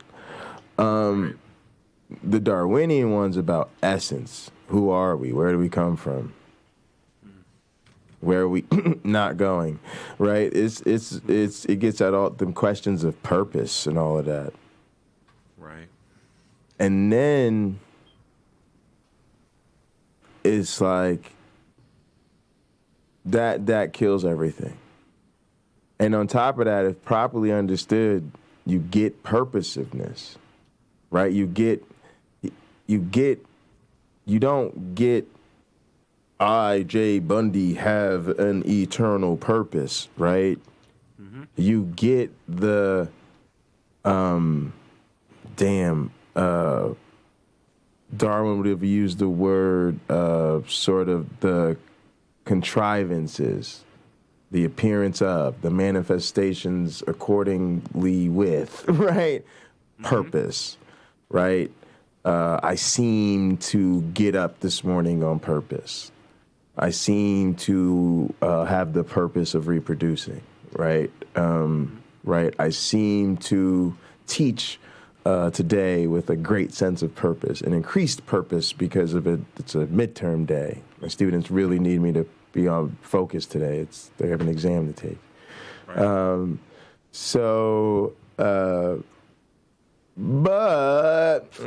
It's just this goddamn rudimentary naturalistic process, right?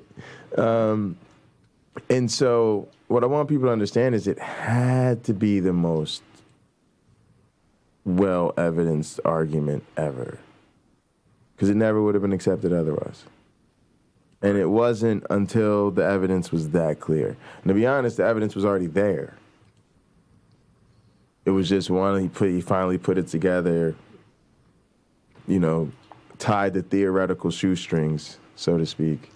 Right. And if Darwin or anybody else would have developed this understanding like 1,000 years earlier, they'd have been tortured and killed before they had a chance to even spread it any further. Yeah. And the thing that people miss is that a lot of people did, right? Like, it was just the preliminary versions and whatever. And a lot of times people had talked about it different ways. It's sort of like what they do with abiogenesis. Let's say somebody comes up with what they call the quote-unquote solution. They'll pretend as though that is the person who gave us the theory of abiogenesis. That's what they do with Darwin. Most people who really, again, get it because it's different. It's not really biology. We're getting into history of science now, right? And so, and then it's philosophy of science to even understand why these distinctions and differences matter. But it's like, similarly, you wouldn't, it's not really reasonable to treat scientific quote-unquote innovations and discoveries like they just come out of nowhere into one person. Even with evolution, there was Wallace, right? And so he did discover it as a contemporary of Darwin, right? And it was explicit. People don't realize this. I mean, explicit, like to the point that Darwin published what he published when he published because Wallace sent him his stuff and was like, "What do you think of this?" And Darwin was like, "Holy shit, this kid's on my shit. Yeah, I gotta come out with my shit now." Right? And then Wallace, to his credit, was like, "Yeah, Darwin, you're the senior. You're somebody I've always looked up to. You got more work on this. You've been doing it longer. Let's present it together, and you'll present first." And so that's even where Darwin's actual precedent is coming from. They actually presented at the same time. Like, Wallace just literally conceded and let Darwin present first so that he would be the first person to present the idea. Wallace had it at the same time, presented it at the same time. It's just like, it's like if we did the show together and I say, "Well, I was live first," and you'd be like, "Yeah, I came in second with the same shit." And they'd be like, "Yeah, well, then it was Jay's idea first." That's how most of us are just like, so like we do conferences and shit. When I met Rich Lenski, it was at a conference dedicated to Alfred Russel Wallace, because the field feels responsible for honoring the fact that he did do it too. Do you see what I'm saying? Like, and so we do our best. We know he'll never get the full credit that he should, but we try to do our best to give him some, right?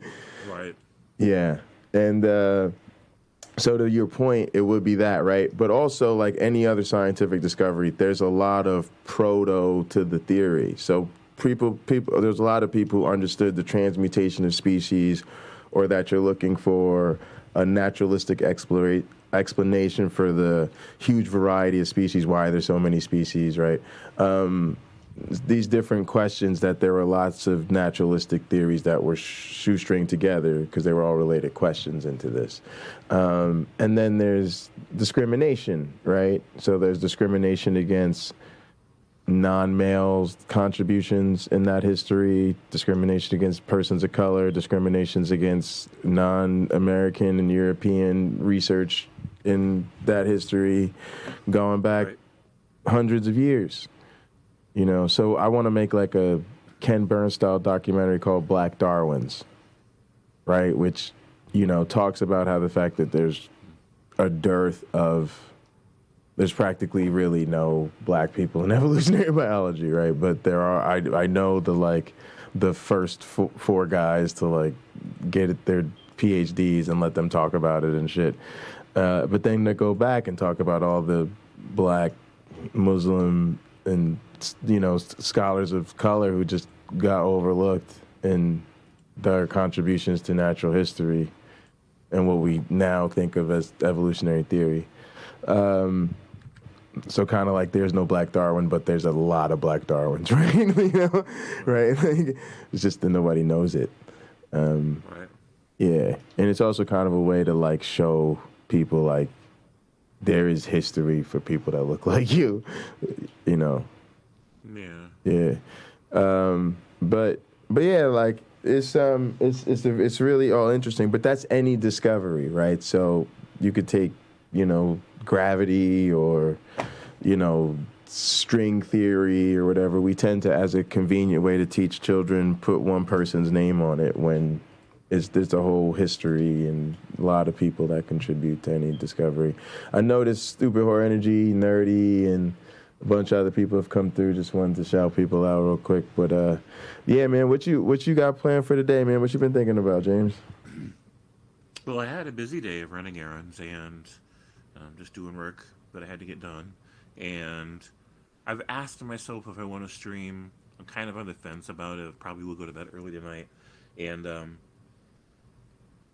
I don't know. Like, I don't know how people are feeling me about last night's stream. I don't know who agrees with what or disagrees with what or how they feel about the whole thing, whether or not they think I should have even made this stream. Like, I'm not really getting any feedback, and that's okay. But I just kind of feel like... No, I doubt if anybody thinks you shouldn't have made it. I just think, you know, it is what it is. We're all out here learning, right? And, yeah, I mean... yeah, and I would say if you've talked to that person, right, and if they're not upset with you, then you're fine, right? So. Yeah, I don't think they are. Right now, and I doubt if they even asked you to delete it. You probably just volunteered to do it. So. Right, they didn't ask me to. Yeah. I just decided. So I don't think anybody else even opinion matters at that point, but. Right. Yeah. So I think it was a great stream, you know. Do you so. agree with my take on the whole thing? Like, do you agree with my interpretation of what she's saying? Absolutely. Yeah. I just, I don't, I think this thing comes to a head, right? And I think that they are not good. They pretend to be good, but they're not good at the end of the day. And I don't think there's... I just think there's confrontation that has to happen. Look, I have a very sometimes sharp view of human. We're just animals.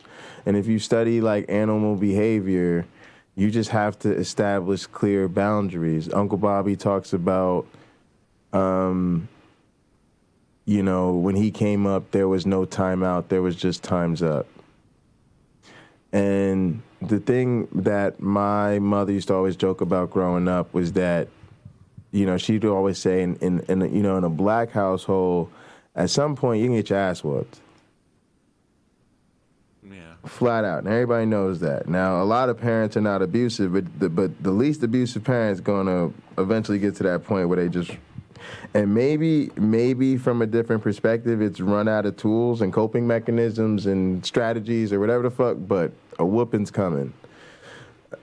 And my mother would always laugh at the fact that, you know, a lot of my white classmates just seemed to get away with fucking murder because they would be out there getting caught up stealing shit all the time and getting in all types of trouble in public, calling their parents by their first name. Then they get mad at their parents and they curse their parents out in front of everybody. And the parent just sits there and looks all stunned but doesn't really do shit. Man, black parents, man, he'd have tried that growing up in my house. Jason, you'd have been snatched up. You know what I mean? And my mom knows I don't even act like that, but she's just telling me like real talk, like, Jay, look, when I was coming up, ain't nobody talking to their parents like that, you know what I mean? Because you just couldn't. Like, you know what I'm saying? You was just, and we was watching this Medea movie the other night. They was kind of playing off that too, like, because his daughter was really testing them, right? And they was like, look, if you don't really, show her, and the way they chose to show her was they basically packed her up. And the father was like, yeah, you leaving, And she's like, leaving? What? Where am I going? He's like, yeah, I don't care. You got to go, right? And she's like, oh, you play too many. You need to stop. No, you got to go. Where? No, if you ain't going to follow the rules in my house, you can't live here. Yeah, look, I know you big and you trying to do what you got to do, but this is my house. So if you don't go follow the rules in my house, you can't live here. Like, you know what I'm saying? So there has to be times up, hard boundaries. You've gone too far.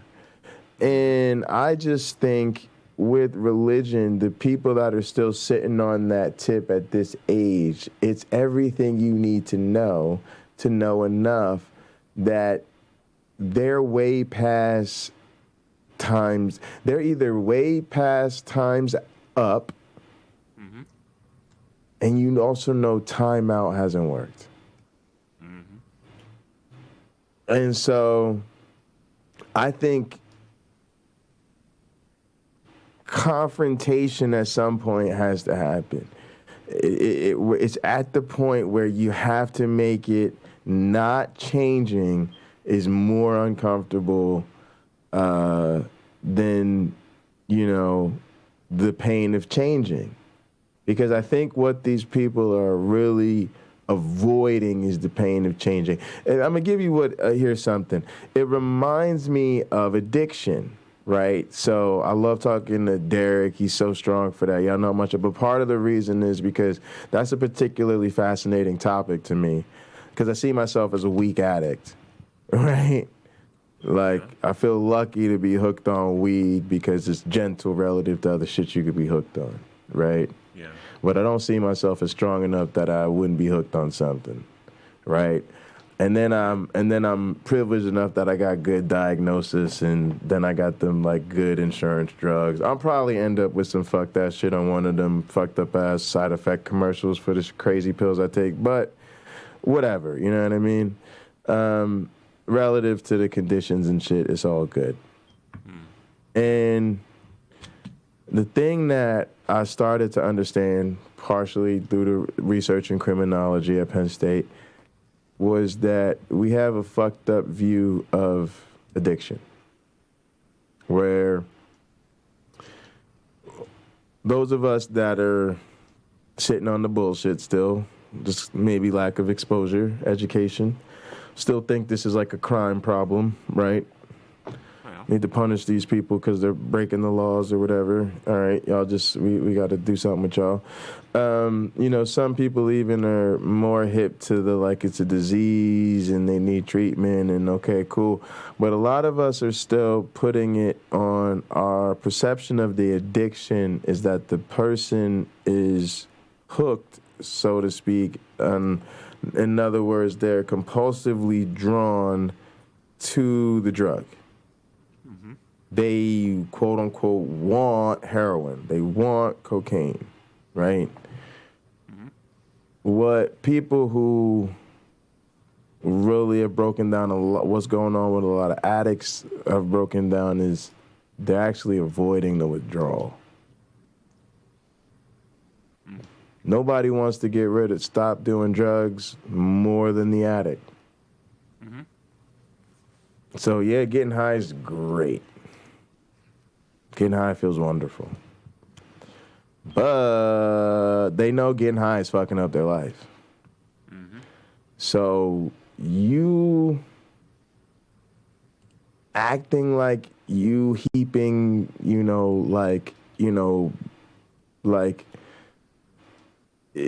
crime and shit. Like it's nobody wants them to kick this habit more than they do, right? Mm-hmm. But the withdrawal of letting it go, right, is so much worse than anything they can ever imagine. And that's what they can't overcome. They can't, right? And that's what Derek was saying about, we were watching one of his recovery streams. Sometimes I peep Derek's recovery streams just because you'd be like, God damn, Derek, this is deep. They're really good streams, really good, you know?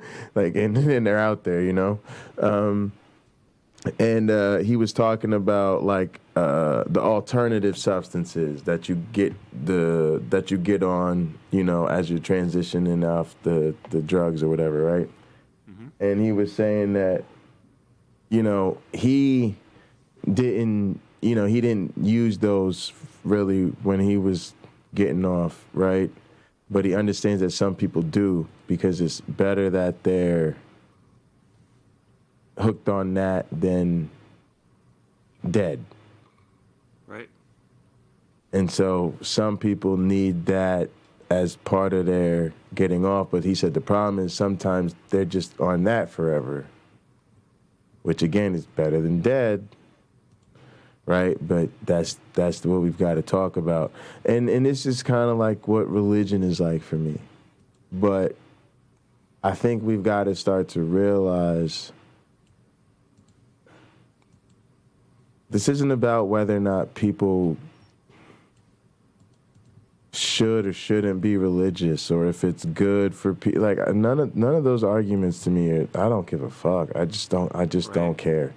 Same. This is a dangerous, toxic, poison drug. It ruins everything. It kills people. It isn't a good idea for anybody. Nobody should be left alone about it. It is not okay to be a grown-ass person in today's world. I'm sorry, you just can't. I'm sorry, I've never found an example of a religious or supernatural idea that is not in some way making somebody or potentiating somebody to be incapable of being a contributing adult in some way. It's when the rubber hits the road, you're sending your energy, your aura, your prayers, your blase, and the glavinoids, and we need you on that. If I'm on a motherfucking spaceship hurling itself through the solar system, and the bang goes off, right? And it says, I see like 9 windows, a couple of them are bots, but who cares? Let's say it's 9 of us in that bitch, James. Mm-hmm. And the first thing I'm asking is, who here is religious?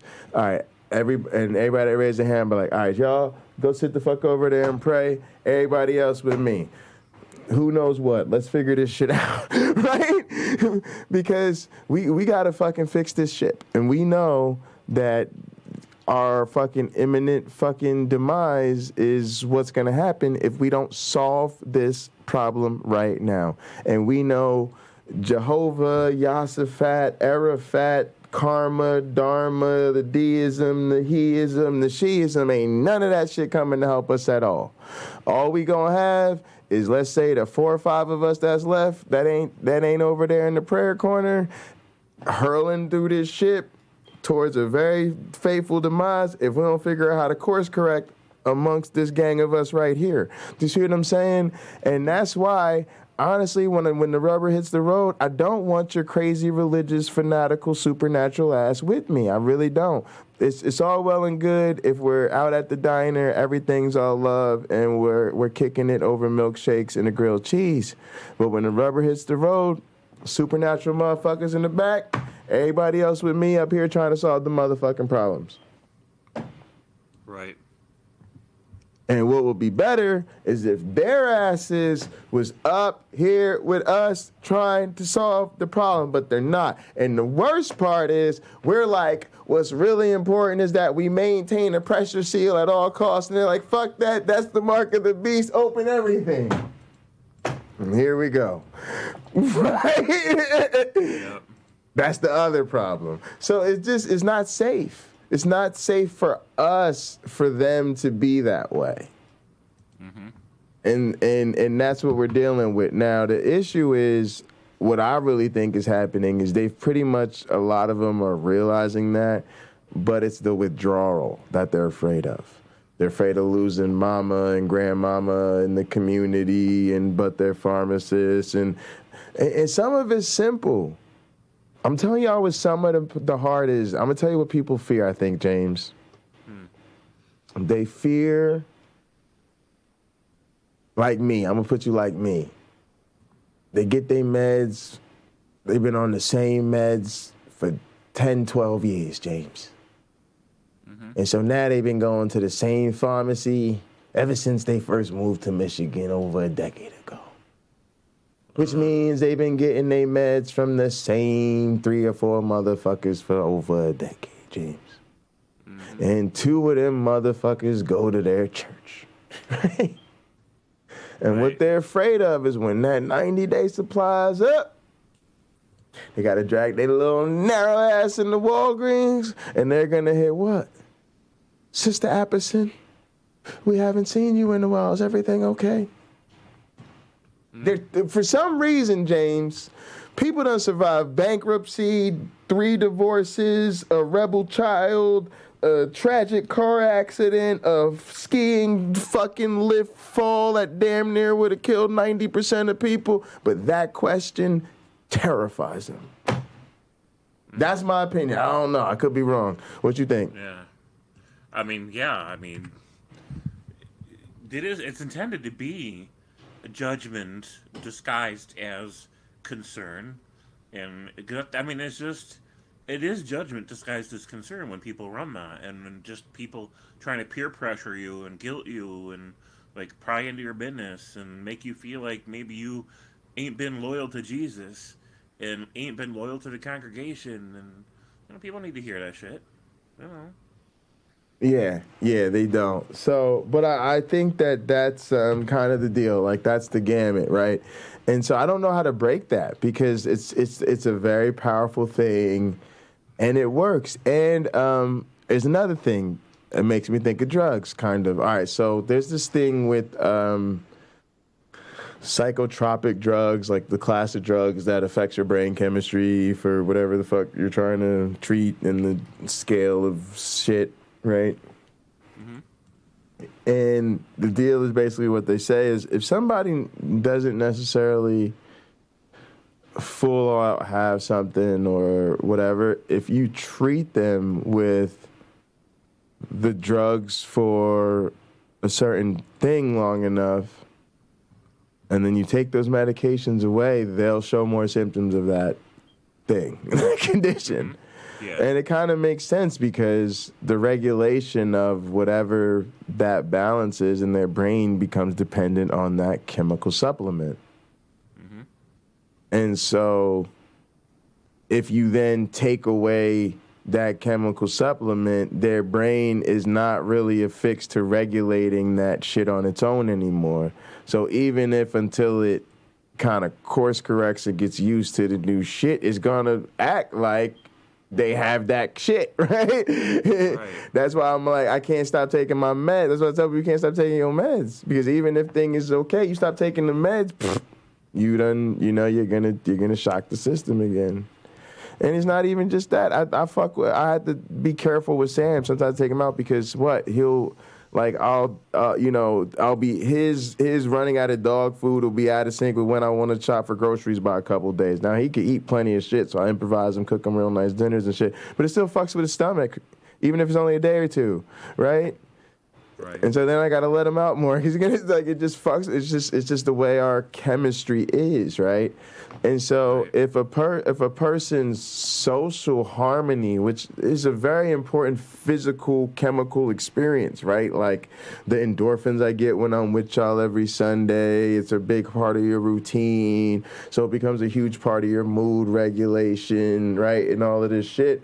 And then all of a sudden you just snatch all of that network away from a person, even if it's sort of, there's no physical shock to their system. It's not like anybody came in, like, physically beat them up. It probably just feels like way too much to bear. I think what happens is, and I think this is what we offer a lot of the community support of a way out, of a community on the other side. And maybe that's insufficient for a lot of people because it can be whatever, it can be part of whatever the online part of their life is, if that makes sense. But for me, it was a lot of other things. So again, one of them was professional, right? For a lot of, so at one point I was working at a church, right? Even then, that was actually a pivotal part of my way to being an atheist. Why? Because the church I was at was very open, and being too religious was seen as part of like a problem. Like it was like, if you're too religious, then you don't need grace, and that's dumb. Don't do that. So it was cool. Danny was the first pastor that I was like, nah, it's cool to doubt all of this. I was like, really? He's like, yeah. If you ain't doubting, then what the fuck? You gonna put your life on life for the shit you ain't doubting it? Yeah, you're supposed to be doubting this shit. I'm like, yeah, I always been doubting this shit, Danny. You know, it's funny you should say that.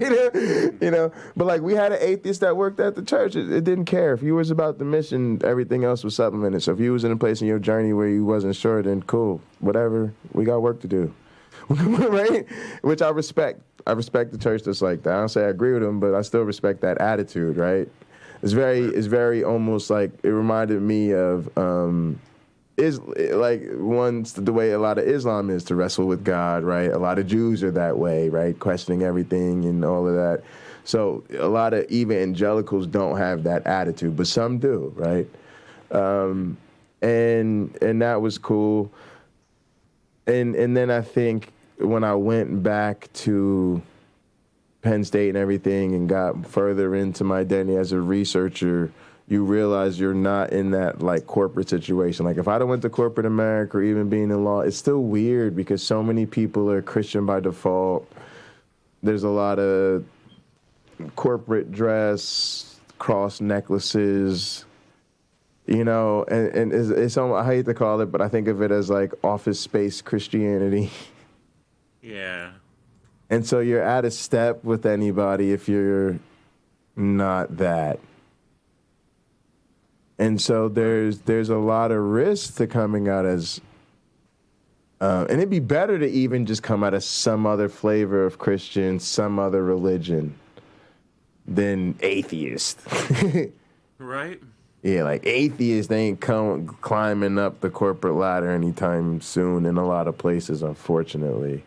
But part of me, right, is like, that's a string that's broken. Like if it's a web, you see what I'm saying? I now have some support for the career parts of my web. They're like, yeah, you don't get bonus points around here for being a Christian at all. Not in evolution, but no. Like we work with Christians. People get it twisted. Like no, people. A lot of times, like again, The Office, right? So we have people that work in our office that have been like office managers and what's the right word I'm looking for? Administrative staff, right? People like that are full-blown, very Christian, and we all know it. They're very cool. We love them. Huge part of what we do. Everybody respects them, right? And I've seen like the two-way street where like they'll be like, oh yeah, I've been learning a lot about evolution from you guys, and it's pretty cool or whatever, right? So they're not anti-evolution, right? And then at the same time, we don't say anything around them, right? We're not trying to disrespect them or make them feel awkward, right? And then a lot of times there's your training. So you have undergrads, grad students, and sometimes, you know, even people that are researchers and faculty sometimes have Christian affiliations. Like I know biologists that identify as like Unitarians or some particular type of science-friendly Presbyterian or whatever the fuck. Nobody cares, right? But yeah, you definitely don't feel any pressure to be a Christian or to maintain any sort of Christian identity. And that's really nice, right? You're like, it's not gonna hurt my job prospects to not be a Christian anymore. And that's huge. Yeah, I mean, it's a big deal, but you know, in some communities, and even in America, you can't get away with that. Can't. Nope. Yeah, you can't. Because they run their religion like it's a mafia. Like you're either a part of the family or we don't need you in town. Even a lot of biology teachers can't do it in public schools, right? Because the rest of the teaching, you would just be ostracized from the culture of the other teachers. Right. Yeah. Yep, mob rule. They don't have any ethics when it comes to enforcing their religion at all. And it's just like, whatever they got to do to make sure that as many people as possible in their area either are a Christian or support Christianity at the very least is what they'll do. And if that means they got to make it real uncomfortable for you, or make it to where they burn some crosses in your front yard, or make it to where you just can't get it, they won't buy and sell with you anymore, then that's what they'll do. And then this is going to sound real ironic to people, but in some sense, my family also makes it very easy for me to not be a Christian anymore. I'm like, what? But I thought your family's the thing you're always ranting and raving about. It is, right? Yeah. But in taking that culture seriously and respectfully and growing up as deep in it as I did, right? Yeah. The one thing we have no respect for, that we will always share as a common respect for what Christianity really means to our family, James, right? What's the one thing? Don't fake it. Don't fake it, huh? Don't fake it. So as much as not believing is the hardest thing my grandparents and my mother and people like that ever have to accept about me, faking it would be an even bigger disappointment, right? Yeah. Yeah, we all know that, so, right? I appreciate that, but a lot of people do because they have to, because if they don't fake it, they're going to become estranged from their family, and right. And people are going to look down at Yeah, them. no, we're not that. We're just not that, right? Because it means so much to us, it's like, don't do that. Because that's heartbreaking to people who really believe, right? Don't do that. You don't have to. But you're right. A lot of people can't. And then a lot of Christians aren't the way. A lot of Christians are more sad. They want you to fake it. They'd rather you fake it. Right? They just would. It's weird. It's weird. Yeah. Yeah, it's weird, man. It's really weird. Stupid Horror Energy a little bit ago was asking if anybody knew what was going on with Mike from Answers in Atheism. He left for Texas today. He might be there by now. I doubt it though. But he'll be back on Sunday sometime. Okay, so politely nothing. Also, Carrie Ann is back in the saddle. Yeah, I did feel bad when Stupid Horror Energy came through because we were mid conversation, which is kind of weird because I think she has a knack for coming through at times when I'm distracted, and then feel bad. I don't know if she's still there or not, but Cameron was asking if she maybe blocked him, and because she couldn't see him. That's what I need to do so I could stop seeing all his damn He-Man pictures. He's all buff, right? Yeah. Just block Cameron. Maybe I'll give myself a Christmas present and just block Cameron for a day or two. Right. I feel like the most buff guy in my life for a day or two. The only muscle I ever really worked out, got buff with from using it a lot, was whatever muscle controls my middle finger. That one got pretty buff. Always using my middle finger. It's a great exercise. Other than that, I've never really been all that buff. And I should be, right? Everybody should be buff one time in their life just to experience that kind of power and, Yes. feeling good about it. And I haven't yet, really, so I need to do it. My thing is cardio, though. I like cardio. I like, pro wrestling, right? So I like being Mr. 60 Minutes. That was my thing. That's got its own perks. Yeah. So, what was I going to say? Melody said, Melody's comment. Melody said that she's, God damn it, let me scroll up.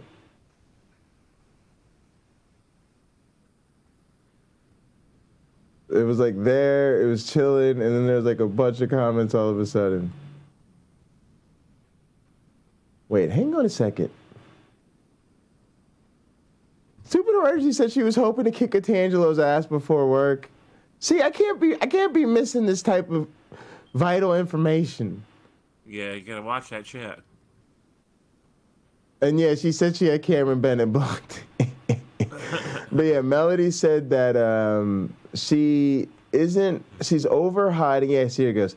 I'm over being quiet at this point. I don't fake it, but I haven't been honest yet. It's still bad. Cameron Bennett said same melody. And Carrie Ann said kind of, yeah. So, and then Cameron said, I'm ready to talk though whenever they're ready. Yeah, Cameron, that's kind of where I'm kind of at.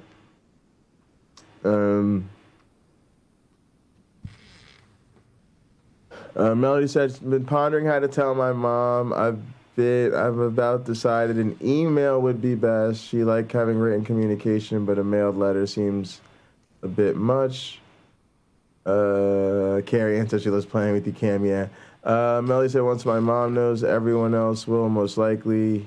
Cameron said, seems so. Sometimes I'm slow, can't tell. Same, Cameron. I'll be slow on a lot of, I don't know what's going on a lot of times. Hey, Hippie Smiles, appreciate you. Get your damn, your Etsy store set up so we can send you money. Yeah, I think the best way is to just do it. However, it's sort of like, well, James, I think about it like this. Mm-hmm. You need to break up with somebody. Mm-hmm. So the best way to do it is however you're going to do it the soonest. Mm-hmm. Right? Like, all right. So then once you've decided you're going to do it, and the only reason I say that, but the reason you're going to do it the sentence is because presumably you've decided this, and if it's a tough decision, it's probably an overdue one, right? And so then you have to take into account for two things I consider, or three. Let's call it a triangle. One is what your best mode of communication is. That's probably the primary consideration because, again, this is you have to communicate. So, but then you've also got their mode. And then you've got, to me, what I call like an escalating sense of preference. Like most of us just consider, hey, if we've been really serious, you should probably at least come over and tell me face to face that you don't want, that you're ending our relationship. Because like if we've been married for 30 years and you like, tell me over email, that's kind of fucked up. Right, and if we're in a serious relationship, telling me you don't want to see me anymore via text is pretty fucked up. But if we've only gone on a few dates, it's probably fine, right? Mm-hmm. But then again, all that's got to be tapered by what you got to do. Like if you can't handle the face-to-face or don't want to deal with the return email, then text what you got to text. Sometimes I'll text what I got to text and then block. See you later. Say what I got to say. What about your piece? Well, if you wanted to have your piece, shouldn't have treated me like shit. Peace up out of here. Sometimes it'll be like that. I'm not saying to do that, but I'm just saying you got to do what you got to do, right? You got to do what you got to do. So, I mean, I completely understand how people feel about that. But at the same time, I'm different. I'm wired differently. So I wish, because all my family disowned me over it. And I kind of over it, really, over that. Yeah. Wow. That was a big part of it at the very least. So, I wish I had it to do all over again because I'd be even louder about it. Like I wish I had more family to like go, ta-da, I'm an atheist and your religion's bullshit. Like I wish I had more. It'd be great because I just love it. Like I just love the whole idea of being the shock value's gone. They know now, but like I would like erase their memory and come out brand new every day just to get like, haha, because I spent my whole childhood where I didn't have a voice of my own. I wasn't allowed to have my own identity and my own views and my own values. And if I did, I better keep it to myself, right? Mm-hmm. Because I'm always on their time and in their space, right? Always about dominance. Always about this is my space, this is my time, this is my privilege because I'm older or because I was on, whatever. Or because I'm a true believer, therefore I'm righteous, and if you don't agree with me, fuck you. It's just always I didn't have my own voice, and I'm like, now that I've got it, they ain't having none of that. Can't be nowhere near James that has his own voice. So his you own thoughts, were his own feelings. So sorry, I didn't mean to interrupt you, but you were cut off before you found the voice, and now you wish you could go back and have had it beforehand. I wish I could transfer everything that I know, my entire personality, my entire knowledge and wisdom, all of it, to like my 6-year-old self. Yeah. Because imagine 6-year-old little Jimmy walking into the room, skinny little white boy, precocious and cute because I was cute. And then walking in, everybody always thinks, James is always going to say yes, please, and no, thank you, and Right, kind of lower his right. head and be all sweet and like Oliver Twist and shit. And just imagine me walking up while my mom, my stepdad, and my grandparents are in a heated argument about whether or not the Trinity is true or some stupid shit, right? Right. Imagine me just walking up, sitting in the chair, looking at all of them and say, you guys are all sitting on some bullshit, right? Sitting on some bullshit. That'd be great. Like, I would love to transfer my consciousness back into my young self and lay it out for real for them while they're all like, because you know how they are. Because they're the big people. I'm this little fragile rag doll of a human being because I'm tiny, right? Right. And, they take their louder voices and their earned arrogance, and their special entitlement and privilege and the fact that they're bigger and stronger and they got here first and they feel like they own you because they brought you into this world. In fact, that was one of the things back then. They would say, brought you into this world, I can take you out. Yeah. Yeah, and children are to be seen and not heard and all this other shit. And always say please and thank you. Now, I told my children when they were growing up, never say please. Don't say please. And they said, why? And I said, look, if you're asking for something that is somebody else's and you aren't entitled to it, why are you asking for it? Right? And it's the thing, it's like, here's the thing. Please is based on the word plead. It is begging. Please literally means to plead, to beg, to prostrate yourself for somebody else, to say you are this great person in possession of this wonderful thing, and I just want a tiny little piece of it, right? Right. I'm unworthy, but shower me with some kind of charity. And I'm like, I do not want you going through your life begging. And I don't want you going around. It's an unnecessary phrase. You could always almost say something different and nobody will care. Just if you're part of a community and part of the function of that community is to share certain things, just say, hey, could I get some of this? Yeah, exactly. Exactly. Or wait for them to get out of the way and get you some yourself. Yeah, exactly. Or go out and earn you some. Go out to get your paper out. Now, back when I was 10 and 11 in Detroit, Michigan, there was this mobster guy, Tony, that was always buying my mom stuff. My mom was a hoe. She was always sleeping around, and I didn't care because, like, go get you some, mama. Whatever, I didn't care. I didn't like my stepdad anyway, so I didn't, whatever. Right. But Tony's always buying her groceries and gifts and things like that. And, my stepdad didn't like it, but he was just a chump. He didn't know what to say or do about it. He didn't know how to stand up for himself. So, in the meantime, like, I loved it because when none of them were around and Tony would show up, Tony would give me stuffed packages to deliver to people in the neighborhood. And he would hook me up. He'd give me cash and he'd give me stuff. And nice.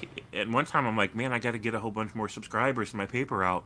And he's like, really? How much more you need? And I'm like, man, I need 20 subscribers to get the prizes I want. He's like, tell you what, you deliver these packages, and one of them's on the far side of town. You deliver this shit for me, I'll make sure by this weekend you got 20 more subscribers. I'm like, really? He's like, yep. Sure as shit. And I had a big part of this, I had a big route. And right. Sure enough, like way more than 20. And I got like a bike and some other stuff from like the contest and shit. He's always hooking me up. Now, as an adult, now looking back, I'm like, oh, I was delivering some illegal shit. I was like helping a mob guy. I didn't understand that back then. I just knew he had all kind of connections and he like was a cool guy. Yeah. And so who cares now, right? Oh well. Who cares now, but man, I can't remember what my original point was, but hail Satan, abort everyone. That was my leading up there. Yeah. You know what I'm saying? Yeah, but it's true. Even then, the control you get over people by helping them. Yeah. And even the people who see what's going on but don't feel like they can do anything about it. Mm-hmm. In that situation, because they can't. It's safer not to. Yeah. Because you don't want to fuck with that guy. No. Nobody want to mess with Tony. I didn't know why at the time, Yeah. Everybody's so worried about it. I'm like, imagine that, though. Your wife isn't just cheating on you with the guy that's obviously bringing her over gifts, but he's a fucking mobster, and you can't say shit. Like, looking back, that amuses me, because my stepdad was an awful, awful human being. Yeah. And to look back and see him being kind of passively owned like that. Now, he was old enough he could have left by that point, right? Yeah, but he didn't want to, he he had ownership over all of us whenever Tony wasn't around. He didn't want to give that up. He didn't want to give that up. He was a brutal, awful person, but yeah, he didn't want to give it up. So, and that's why they were doing the whole Jehovah's Witness thing, because it justified and excused everything that he did. Because they have this idea that God, there's this chain of authority, God, and then Jesus, and then like the angels, and then like the people that run the Watchtower organization, and then the elders of the church, and then like the dad of the house, and then the mom of the house, and then the kids. And if anybody disrespects anybody above them in the entire chain, it's exactly the same as disrespecting Jehovah himself. It's not any different. No real difference. And so he felt entitled because Jehovah was a violent motherfucker. Jehovah's like, you guys don't get to be violent unless I tell you to be violent. I can be violent whenever I want to be. And that's how Steve was. He's like, violence is wrong. But then he would be an incredibly violent person. He's like, but I'm part of the chain of authority, so it's different.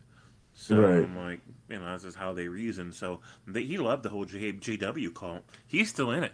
He's still in it. Like all these decades later, he's still in it. He's divorced now from my mom, who is now like a Southern Baptist anti-JW. She's still a fundamentalist, but on the other side of the fence. Sure. And that's what I mean about they're all fundies, man. They're all fundies until it's a bad word. Yeah, then they ain't. And they're all, when we walk into the room as an atheist, they're all brothers in Christ until we leave the room, and then they start arguing again, disowning each other because you guys aren't real Christians. Yeah, that's a huge part of the IDC playbook. It's why Otangelo can't be set to defend any claims, and why he always says he doesn't have to. Because he'll go, oh, well, you can be an old Earth creationist, a young Earth creationist. So I got to prove to you the exact day and time the origin of life happened, but you could have an old Earth, a young Earth, like it doesn't matter. You can never pin them down. Right. And so no matter what you say about Christianity, there's always some asshole in the group that will say, you're strawmanning my religion. You're strawmanning my religion. There you go. Because you got one particular point not exactly right, and I'm like... Which is why I hope Richard Madsen understands why I don't like talking to him. Because he's that one person that just says no matter what flavor of Christianity you're talking about, you're always strawmanning Richard Madsen's space Jesus. Right. Which is ridiculous. It is, but I finally figured out that that's what was happening. Yeah. Yeah.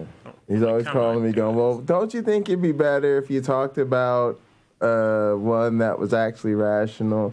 And if the words don't make any sense as read, then didn't you ever consider that you're reading the incorrect words? I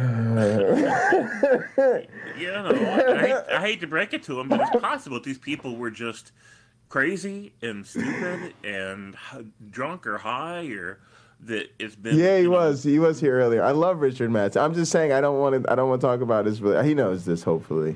Yeah. I put him on a timer. Richard, you got 2 minutes to say whatever you'd like.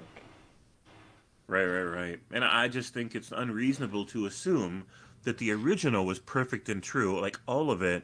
And so if anything doesn't add up right now, somebody must have changed it. I bet the original was perfect and true. And I'm like, why are you placing that wager? What makes you so sure the original that we don't have anymore was perfect and true? And this is exactly the problem. I'm like, look, if you are an all-knowing, all-wise, all-powerful, completely loving and responsible super being, and you want to give a message to all of humanity, this is exactly why you can't use a Bible.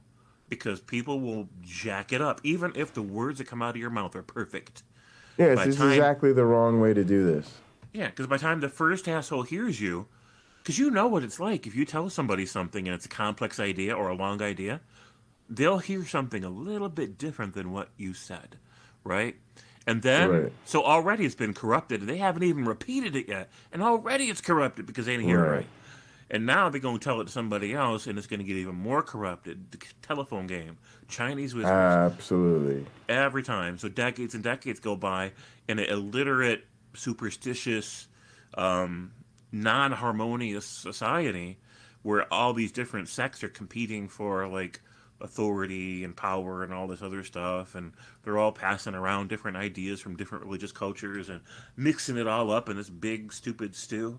And then eventually somebody hears some stories decades later, like several decades later, and writes down some version of it that they heard. And then it doesn't even stop there. A bunch more different versions get written. Those don't agree with each other. And then we lose the originals. And then literally centuries go by before somebody writes down a version of it that they've heard where it's now the complete book. And then there's rival versions of it. And individual people get to decide which stories go into the official book that you're going to build later and which ones don't. And then it's all in dead languages now. People don't speak those languages anymore. The modern versions aren't the same as the ancient versions. And so then what happens is you get translators many, many more centuries later, and then they're trying to translate it, but they don't know how to translate it because what does this word and phrase really mean in the ancient language? Nobody fucking knows. What do I think the writer was trying to allude to? I'm not sure, but I'm going to guess. And then so then they write their translation and somebody else writes their translation, and it's competing and they can't agree, and then centuries more go by, and then other people are scholars and specialists and everything, they're arguing about how it should be interpreted and all this other stuff. So you got all these assholes constantly changing it. So no matter how it started off in the first place, that ain't what you're getting now. It just ain't. And it's Right. Of course it's not. Of course it's not. So, and then you get somebody like Richard Madison that says, well, it's been jacked up, obviously, but I'll bet the original version was perfect and true. And I'm like, why do you think that? Yeah. Because any super being stupid enough to not realize that the shit's going to get changed, he obviously ain't perfect. He dumb. He dumb. And so why would you expect an original word from a dumb guy to be smart? Why? Yeah, that's what I don't understand. And but also, it's a religion of one, so it's fine. He's not a dangerous dude. You vaccinated, cool. You sitting on some bullshit, not really. All right, cool story. All right. So yeah. All right. So Cameron Bennett had this fantastic thing he was talking about, that he has a spreadsheet of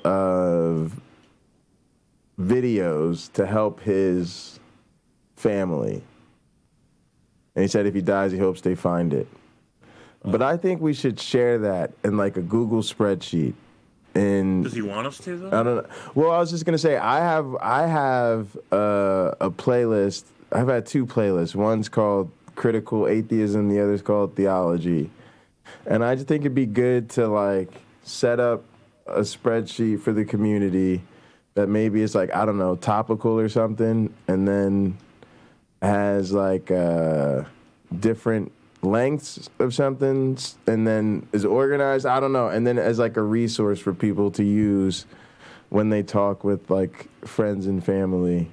Because I bet you some people in our community would take to organizing that and building it up over time. Cameron said it's a Google spreadsheet. All right, y'all have to see it, and if I get a look at it, I'll see if, any help or contribution Cameron wants, I'd be happy to. Yeah. It'd be cool. He said it's organized. Yeah, it'd be sweet to put it in Discord and then let other people maybe put stuff in there or whatever. Sure, I don't know. That'd be fun. Just to have a community thing to keep up. That's part of what I do with my blogs and my streams about is because right or wrong, good or bad effect, whatever. Someday I'm going to be long gone, and I want my kids and my grandkids and my great-grandkids, whoever, to be like, you know what? I'm going to give you an insight into that James guy, my grandfather or my father or whatever. I'm going to let you hear the way he thought and the way he spoke and the way he worked through things. And you can take what you will from it, but here's what he was like, right? Right. And then they can listen and go, oh, okay, I'm digging his vibe, or oh, okay, I completely disagree with them because Sky Daddy is real. Sure. But at least then they'll have some idea who I was. So. Yeah. It's a interesting way of cataloging things. I think we think that way about science, is that it's a way to leave a legacy. Right. What I'd like to do someday is, did you ever see Superman 1, where he found that clear crystal and he threw it and it made this fortress of solitude, it was like planting a seed, and like up from the ground came this giant crystal structure that became his home. And part of it ended up being a database. So he plugged certain crystals into the slots, and then a hologram of his actual dad from Krypton, who he'd never met in person because he was dead, right? Yeah. It was like an artificial intelligence, and he's like, identified himself, and to help him make sense of the world, he's like a big giant database of human history and human psychology and sociology and cosmology from around the universe and stuff like that, so that Superman could get a special education and not a dumb American 1950s education. And so I'd always thought it could be cool to do something like that for my kids. Is like leave something like that, and then later on, if I'm not here, but they end up in a situation where they're like, "Damn, I wish I knew what Dad would do." Like if I've like pre-recorded messages like that, in case this ever happens. Oh, they did this where like you can interview. They were like interviewing Holocaust survivors, right?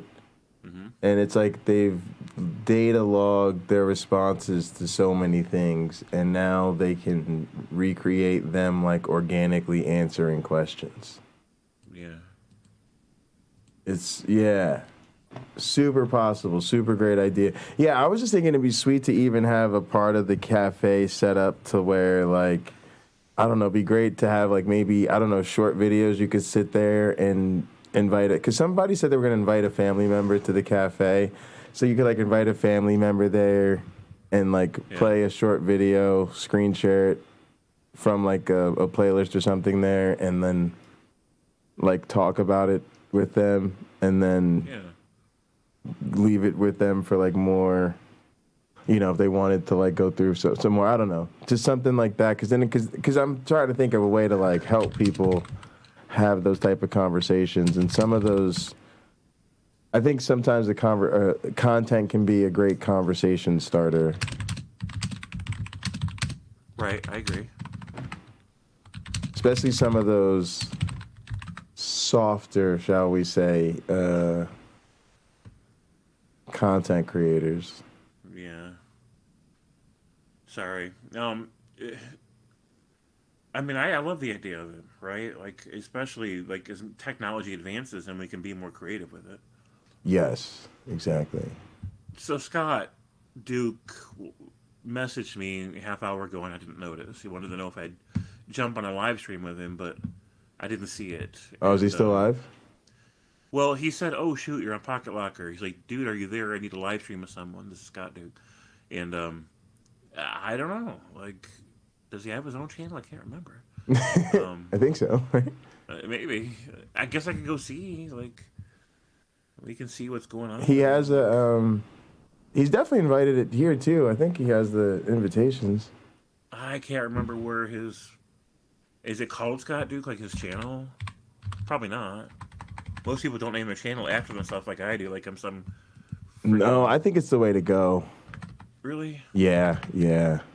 I just couldn't think of a name. Yeah. Because I wanted to be like arrogant. No. My original channel was Jay Bundy. The Pocket Locker 86 is like my nickname is actually Pocket Locker. So it's like the same as really like all my stuff. But and other than that, my other channel was Jay Bundy. I just changed it to Hunter Biden's laptops because of Hillary's emails. Oh. Yeah, but I actually like channels named after because it's easy to find them, and then it feels like they're authentic because you like know who they are. Right. And then sometimes with this stuff, you don't even know which. I won't say which side, but it's hard to even figure out because they're standing for truth. Like, what the fuck does that mean? Like, just name your channel Donnie. Donnie does God or something.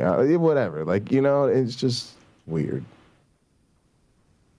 All these weird names people have. Indigo Traveler. Dude, come on, bro. I feel you.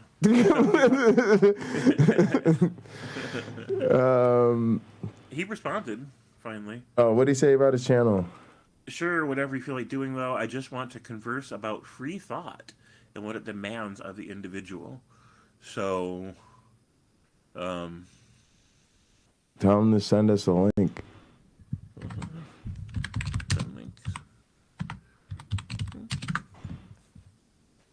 Yeah, I told him. We'll see what he says. I don't get, for whatever reason, I don't get messages. Like, when I use the PC phone, like, it doesn't give me alerts or whatever, and so I never notice when people message me. Like, I see it whenever I see it, kind of thing. Too many Scott Dukes on YouTube. Yeah, I looked it up. It didn't work, so I'll have to wait for the link. If he sends one, I don't know.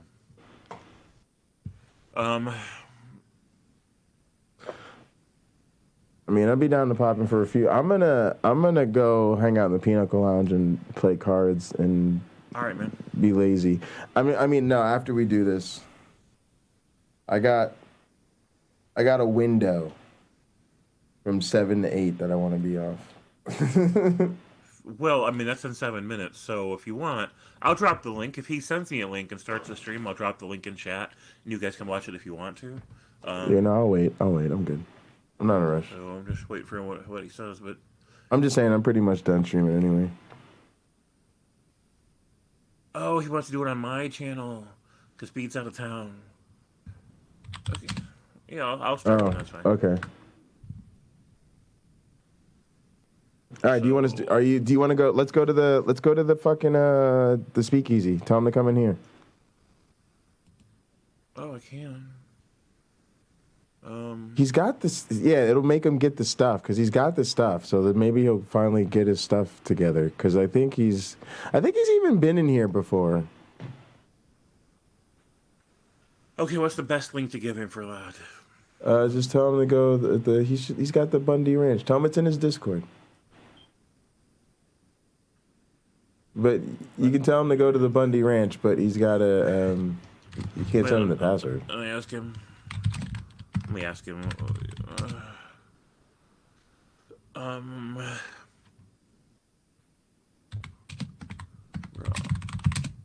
Yeah, it's in his Discord.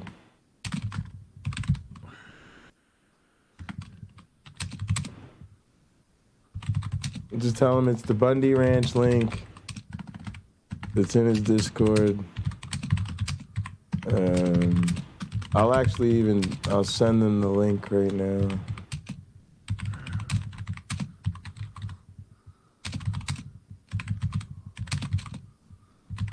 I think the problem is it sent them a message with all the links and he's got to expand it to see them.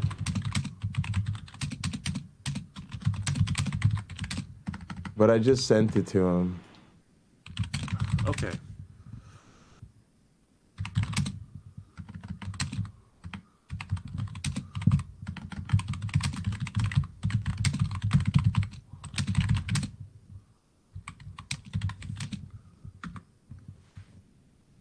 We shall see what he says. In the meantime, I'll start one either way. So, am I in a good place? No. Let's go down to the speakeasy. Do this shit right. This is the office, James. It's after office. You got to switch up the vibe, man. Switch up the vibe. All right, come on. Get the fuck out of here. Yeah.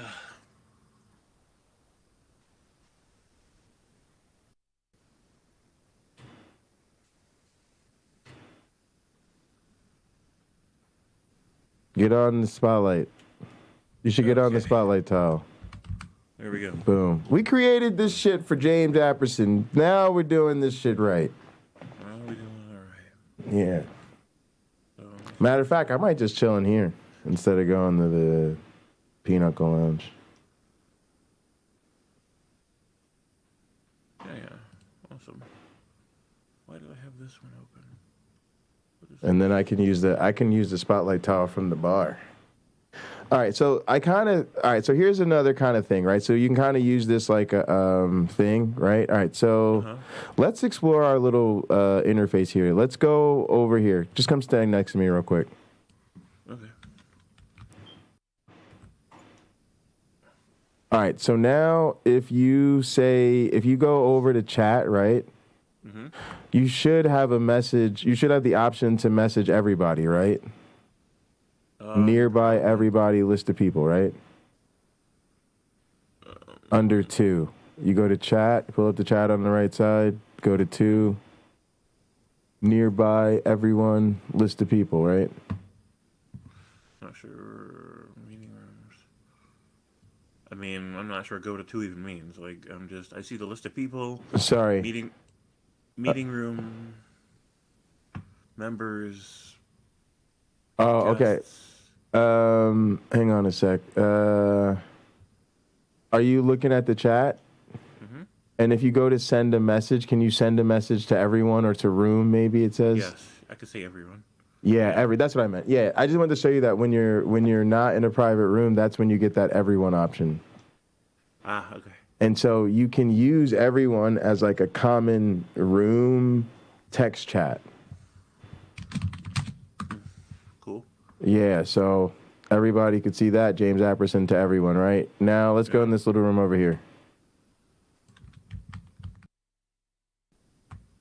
And now my chat options are, okay, so it's 11, room number 11, Jay Bundy, and 6 Spider. Yeah. So that's because where the 11 would send it to everyone in this private room, and then me and 6 Spider are the only people actually in this room. Cameron's outside of it, and so is UC Love, right?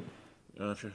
So that's, and I'm showing you this from here because it's kind of important to remember when you're on stage. When you're on stage, you're not going to be able to see the chat probably other than everyone, I think. Which is kind of good because it means it won't be on your stream. Yeah. And then everybody in these little private areas will have their own chats, and then anybody that wants to just kind of just loiter in the bar will have like a. So I guess I'm kind of comparing it to something like, let's say you go to the church, right?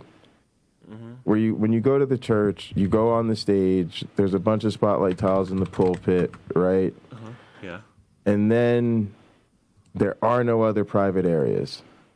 So what I loved about you streaming from there is that we can join your panel by going on the pulpit or that little spotlight tile, on the floor where you could ask questions. Mm-hmm. But otherwise, everyone's in one big, happy family congregant room together, just like because that's really for like you're at a conference and you're doing the keynote address. Right, so the keynote speaker goes on stage, everybody else is in one big room. I just added a bunch of chairs and other spotlight tiles. But then when we go in here, people kind of see it as, okay, we created the stage, we added a spotlight tile, but there's all these private areas, right? Uh-huh. And people don't realize it also functions like a keynote room. It just gives you these private areas that you don't have to be in. Right. And all you have to do is to not have it be like that. It's just don't be in a private area. So if you're just loitering anywhere that's not a private area, it'll treat it just like you're in the church. Right. Okay. And of course you can also use the church. But yeah, so yeah, man, feel free to use the spotlight tile. And then it's nice for me because then like if I hang out in here, I won't be like, my stream won't be like competing with yours. People can mute me and shit like that. Yeah, that makes sense. But yeah, man, thanks a lot for doing this. Always glad to have you streaming here. Awesome. It won't be up really late. I'm already really tired, so no more than an hour. Yeah, no worries. Well, we're happy to be here for you. Appreciate it. Melody Joy says, when I started deconstructing, I made a spreadsheet or Word doc about Paul versus Jesus, but I didn't work on it long. I just kept learning more shit.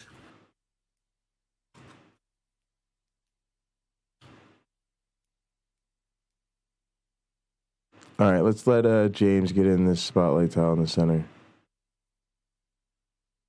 But James, as you can see, I actually put them all over the stage, right? Uh-huh. And that's just so like you can have panels and guests and stuff like that. Right. Sweet. Oh, and I think maybe you can message everyone from the spotlight tiles. You see that? I have an everyone option. Do you? Yep. Sweet. So you can send messages to everyone if you want.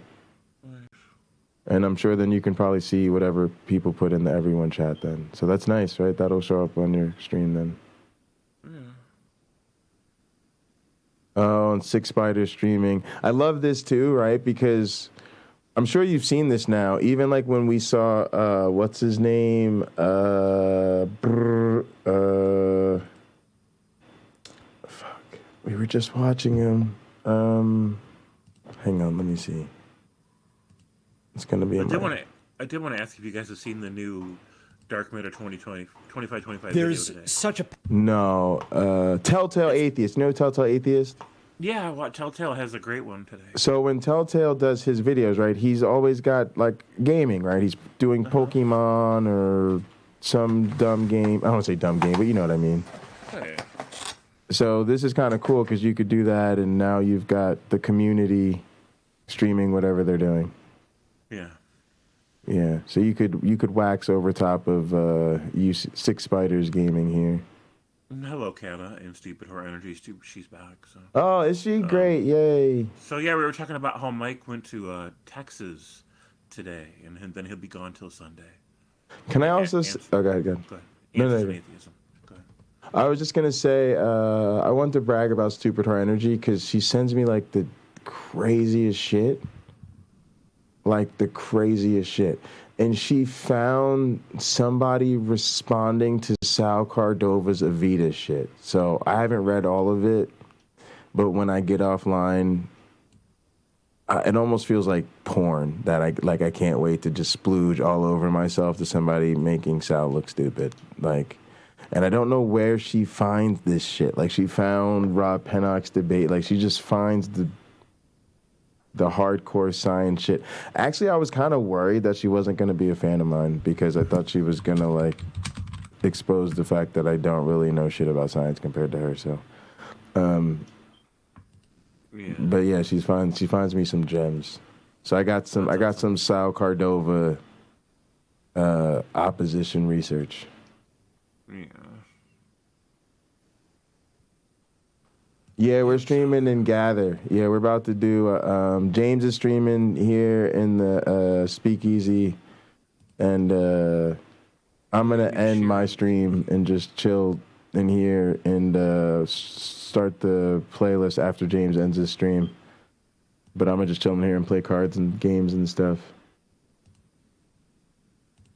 Oh, it was Evan Dorn from the Adami group. Okay, I know who you're talking about.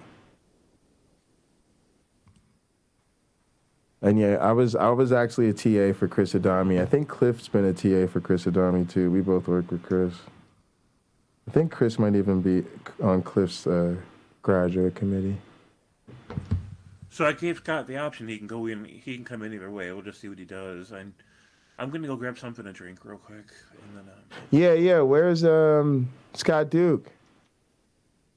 Yeah, I sent him a link. Did you tell him to check his Discord?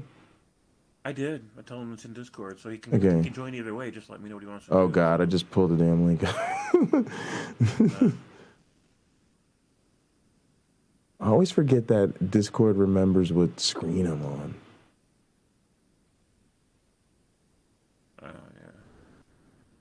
Yeah, it doesn't matter because I'll just change the link.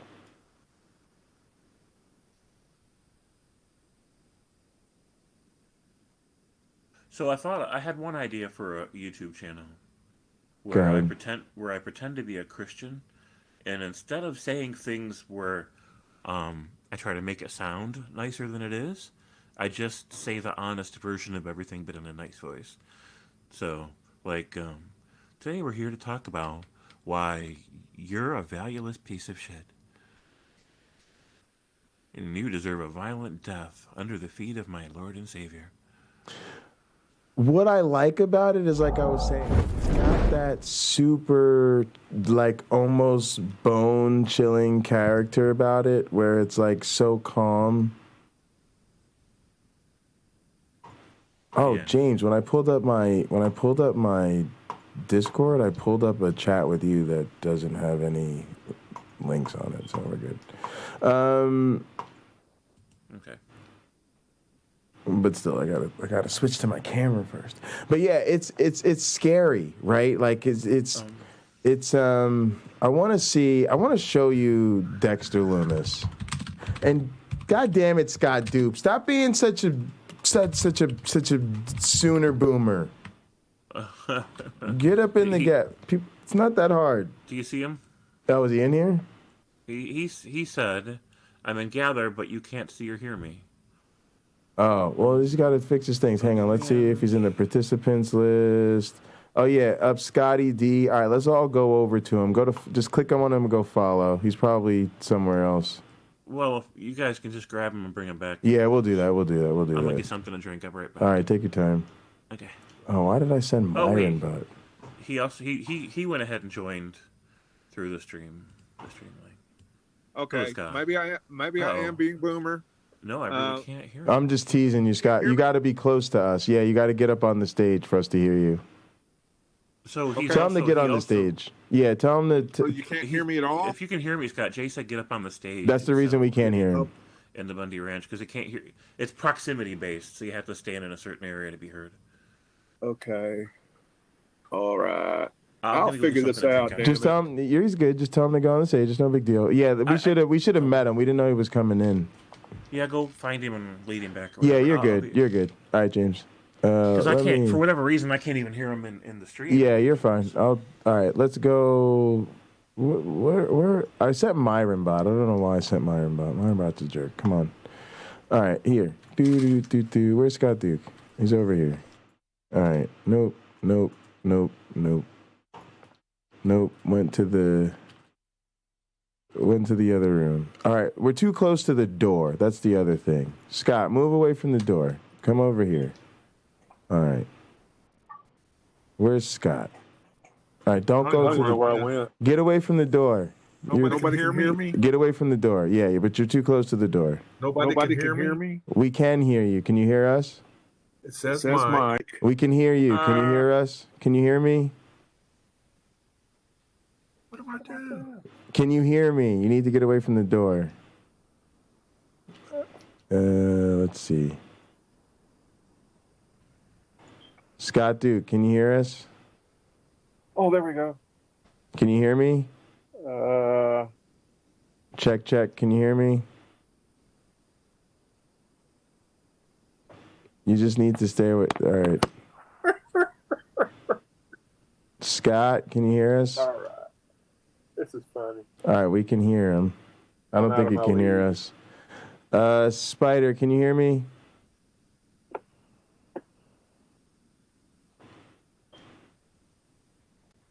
So we can hear Scott. I don't think he can hear us.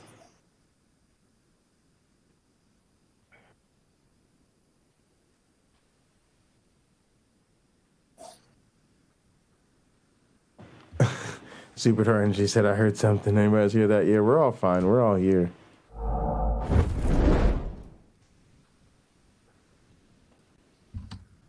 Okay. All right. Anybody hear me? Yes. Can you hear us? Where do I go to follow? Can you hear us? Okay, so I'm in map view. For some reason, he can't hear us. Can you hear us, Scott? He's got his ears. He's got mic, but no. Space heater in here tonight. It is a bit chilly. Hey there, guys. So Scott's here. He can't hear us though. Oh well. We can all hear him, but he can't hear us. Right, so maybe he can see a chat. Can anybody hear me? I can. Yes. He can't hear us. Is it possible to hear me? You need to change your speaker. Hello. Hello. Or maybe he needs to reload Gather. He probably needs to reload. I think he probably switched over. I'm broadcasting to everyone in this room, but I can't hear anybody. Yeah, he's also not checking the chat. Six Spider can hear me? Yeah, affirmative, can hear you. We can all hear you. Reload Gather.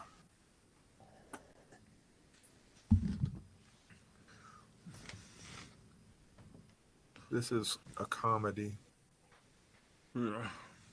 Just reload your tab. It's okay. How do you reload Gather? refresh the tab.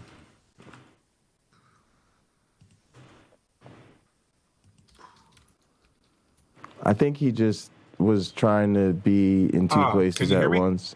Yep, can you hear us? Oh, please. Check. Orange and everything. Spider, can you hear me?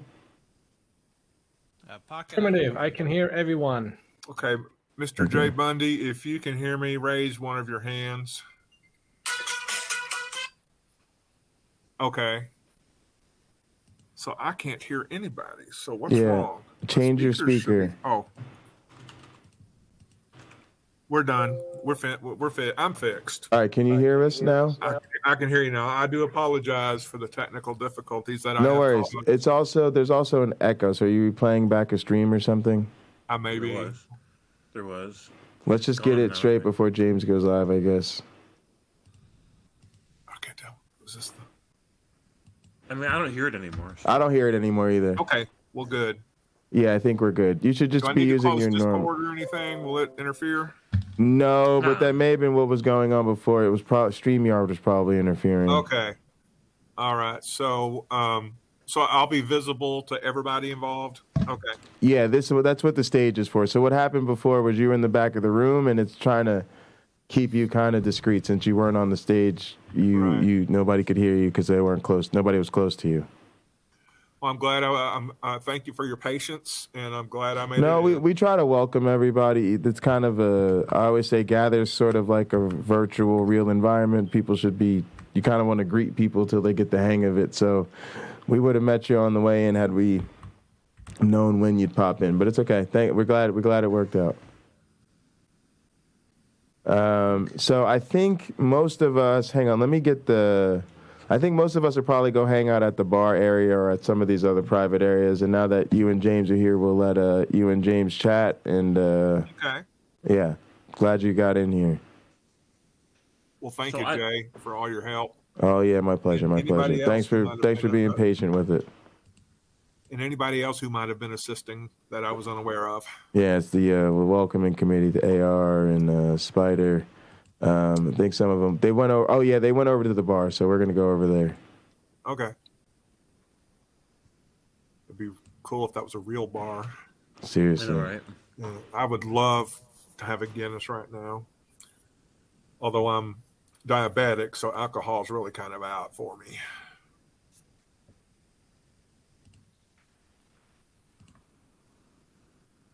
There we go. Cool. That works better. So, all right, I'll go ahead and go live now. Yeah, James, you should be good. And James, you can stand on that spotlight tile, but they're all over the stage. You don't have to. There's just that one as an indicator, you know. Sure. Yeah, that makes sense. So tonight's theme, and it won't be probably a long stream, but tonight's stream is free. Oh, how did Scott put it? Free thought and what it demands of the individual. That's right. I just clicked on something, then we started double talking. Yeah, free thought. What is the demand of the individual? In other words, I guess you would think like, let's go to the garage. You haven't been free thinking much lately, so you need to go find your red, rusty, scratched up toolkit labeled free thought and drag it into the living room and open it up. And there may be some things missing. It may be tattered and torn. Maybe there's some things you need that you didn't know you needed. Because and my goal is to me, all this time that I've been an atheist, to me, for whatever reason, the important value to me as a non-believer in theism and other ideas is you need to be I need to be a free thinker. I don't know what you need to be. I don't know what you value, but in because of the sense of stupidity, maybe a little bit of shame, because I was caught up in Christianity for years, and I had that thirst for knowledge, that desire to know things that I applied to my theology and my Christianity. And then, boom, I realized, boom. It took quite a while. It was more like fizzle, that I realized I don't believe this stuff anymore. How in the world could I have ever been in with this? It's ridiculous. And I remember having a doubt here, and I remember having a doubt there, and I remember feeling this ill at ease sensation in my stomach when I thought that Matthew counted as an eyewitness testimony, and just shit like that. And so my problem was I was kind of trapped into conventional thinking, which means the convention of whatever group I was involved in, or that I established trust in, maybe, or in belonging to. So anyway, so it's been of interest to me to be a free thinker all this time, but I don't think I have been attentive to it in my life from 10 years, for the 10 or 12 years that I've been an atheist. I've read certain books about it, but then again, I try to stay away from books about free thought because what's a free thinker doing reading books about free thought? I thought we were free thinking, Yeah. So this is coming off as a kind of a cloud of stream of consciousness, because I don't know what happened to me today, other than the fact that for the last week and a half or so, I've been on a very restricted diet. And today I allowed myself to have just one or two things that had caffeine in it. And that's made my mind just start racing. And the idea has been, I don't think I'm very free in terms of being a free thinker. I don't feel free.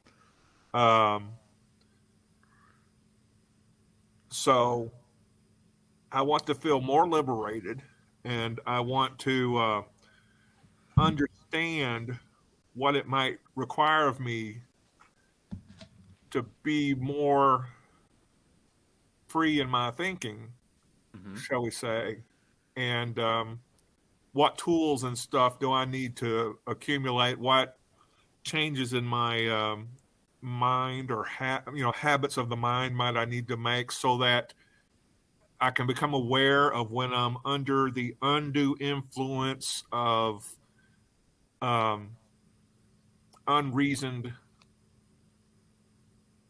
beliefs or knowledge, I don't know, or beliefs that are passing themselves off as knowledge. And I just want to kind of get your thoughts. I'm just going to put an artificial limit right here, full stop on what I'm kind of approaching, and see what y'all might have to say, or if you have any questions that might help me clarify what the hell I'm talking about. That's fair.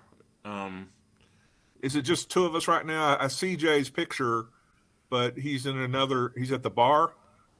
He's there. So he's actually there? Okay. Yeah, I'm here. So we're all kind of here together, but you can't hear us unless we're on spotlight tiles, and there's spotlight tiles on the stage. So you and James are on stage, and then this spotlight tile over here is on stage. But yeah, we can sort of chime in. It's over here, that way somebody can like ask questions from over here if they want to. Sure. So it's like an easy way, or if they want to, they could just, pop on stage with you guys. But I have some thoughts about this. I think science is important, and I've never really thought about it from this perspective, but I think it's important because I think a lot of people are doing the free thinking without talking about what you asked, which is, what are the tools we need?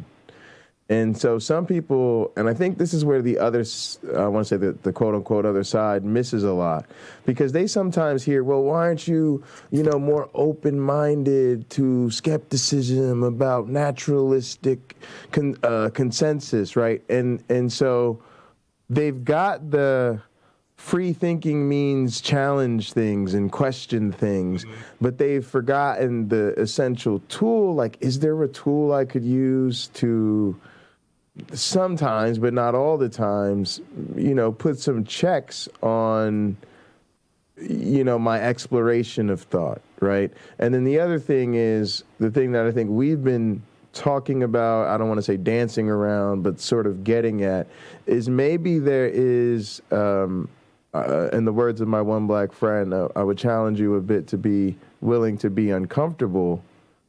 There may be some discomfort that's inherent in it, because being a free thinker might actually put you in a minority in a very real way, that to live outwardly as such a free thinker may not be without consequence. Right. Yeah. Especially if you live in a family where most of them are believers anyway. And then here I ask an inconvenient question or something like that. I don't know. Absolutely. Yeah. It could be costly, which is something too, if you want to think in terms of the mirror image. That's something that even evangelicals will say about their faith, is that your faith might cost you. It's a costly thing. But, well, anybody who has any kind of ideology, if they stick to it, will find that there's a cost to it, I think. So be willing to be uncomfortable. Now, I did make some tweets earlier today. And I think it was Megan from Digital Hammurabi who actually set me off thinking in these terms. Mm-hmm. Because the thing they say at the end of every one of their videos on the Digital Hammurabi channel, Dr. Josh Bowen and Megan, his wife, who is also she's like all but dissertation. She did all that work for oh, that's great to hear. Theology. Yeah. Mm-hmm. But at the end of every video they do, they go, and always ask yourself, how do you know that? Which is to me a great a great way to approach being a free thinker, is because first of all, you're starting out challenging the sources of the knowledge that you claim to have. Mm-hmm. And so I thought about that, and then I thought about, well, looking inward, and you have to challenge yourself about, concerning your complacency and your comfort level. And so there's other things, such as perhaps having better habits of reading, and reading widely, and not just maybe reading, like my big topic is biblical history. And maybe another one is kind of pop science level kind of reading about, any kind of scientific topic like paleontology or whatever. Maybe, getting out of my particular comfort zone there. But have I actually captured the essence of what it means to be a free thinker? I mean, I don't want to, where you're almost being overly congratulatory about it. I don't want to say I'm a free thinker, like I have a bumper sticker and maybe a leather jacket that says free thinkers on the back of it. But what constitutes being a free thinker? Right. So, a couple of things. If Mike was here, he would say, well, you just haven't been trying the right drugs. Well, if I could do it safely, I might try some of his mushrooms. Although he's had a limited success with his mushroom journeys lately, from what he's told me. So it's interesting to think about this. I wouldn't mind trying that. Shit, I'm not on the spot. But I'm not schooled or experienced on the whole. So guys, I have something to say about that. So I I sort of got my bipolar diagnosis after some pretty hard mushroom trips, right? Uh-huh. And so then there's always this question of well, does does mushrooms exacerbate that risk or bring it out? And I don't know. Maybe it's just easier or it comes out sooner. Like, you know what I mean? Maybe you're on that path and something's going to bring it out. And even if the mushrooms bring it out, that's not necessarily a bad thing, right? It's better to know about a festering wound, right? Not that I even see bipolar that way, but I'm sure you guys get where I'm going. But I think it's interesting to think about it because we were talking earlier about how chemical dependence can be created. Like if you don't have the symptoms of a particular condition, if I treat you for that condition long enough and then take away the treatment, you might start showing the symptoms because I've created a chemical regulation now dependent on this pill. So if I take the pill away, now all of a sudden you acting like you had it to begin with, right? Well, you could think of it kind of flip where there are maybe some genuine states of openness or different habits of thought that you might not get to without a chemical push. Yeah. And I think sometimes we trivialize that because I think we say drugs open your mind, bro.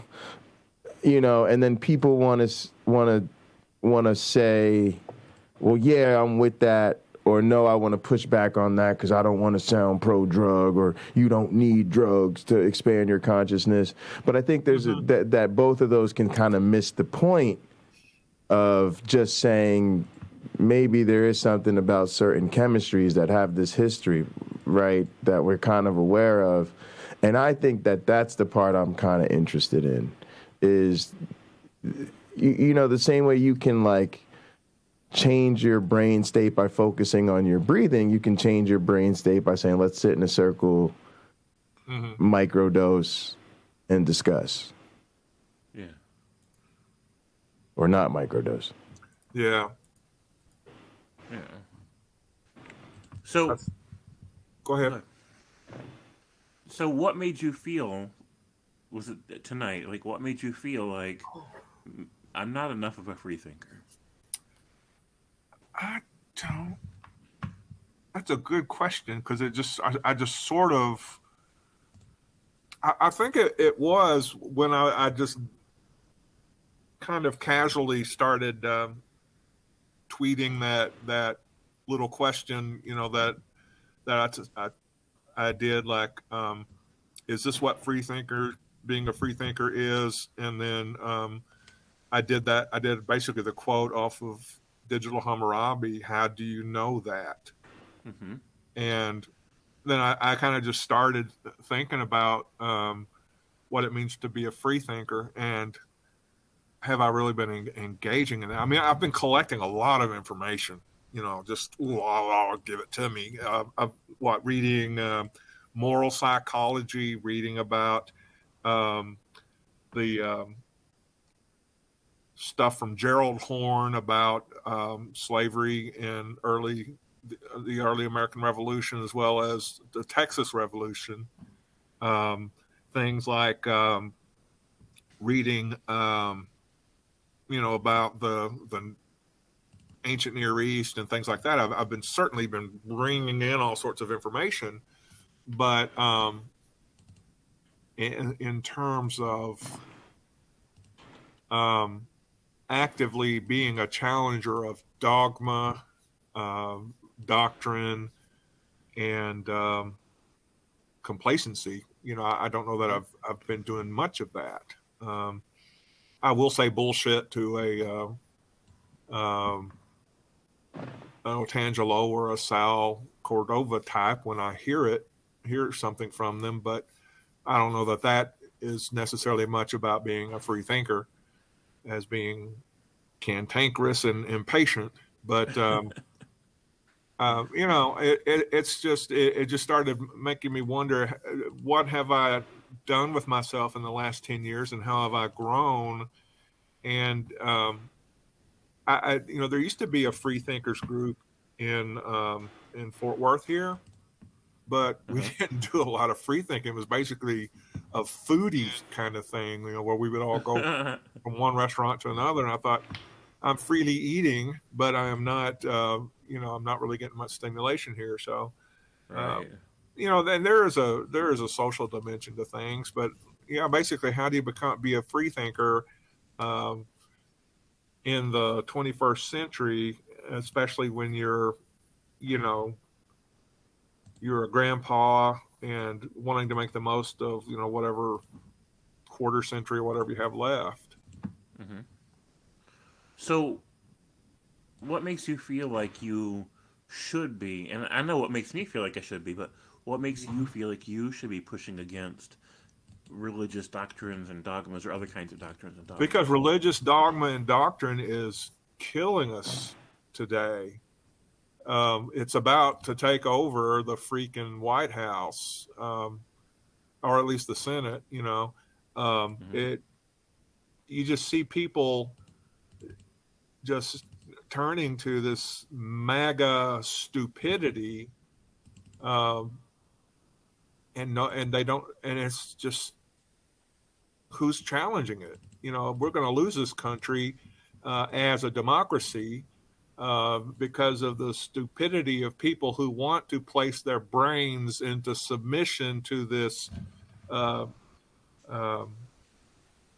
hypothetical being, to put it, and then it's not really even a reflection of what I've studied and come to know or think about the traditions of Christianity, as an evangelical. When I was an evangelical, it's a totally perverse and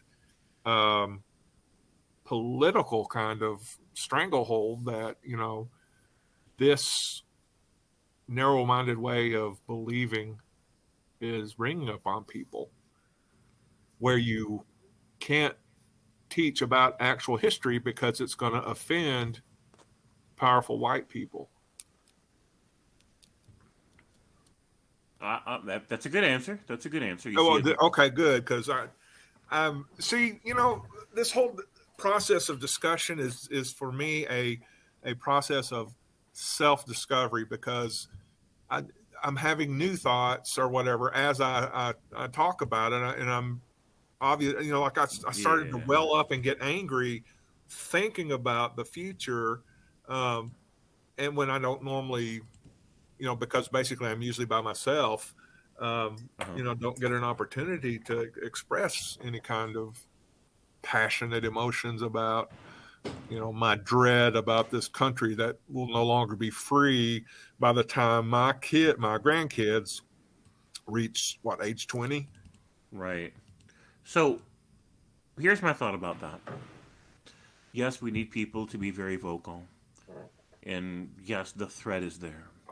But I don't think it has a realistic chance of accomplishing what it's setting out to do. Their collective horde of unreason. I don't think it has an opportunity to get as close to success as they want. And the reason I think that is because they represent less than 40% of the country. And because the majority of the world, along with the majority of the country, are part of what I call the Great Awakening. So we've got most of the brain power on our side, right? We've got most of the awareness, the accurate awareness of history and science and sociology and psychology and physics, and there's we've got so many powers on our side, not just in numbers, but in knowledge and in wisdom and understanding, and the history that these people are trying to repeat isn't all that long ago. The Third Reich wasn't 1,000 years ago, right? So they have no chance of getting... It was only 75 years ago, wasn't it? Yeah, they've got no chance at all. They've got no chance at all of accomplishing what they're trying to accomplish. So will there still be in America, if humanity still exists, will there still be in America in 20, 30 years? Yep. And will it be more free than it is now? Sure, it will be. But that's just because people like you give a damn. That's why. But we're not at risk of losing that. Our biggest threats really are misuse of the powers that we have, in terms of science, honestly. Whether it's artificial intelligence combined with mech robots. We Skynet, like like, or nuclear war, or some other abusive technologies. Right, that's our biggest threat. The theocrats right now. Christianity in America is in rapid decline, and the projections for that. There's 2 or 3 different projections that they're looking at, and all of them say that Christianity is certain to become the minority before my children even reach my age.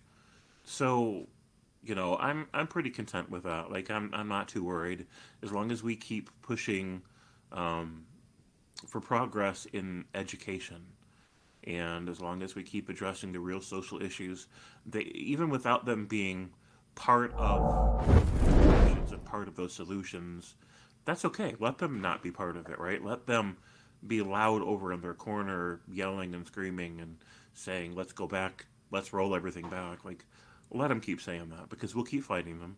They make some successes, right? Like the Roe versus Wade thing. They do have some successes, but they're short-lived successes. It'll roll back. And when it does, when it finally rolls back, those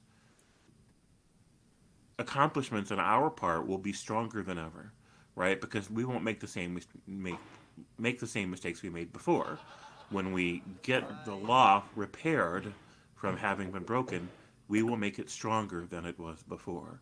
We will enshrine it in the Constitution, for example, like we should have done before it didn't.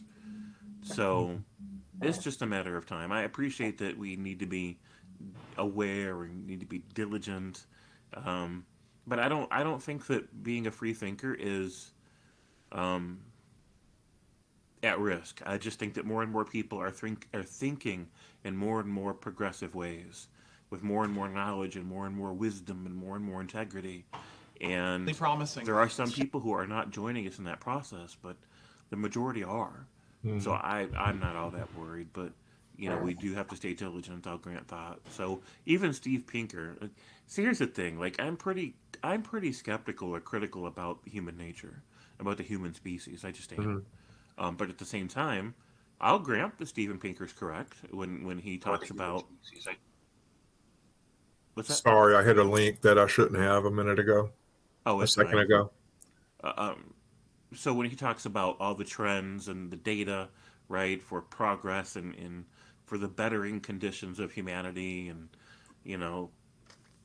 I think that for the most part he's right. So I'm not too worried about it. But being a free thinker is a difficult thing. And as far as boundaries go, right now the most important thing that artificial intelligence scientists are working on is trying to escape the boundary of our thought potential, because humans are only able to conceptualize ideas that are based on things they've already heard and observed. Mm-hmm. And they've cited different examples, like the camera, for example. The camera didn't exist until someone invented it, but it started when somebody saw an image flipped upside down that was of the outside environment, projecting with the sun being at just the right angle through a little hole in the canvas in a tent, and that gave somebody the idea. So, and if you ever look at like science fiction movies and stuff, the monsters in those movies are always just some variation of bugs and animals that exist in the real world, mm-hmm. And then later on variations of the animals that Hollywood came up with based on that. Mm-hmm. So the monsters, I saw this in a documentary one time. Like the dragon was just like a combination of a serpent, an eagle, or some mm-hmm. sort of predator bird, and some other animal that we just naturally fear innately. Like it's wired in us to fear those things. Right.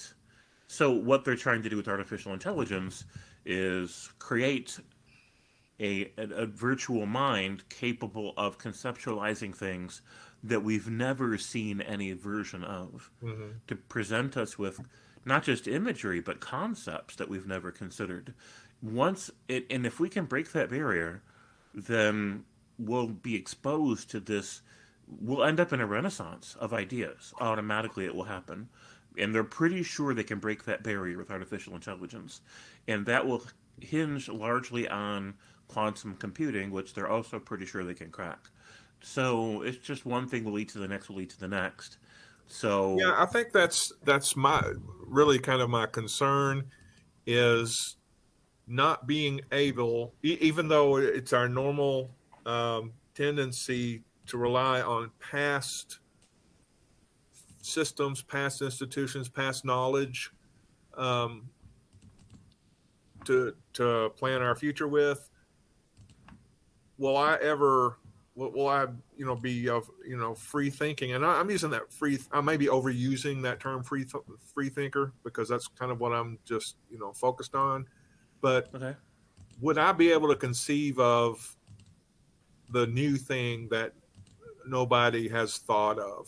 If not inventing it, at least appreciating it when it comes in front of me. That's the thing. I want to be able to kind of scope out the dimensions of whatever mental prison I might be in. I want to be able to recognize it, before maybe it's too late for a given solution or something like that.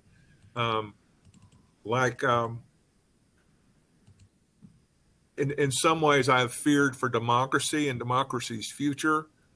But is there something out there that's much better than democracy? It's hard to think so because we look at democracy as being top of the mountain. We've had the monarchies, we've had the fascists, we've had other forms of government. We've had the Soviet, form of government, but democracy, that's where it's at. But it's floundering right now, and there's inherent weaknesses in democracy, even the Republican kind of democracy that we have, obviously. But what's the better thing? Is it some previously theorized form of government? Are there any forms of government that have been theorized but have never been even yeah, because people who are locked in, who have that prison of the mind, where I'm in there, sort of like that movie. What was that movie where they like fall out of Neanderthal and or a caveman or whatever, and put him in a huge room that was just like it was back.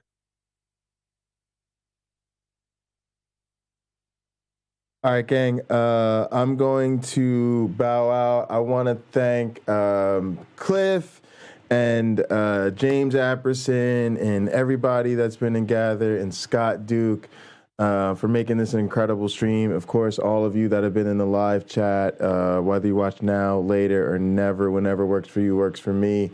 Thanks to everybody. It's been a really, really awesome day. Please head over to James Apperson's channel to see the rest of this awesome conversation with Scott Duke. I'm going to be listening along. I'm going to let Sam out, take a quick shower, and then I am going to be watching AEW and then kicking off an early night of movies and shows and total overnight fucking fun in Gather. So please join us in Gather. James Apperson is streaming from there right now. There's about 10 of us. Hit me up on Discord if you don't have the links. Come link up with the gang. Love y'all so much. Been an awesome day of stream. Appreciate everybody. In the name of the Darwin, the Dawkins, and the Christopher Hitchens, science bless y'all. Poof! Ready for takeoff? Whoa.